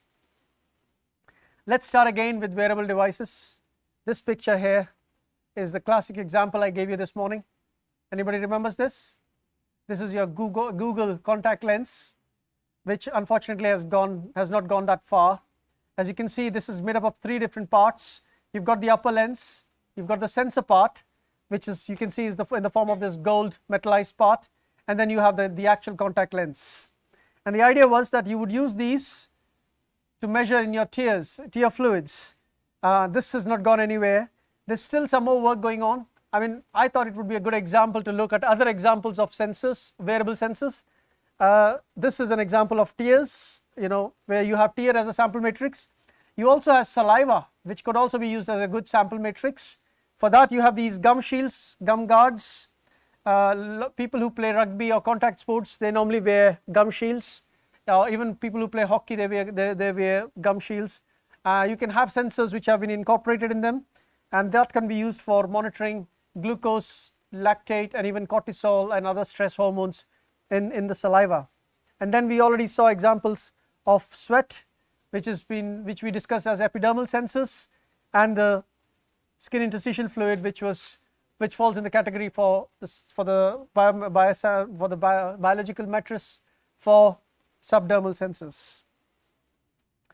All right, let's revisit the anatomy of the skin one more time. The top layer of the skin, as we all know, is called the epidermis. It's a thin layer. The main layer part of that particular thin layer, which is basically sitting here, is your stratum corneum layer. The stratum corneum layer is basically the dead cell layer, and this is the layer that basically acts as a barrier, preventing any water molecules or making your skin more prone to get water going through.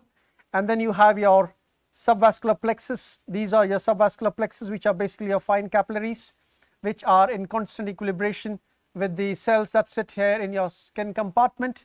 Below the epidermis is the dermis, and below the subvascular plexus is your subcutaneous tissue. So when you give an injection, that goes under the fat layer. That's a hypodermic needle. Again, we'll have a slide to show you that. And then you also have your dermis here, and then you have your sweat glands, and you have other glands as well, which release the hormones as well. And then you have your subvascular plexus, which is, as I said, in constant equilibration with your skin interstitial fluid. Again, how do we access skin interstitial fluid? I think I've already shown you this slide in the morning. For those of you who were not there in the morning, this is for the benefit of them. There are different ways in which you can access the skin interstitial fluid. The advantage of skin interstitial fluid is you have a lot of volume of the skin interstitial fluid. If you have 5 liters of blood, you have 12.5 liters of skin interstitial fluid. The skin is the largest organ. You can access the skin interstitial fluid because it's a treasure trove of biomarkers, and there are different ways of doing it. You can either do microdialysis, you can do suction blisters, or you can do your microneedles. And then this is this image, SCM image of microneedles that were either made by myself or by my students there to show you that microneedles can be made out of different materials. This is a classic example wherein you've used silicon to make microneedles of different sizes. This one is an example where microneedles have been made using a technique called as photolithography, and we were able to only make one 6-inch wafer, which was giving us 8 times 8, 64 microneedles, making it really hard for us to be able to do any substantial amount of work, because you were spending more time making these needles in the lab than actually functionalizing them and using them for applications, right? And as people working in the area of biosensing, looking for clinical applications, what we need is a high throughput scalable technology which allows you to make many of those, and that's where injection molding, which shows these nice regular structures, because that's another thing that you need from your manufacturing technologies, be able to scale it and to have uniformity, to have consistent structures, because if when we talk about electrochemical sensors, the signal that you get from your electrochemical sensors is directly proportional to the surface area. So if you have different microneedle arrays of different dimensions, you will be getting different signal values, and you wouldn't be able to make sense of those unless you knew exactly what you did a back calculation there. So it's very important that you have uniform structures, uniform geometry, uniform surface areas, and some of these studies will be about how we were able to achieve those problems. All right, I'll start off with the first clinical study that was started in 2013, which we managed to publish in this nice journal as a cover page in Analytical Methods. This is a nice picture that shows on your right hand side. This is a nice picture. You see polycarbonate as a transparent material. I mentioned to you about polycarbonate, very, very cost effective. 10 pence of polycarbonate injection molded to give you thousands of these structures. I mean, that was a fantastic scenario for us, because we didn't want to spend too much energy and time and resources on making these devices. We wanted to focus more on functionalizing them into biosensors and using them for biosensing applications, because we had an NIHR project. So these were initially, by the end of the project we could start making them out of polycarbonate, but before that we were making these devices that we started introducing as part of our first phase were mainly made up of epoxy SU8 microneedles. They were more molded microneedles, wherein we used electric discharge milling. I showed you the picture here. This is aluminum blocks which were basically electric discharge milling to get these pyramid structures. And then how many of you have used SU8? One. SU8 is an elastomer, right? You mix the monomer and then you get a polymer. It's a very moldable substance. So you take a block, so you imagine you have your solid block where you have your microneedles, and then you pour SU8 on top of this, and then you let it set, and when you peel it off you get your SU8, which will have the inverse structures, and onto this you can pour your SU8, which is basically a polymer again, which a monomer mix again, which can be polymerized by just shining light onto it. And then you get, when you cut this off, you get your epoxy SU8 microneedles, which have got the microneedle structures that you've been looking for. Simple case of molding and casting, right? You have a mold, you make a mold with electric discharge milling, and then you pour the elastomer to the SU8 elastomer to get your mold, and then onto the mold you pour in your SU8 monomer mix, polymerize it, and then you get these nice solid structures, and they are very mechanically very stable. You have to do some mechanical properties. So those of you who are looking into going into this, any platform that you develop, you need to make sure that it has the required mechanical properties. It penetrates with minimum force. You don't need a hammer to be able to insert it into the skin. You should have something which can go in with moderate thumb pressure, right? And then later on you can develop an applicator for standardization of insertion, because that's a very important thing, because you will, if I gave you the microneedles, everybody will be using different forces. Some of you would be very gentle to yourselves, some of them might use a little bit more force. We need a standard force there, which I mentioned is 10 newtons at a speed of 10 millimeters per second. So you can use a spring loaded applicator there to design the applicator. All right, so this was the first clinical studies that were done, and this is the device, which is an SU8 device, which is inserted on the arm, and then again you need some reference here, right? How do you know? As I said, when you do the measurements, what are you measuring? Pardon? Current. You're measuring, because it's chronoamperometry, you're measuring current, you're not measuring glucose. You have to correlate this glucose to the glucose, you have to correlate this current to the glucose values. So that's what we need to do. So for that you need to have a gold standard here. So we were using a venous blood glucose monitoring system, which we had an insulin. We had a cannula which was inserted in the forearm, and you could measure, you could draw blood every 30 minutes, every 1 hour, and you could get some point measurements, and then you could use that as your reference there. That helps you in two ways. When you do the tolerability studies, it's a visual assessment method, right? So when it's a visual assessment method, you can take the microneedles and you can ask the person, or you have been inserted with a, or you've been an IV cannula has been implanted into you, and we are inserting these devices. Can you compare them? And then you can get a score. So if you look here, for microneedles, the score was 10. For the cannula, the median score was around 20 and above. In the second phase, the microneedles, the median score was around again 10, and here the cannula score was again. So this also depends on the clinician who is inserting the cannula as well. But if you look at the third phase here, the microneedle score and the cannula scores are very, very close. Can anybody tell me the reason for that? I'll give you some more information here. Phase 1 and phase 2 were done in healthy volunteers. Phase 3 was done in volunteers who were type 1 diabetics. So type 1 diabetics are much more used to needles, so they don't feel the pricking as much as a healthy volunteer would feel. Therefore, the differences between the visual assessment scores for the microneedle and for the devices and for the IV cannula devices is much higher in healthy volunteers, and in phase 3, where we had type 1 diabetics, the scores are very, very similar. Yeah, so that's the case. And then we also had a look at this inflammation thing. How long does the inflammation, how long do the marks stay, and how long do the marks disappear? I've had a few. So we normally have events where we display the technology, and I think one of the questions, many times I've had people coming to the booth and asking me the simple question, how long do the marks stay for? That's a concern, right? And it's a genuine concern, especially if the marks are on parts of the body that are exposed, right? Forearm, I mean, a lot of people, when you're wearing half sleeve shirts, easily exposed. So you want the marks to disappear as soon as possible. I'll show you further studies where we've further subdivided how the marks can look like. So this was some studies that was done and then published in Analytical Methods here.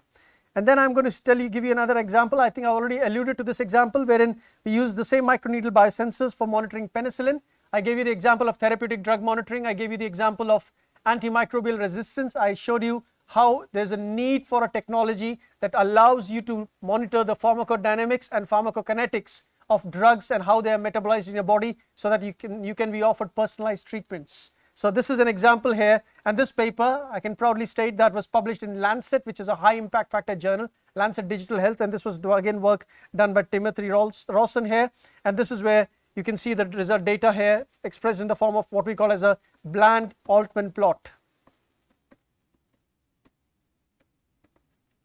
This is the line which means that there is no difference between the reference measured sample, using the gold standard, and your sensor here. And the further you move away from the line, the poor is the performance. But in our case, you have these two lines, which are the confidence limits of 95%, and the data points were mostly scattered within these two confidence level of 95% there. So which is good result for us as an initial start.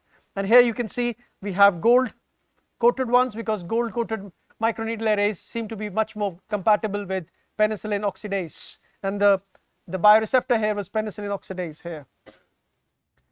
And now I move to the next case study that we did. This is basically simultaneous monitoring in ambulatory conditions. No points for guessing who the participant here is, although the face has been blacked off. This is basically monitoring glucose and lactate simultaneously in the lab and on a treadmill and things like that. Now what happens is, before you start a study, right, so you will see this happening a lot. Once you all, NIT Rourkela has this practice of going into translational research, and you get projects wherein you're meant to be monitoring simultaneous monitoring of glucose and lactate, you will be seeing Professor Prasoon and Professor Khalid running around in the shorts with sensors stuck all around them, because the rule is you cannot use these sensors in volunteers until unless you have full approvals from the research ethics approvals. But you cannot waste that time because that's a 6 months duration. So the best thing you can do is you can apply these, the investigators, the principal investigators and the co-investigators, they normally apply this on themselves. So good luck to Professor Khalid and Professor Prasoon to try these sensors on themselves. I did my part. I did my, as I said, I used to always joke with my students that my body is for science, and I think my students made full use of it, and they stuck sensors over me for measuring glucose and lactate. So in this particular case, I've got a glucose sensor, and this is me with the tablet there, which is showing a profile of my glucose values. This is me in the lab. As you can see in the background, you can see the 3D printers there, and this is me in the A-STEM lab, which is we had a sports and exercise lab in Swansea University, and I have the sensors which have been stuck. Again, this is on the, you can see this pink band there, which is holding the sensor in place, and me running on a treadmill there. It's not a bad thing to do, to be honest. In fact, it tells you a lot about your own body, and it's good to have all this information, especially if you want to have a good health and if you're somebody who is a fitness fanatic as well. So these are some results here on your screen, just to show you how these look like, so that you can this can gear you up towards translational studies that you want to do. This is basically the device. It looks like it's a polycarbonate device which looks a bit silvery in color. It's got 4 islands. The working electrodes are made up of platinum. The counter electrodes are made up of platinum as well, and you have a reference electrode which is silver, which we modify into a silver chloride using a solution of ferric chloride, or we also use bleach to convert the silver into silver chloride. This is basically a PCB, because when we did the first experiments, I think I hated it, because I was the person who used to stay overnight for the 24-hour studies. And can you imagine these devices looking like spiders with wires coming out, and then the wires connected with a crocodile clip? I hated that, because I was woken up, I would be sitting on the chair, and suddenly I would wake up and I'd see one of the connections had come off, which meant that you would start again. And that's a real pain in the backside. So the next thing you want to do is you really want more stable connectors here, and that's why we have this PCB connectors here, so that you have stable connections, proper mini USB type of connectors, which can then make sure that, and you can see this goes into that side, and then you have your wires nicely color coded, so that nothing, and even that one goes in and it's nicely secured. You have to make sure your connections are really well secured here. And then you have this portable potentiostat here. I mean, never trust commercially available portable potentiostats. I would trust a portable potentiostat that was developed by Khalid's research group at Imperial College more than I would trust portable potential. The only problem I have is when you're doing clinical studies, they ask for potentiostats which are CE marked. I have no idea what is the basis for the CE marking, but honestly, the portable potentiostats were not the best. So if you have facilities, or if you have collaborations within NIT where you have electrical engineers, electronic engineers who can make these potentiostats, I think Khalid has already made some of these in his past tenure. Go for that. You can make multi-channel, much more reliable potentiostats there. We had to rely on this one because this is CE marked, and this project was funded by the Ministry of Defense. And I'm not talking about the Indian Ministry of Defense. This was the UK Ministry of Defense, who like to throw the book on you when it comes to rules. So you got to follow the rules, and they would withdraw funding if anything went against the rules. So we needed to have the research ethics approvals, and that's why I had to go through all that pain of testing on myself regularly. And we also needed to have use these commercially available ones, because I mentioned this project was about simultaneous monitoring of glucose and lactate. What that means is you should be able to use the same potentiostat in a multi-channel format and be able to measure glucose and lactate from the same device, but you could never get more than one channel running at a time. That is a big problem. So we ended up having 2 devices. That's why we needed this bag here, and you can see there's one potentiostat on this side, one potentiostat on this side, one sensor here, one sensor here. Poor me, you can imagine. But then the same thing happened to all the participants who followed this as well, right? And these studies were done over 24 hours. For those of you who want to know, somebody asked me about inflammation and stuff like that. When you remove it, this is my skin, I can tell you that for sure. When you remove it, this is the mark that it leaves, which kind of over after 12 hours, it kind of disappears, and in 24 hours, it's completely disappeared at all. I mean, these 2 are mine. I don't know, this looks somebody with more bigger muscles than me, so it's somebody else, but clearly the marks disappear in 24 hours, right? So that's just, there was a question on tolerability this morning. So this is how you normally measure tolerability. You look at how quickly the marks disappear. Even I wouldn't like to, no matter, even if I'm a man who keeps his hands covered all the way till my wrist, still I wouldn't like to have marks on my body, because I like to go for a run, and quite often that requires running in t-shirts and vests. All right, looking at the data here. So this is some data that we've collected here. This is some data what we call as the chronoamperometric data, plotted as a typical biaxial plot. So on the left hand side is the current values that you're measuring. On the left hand side, on the right hand side is your glucose concentrations. These values are coming, the blue traces, the dots, blue traces is from the current values that we are measuring.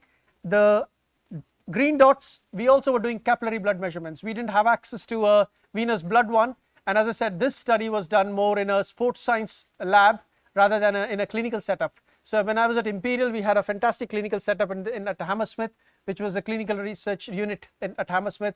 You could easily do those studies. So the first studies that I showed you, wherein I showed you people are sitting and resting and getting all the studies done, happily getting it done, that was because they were all doing it in steady state in a clinical research facility. These studies were done more, they were meant to be done in ambulatory conditions. So here the studies were done with people moving around.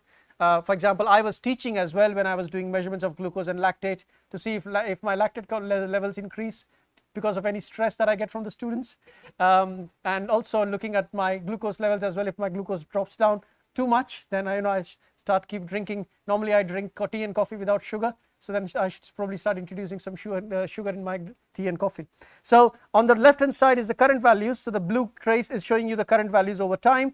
On the right hand side is your current values, is the glucose concentration values. The green is the capillary blood, and the lilac color that you see here is the trace from a CGM sensor, which was the Abbott sensor that we used here. So what we have here is one gold standard, which is your capillary blood here, one secondary standard, which is your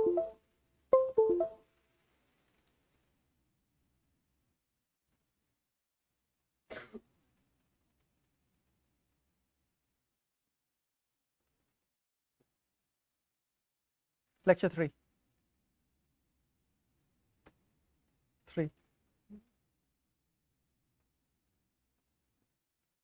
So breathe. Thank you.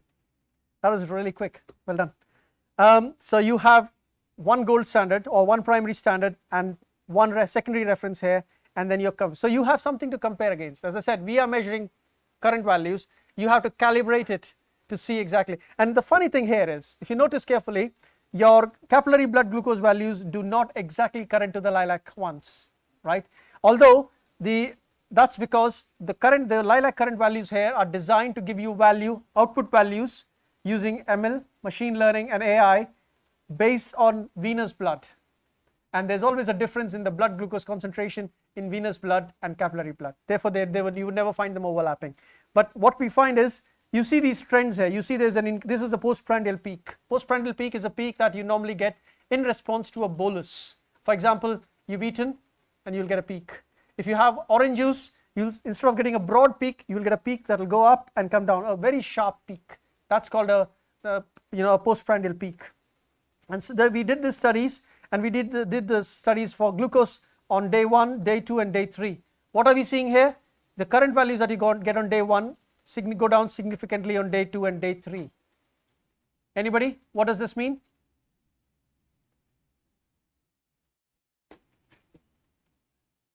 Is it due to sensor fouling, or? There's a lot of things going on there. Degradation of sensor. Anybody else? So would you call it degradation of sensor, or degradation of sensor performance, or degradation of or contamination of sensor? How would you want to define it?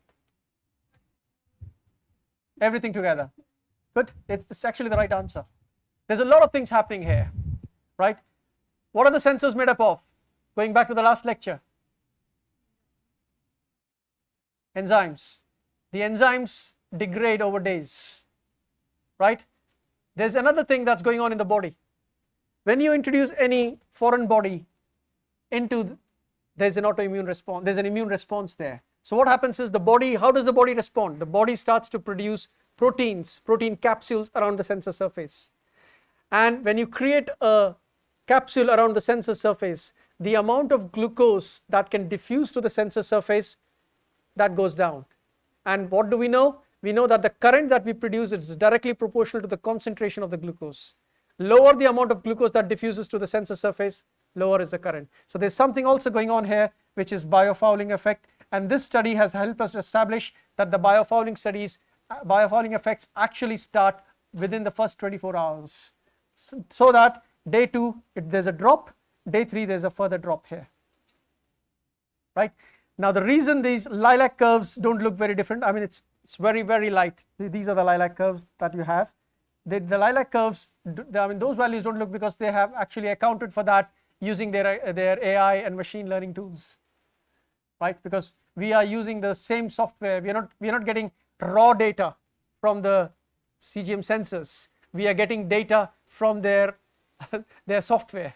So they are giving us process data. So their process data, blood gap, and the capillary blood glucose measurements are the same, look very similar, but in our case the electrochemical signals, they're dropping down drastically, which is normally indicated through these different color pyramid structures that you have shown in B here. Okay, so this is about the glucose sensors here. What about the lactate sensors? Lactate sensors are also showing you a similar trend. You can see that the lactate values, especially for the capillary measurements, is going up over time, and we are seeing a similar trend here wherein the lactate sensor measurement is going up through this lilac plot here. This is our sensor here. So when we plot the glucose sensors in this Clark grid error, you can see that 100% of our points are in zones A and B, although I would love to have 100% of points in zones A only. But here the green points are in zone A, the blue points are in zone B, which means there is still further scope to calibrate the sensors. The reading where you need to be very, very careful is this low value here, right? Does anybody know about the different zones between A, B, C, D and E? So zones A, as you move away from zones A towards zones D, it means that the effect of getting a false reading is much more harmful. So in zones A and zones B, if you're not along this straight line, if you're still in zone A and zone B, you can get away with it, right? And if you can look at it, you see the sensor, it gets wider at higher concentrations and narrower as you go towards this low concentration region. And that explains, we spoke about hypoglycemia. You don't want to be not predicting hypoglycemia, because that can be really dangerous. So that's why when you're developing a sensor for glucose, you have to be very careful, and you have to have a sensor very, very sensitive in this region of 2 to 4 millimoles or below 65 milligrams per deciliter concentration. You can see here. That's why you can see it goes from wide towards narrow. That's how the whole zones are normally distributed there. And then zone B is moving parallel to A, and then zone C and zone D and zone E are quite outside. Anything outside this, if it's not an outlier, is totally unacceptable, because that can actually be can have a dangerous effect on the person who is being monitored. Yeah, so this also tells you a little bit about the flexibility. We also did a plot wherein we plotted our sensor performance against capillary blood and against so clearly if we are using a CGM sensor, we're getting much more values there. So you have much more. That's why this, if I rub this off and if I show you the number of points we have for here is definitely more than the points we have here. This is because here we are doing a comparison of the points we are getting from capillary blood values, right? You can't be taking a person and pricking him every 5 minutes, right? It's very painful, and I've done this on myself, so I can tell you that. There was a time when I was testing these sensors on myself, and I was using capillary blood as a primary reference, and I would get my boys to come and prick my finger, draw some blood, and do some measurements.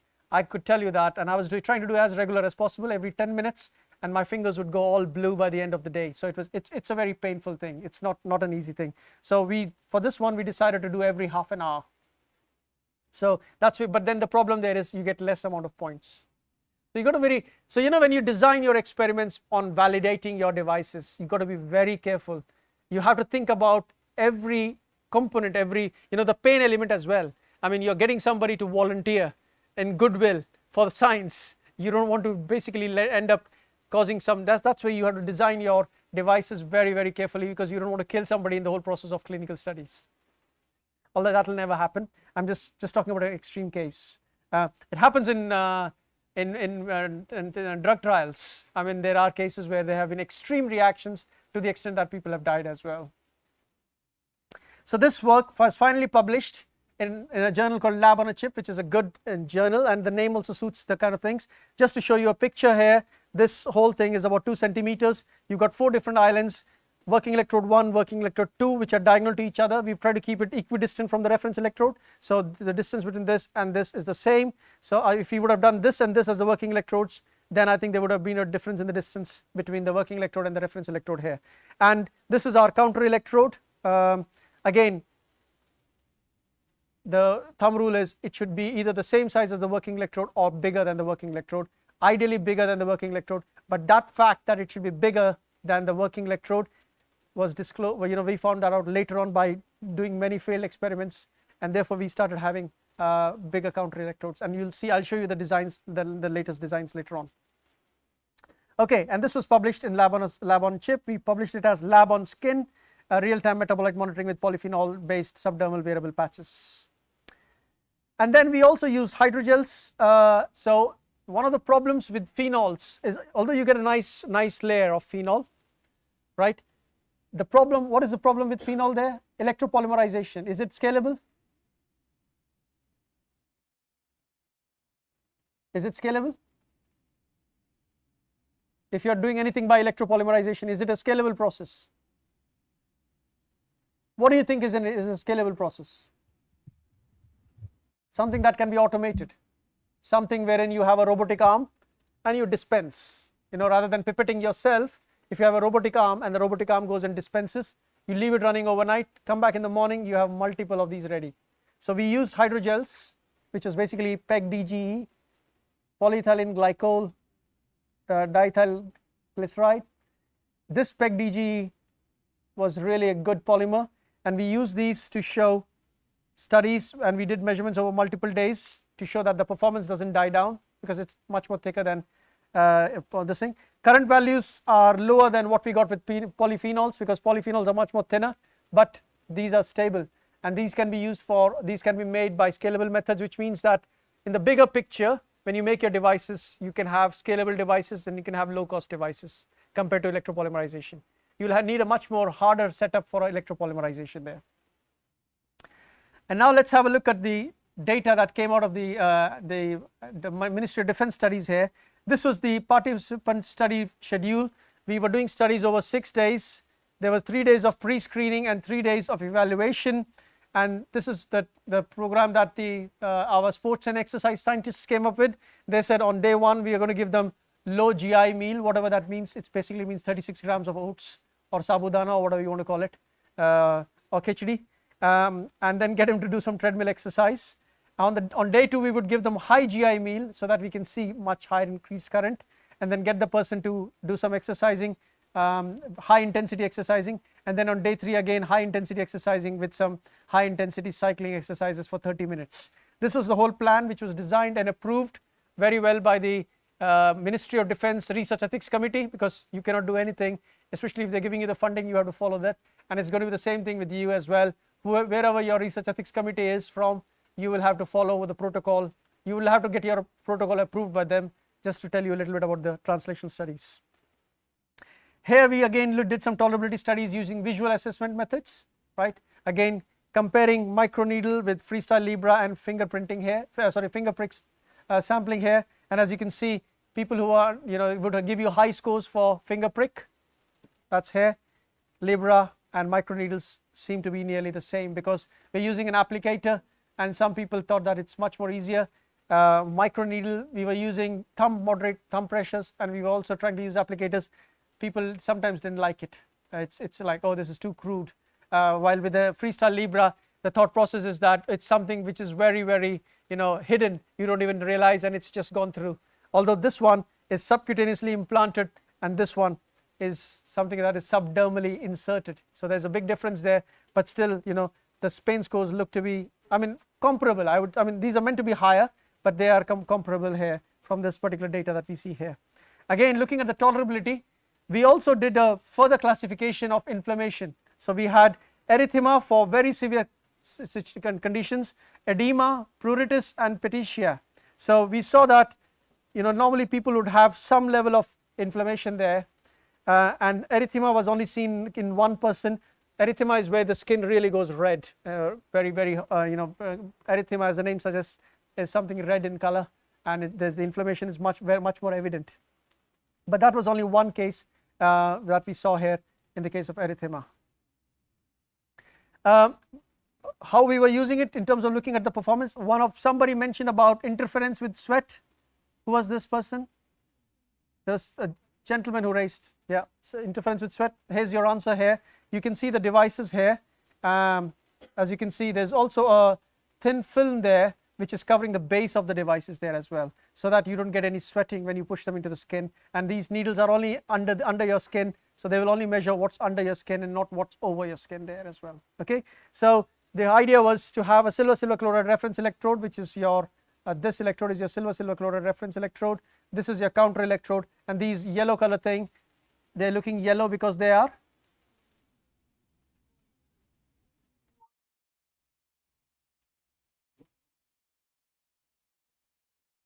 want a better answer. They're glucose sensors. Glucose oxidase is yellow in color. Why is glucose oxidase yellow in color? Yes, well done. You will get a treat for him. Flavin, glucose oxidase has got flavin, FAD, flavin adenosine dinucleotide, right? Well done. So that's what's good. Why is milk yellow in color? Milk has got a bit of yellowness, right? You can see the difference in milk, cow milk, goat milk, sheep milk, and of course, so there's no yellowness in soya milk. No, it's riboflavin, again flavin there. Okay, so these yellow color things are your glucose oxidase working electrodes there, just to show you a clear picture there. And as you can see, the sensor was inserted at the back of the arm, and the person is getting ready for all the measurements. We also had a mask there. We were measuring oxygen levels and carbon dioxide levels as well during the exercise process.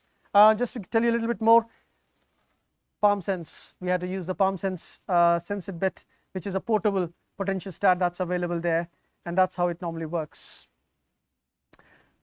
In an ideal case scenario, this is how your results should look like, wherein basically you have your red dots, which is your capillary interpolated blood, and your dotted lines, which is your microneedle, and they should have a nice overlap. You'll see most of the publications which have been reported like this, but what they fail to mention there here is that this would be something where the data has been processed either using machine learning, some smoothing algorithms, something that people of the likes of Professor Khalid, Mirza know about how to smooth your data and play with your data to make some sense of your data, whether it's machine learning or AI thing as well. But we were lucky, only on one of the days we got data which looked like this. On the rest of the days, the data looked more like this. This is to give you some examples of the different participants, how the data looks like. I'll have to scoot through all of this because I think we still have time, but I don't want to bore you with all the stuff. Is it okay?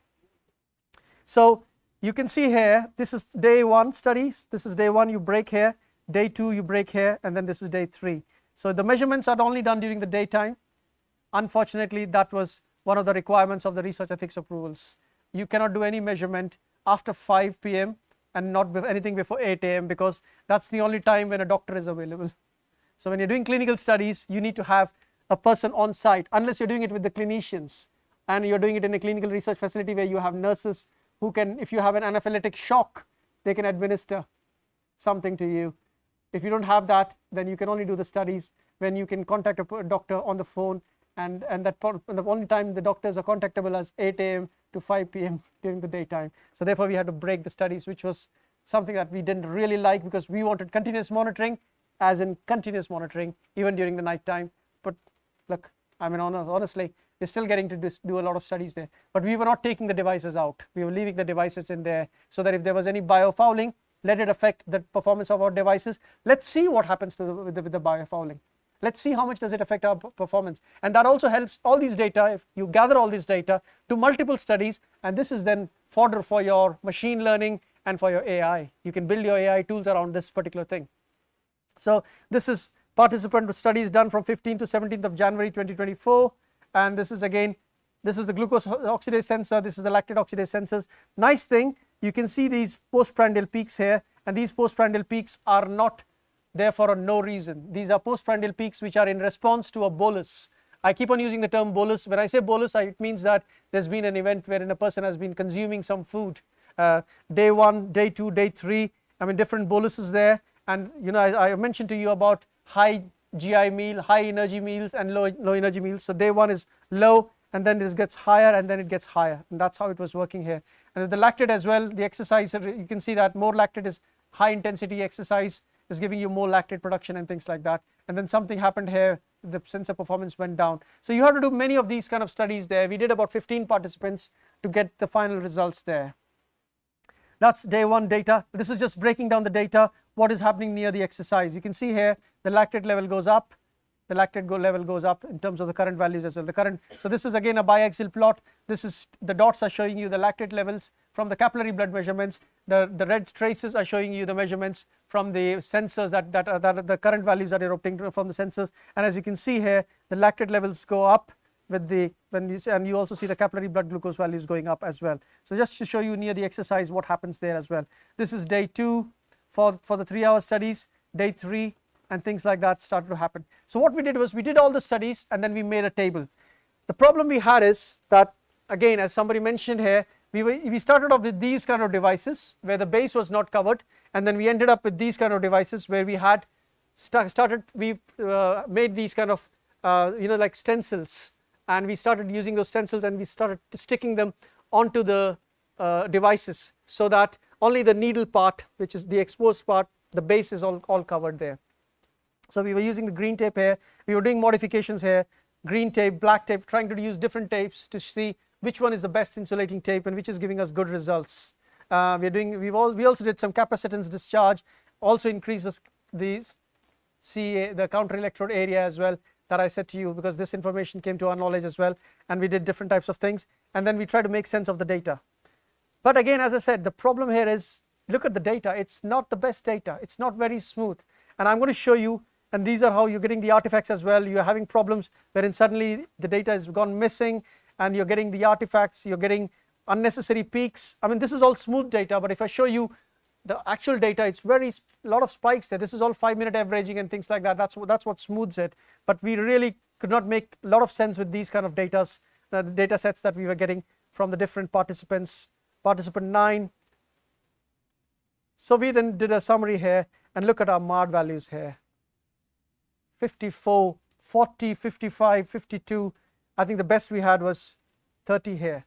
Okay, if you look in terms of capillary blood, we are doing much better here. Here the MARD values are 14 and 10, right? These MARD values are comparable to the commercially available sensors. Commercially available sensors, when I started attending the conference, they all started from around 30, and they've all come down now to nearly 8, 8.5, 8.7, 9. I haven't seen anything which is below 5. Have you seen anything? No. So the MARD values, typical MARD values, when you compare the performance of your sensors to the commercially available ones or to the gold standards, are ranging between 8 to 12 is the MARD values. Here we were getting something here, but I think we used some compensation electrodes here. But again, the data doesn't make much sense here. This was also looking good here at 7.56. So the conclusions here is, when you're doing continuous monitoring, there are a lot of artifacts, and you need to use the data, you need to train your data to be able to address these artifacts. These artifacts can destroy your clinical studies, right? And I'm also here to tell you so that before you even start your clinical studies, you have everything set up nicely, and I'm able to share my experience with you so that you don't have to reinvent the wheel and do the same mistakes and go through the same painful journey to get the best results. Please use my experience here. I'll be more than happy to share all the publications that have come out of these translational studies. Use those and then see what gives you the best studies here. Okay, so artifacts are what normally contribute to the ambulatory data, and they're not fully understood. You have a lot of biofouling effects that was already established through the previous work. The biofouling will actually affect the sensor performance. We can eliminate some of the artifacts by using what we call as the counter electrodes, or we also call as compensation electrodes, or an auxiliary electrode, AME. And we need to do a lot of studies on these AMEs, and we also need to bring in tools like AI for better data analysis and interpretation. In the next part, I'm going to show what happens. So this is the research group that was involved in those studies here. I was very fortunate to have Arjun, my postdoc. So if anybody wanted to ask any questions on postdocs, I can tell you that. And I had a very international team here. I have 2 people from Japan here. I had a lady from Brazil, and I had 2 students from China and 1 of my PhD students who was from East, and this was my lab, how it looked when I was in Swansea University. I had this is where we were preparing the devices, working.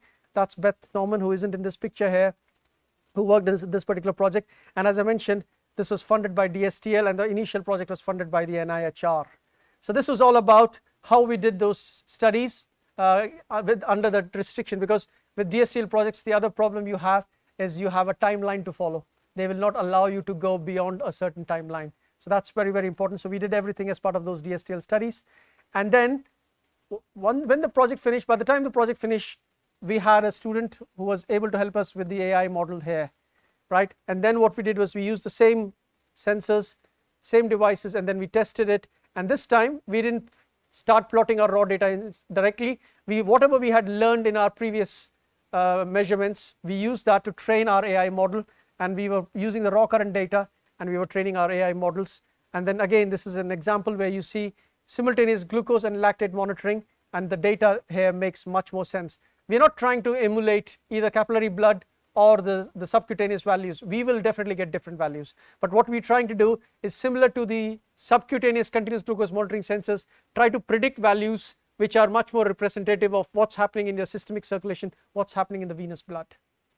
Okay, so I also wanted to show you some of the tools that you need to do. So when you start working on wearable devices, especially with microneedles, the first question you ask yourself, are these microneedles actually sitting in the subdermal space, right? How do you find that out?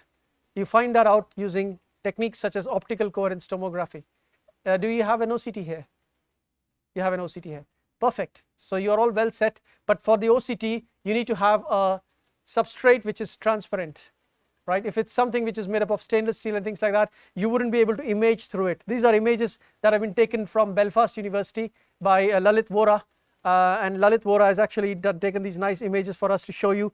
This is basically to showing you the skin layers. That's the conduit that you're normally creating, and this shiny bit that you see here is the stratum corneum layer, and the skin, as you can see, is nicely penetrating, creating a conduit around, and it's measuring in this interstitial, in the subdermal space here. This, as I said, this shiny layer is your stratum corneum, right? And it's nicely, if you measure the height of this one, it's going down about 1000 microns, or nearly about 980 microns, or nearly 1 millimeter deep into the skin, which means that it's sitting in the subdermal space very nicely. So this was a proof that so you know, when you get different, and you have to make sure that your needles are not moving, because it's the outer surface of the needles that are giving you the current values. If you keep on changing the surface area, therefore you might have seen that in the images you see a pink kind of a band there, which is again used to secure the thing in place. Once we start using the AI model, we can make much more sense of our data. Just to kind of show you here, this is a good kind of thing. I wish I can zoom into this here. You can see there are 3 sets of data here. You have a lilac plot, which is the CGM data. You have the green plots, the dots, which is the capillary blood measurements, and then you have the blue plot, which is your measurements from the capillary blood glucose. Sorry, measurements from your subdermal wearable patches. All right, and as you can see here, they're nicely overlapping with the capillary blood, especially this part here, right? And then you can see that as the capillary blood goes up and down, your blue trace is also going up and down. You can make much more sense of your data here. You can see that you can record or you can monitor the events much more closely here. And similarly with the case of lactate as well, you can see that lactate is pretty stable here. Seems like a very good athlete here, because good athletes, because by their training, I mean, this is definitely not myself, so I can't say that my lactate stays the same, but then you can see here when you start doing rigorous exercises, high intensity exercises, the lactate levels are going up, which can be seen in the form of a trace, which can be seen in the form of this high VO2 and VCO2 values. So that's how we normally, that's our secondary reference there, and the same thing is seen when you do this exercise thing here as well. Now, this was achieved through machine learning and AI. These tools will be discussed by Professor Khalid in one of the sessions, I think, and also Dr. Prasoon will also be talking about these. So now if you look at the performance evaluation, the performance looks much better. You have a lot more points. I mean, all the points are in zones A and B. This is comparison of CGM versus capillary. I deliberately put this here. CGM is a commercially available device. Capillary blood measurement using blood glucometer is a commercially available device.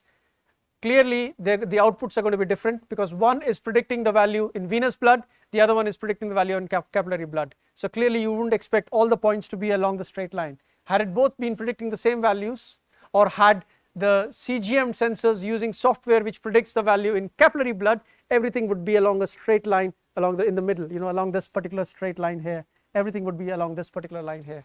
But here you can see that you're getting some variation there, and that's what gives us the bit of margin there when we compare our subdermal patches versus CGM and our subdermal patches versus capillary blood. We can see that the points are all in zones A and zones B, right? And we don't expect, and if we show that all the points are in zone A, then we are making up the data. It's not going to be possible for us to show that they are the same. In terms of the lactate sensors, you normally, as I said, you have a bland Altman plot.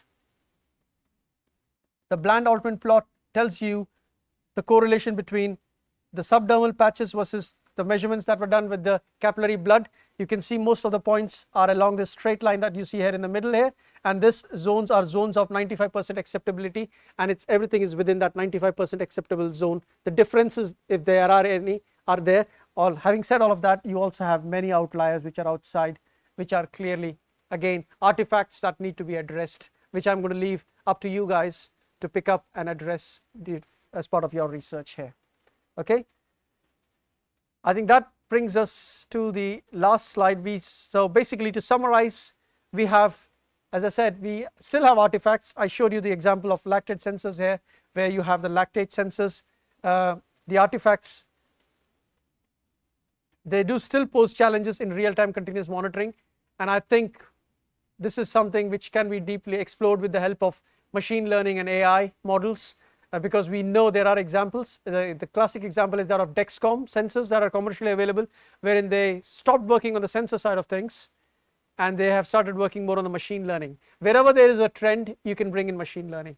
If you know that you're using glucose oxidase, you're using lactate oxidase, there are new terms that have been introduced now. We call as factory calibration. Anybody heard of factory calibration? Sorry? You heard about factory calibration. So previous clinical studies, when they were being done, you would have the sensors being implanted, right? And a lot of those sensors were implanted, the Enlight sensors were implanted in the abdomen, right? And the way you would optimize, or the way you would calibrate those sensors, was you would optimize, you would implant that in your abdomen, and you would have a blood glucometer reading, right? So it would ask you at the end of the warm-up session, after 1 hour, the sensor would warm up and start, and it will say, what is your capillary blood glucose reading? It would take that reading, and it would take readings once every day. So clearly, that's how you would normally start to build up your machine learning models and AI models. We all know about this enzyme glucose oxidase. We all know about the lactate oxidase. Both of them have got their characteristic Km values, and we know that these Km values, or the apparent Km values, will degrade as the enzyme degrades over time. I mean, glucose oxidase, I keep on saying, is in a class of its own. You take glucose oxidase and throw it on the road, bring it back to the lab and make sensors out of it, you will see the sensors still working after 4 days of sitting in the sun. That's why I say glucose oxidase is in a class of its own. Lactate oxidase, unfortunately, is not very stable.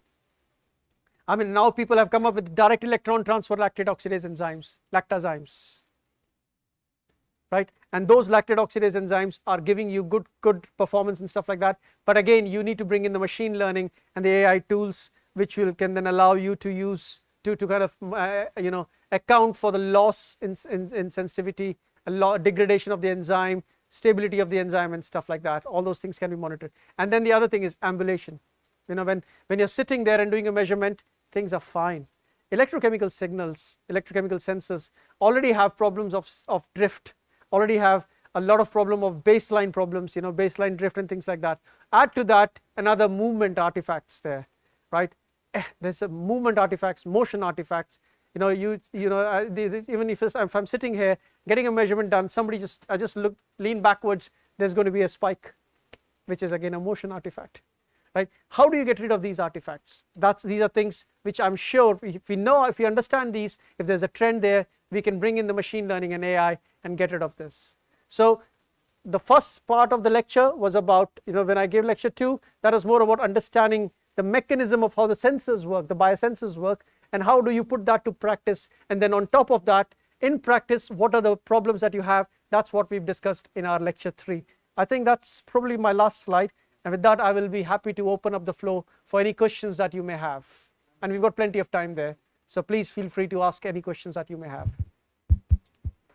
Yep, any questions? I know it's the end of the day, we are all tired. Yeah, Priyanka.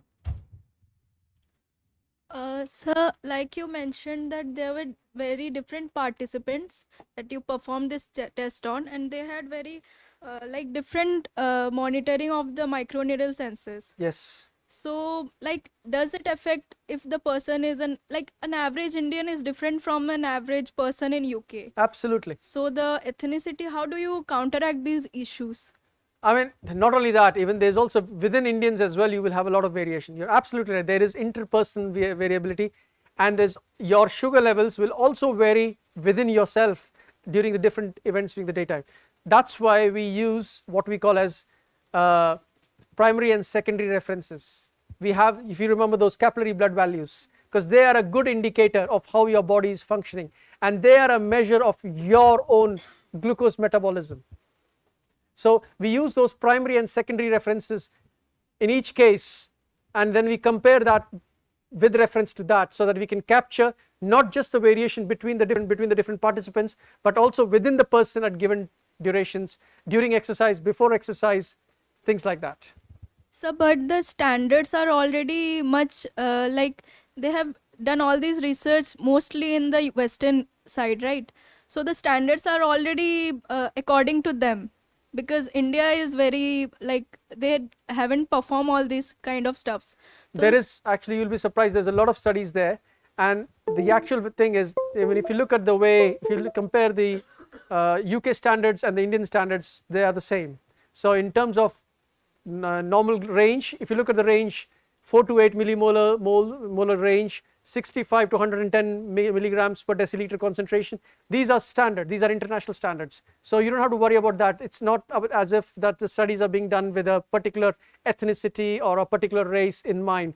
These are studies done for general human. And the funny thing is, when we do clinical studies in even places like UK, especially in London, we end up doing a lot of studies on participants from Asia. That's the reality. But we look at it more as human studies. We don't say Asian population and things like that. Yes, if we have to do clinical studies related to progression, disease progression, because that, as you said, genetic factors there. As Asians, we are genetically predisposed to diabetes, so the rate at which we metabolize things, those things are different. But those are more clinical trials. These are human studies here. Thank you. You're welcome. Yep. Any more questions? I know it's a long day, but if you have any questions, please do ask. Yeah, so it's more of a kind of case study. So in the previous lectures, you saw the technology, and then you saw the application of technology in this session through various trials. So I have a couple of questions Sure. I can ask. So I saw in your work, you are actually using this muscle on the Don't say forearm. muscle. It's not intramuscular. No, I mean this location Yes. on the forearm. Yeah. Where you can actually press the microneedle to insert. So is there any reason of then why not? I guess most of the CGM sensors, they use the biceps. No, so for the area. the other studies, for the MOD studies, we were using the back of the arm. Right, because I saw Joe Wang's group, they also had a Nature publication where actually they are using this forearm. I couldn't understand why. This one is at the back of the arm, I Right. think. Just So there is no specific reason why to choose the. Look here, I mean, you can see this is at the back of the arm. Right. Okay. So you could this choose. is skin from back of the arm. This is not the forearm. Okay. This is the back of the arm. So for the penetration force that is required, it's same whether it is fore or back. It doesn't matter. As I said, with the exception of the backside and the feet, Rest is skin fine. is the thickness stays the same. Okay. One more question. And this microneedle array, it's coated with platinum, right? The bare structures are coated with platinum. So and then functionalized with glucose oxidase. Right. So in terms of functionalization with GOX, how does it differ if the surface is from gold, whether it is gold or platinum, or the same process is same? Platinum is a much better material when it comes to glucose oxidase because it's got catalytic properties. Okay. Gold, on the other hand, gives you a very, very high background current.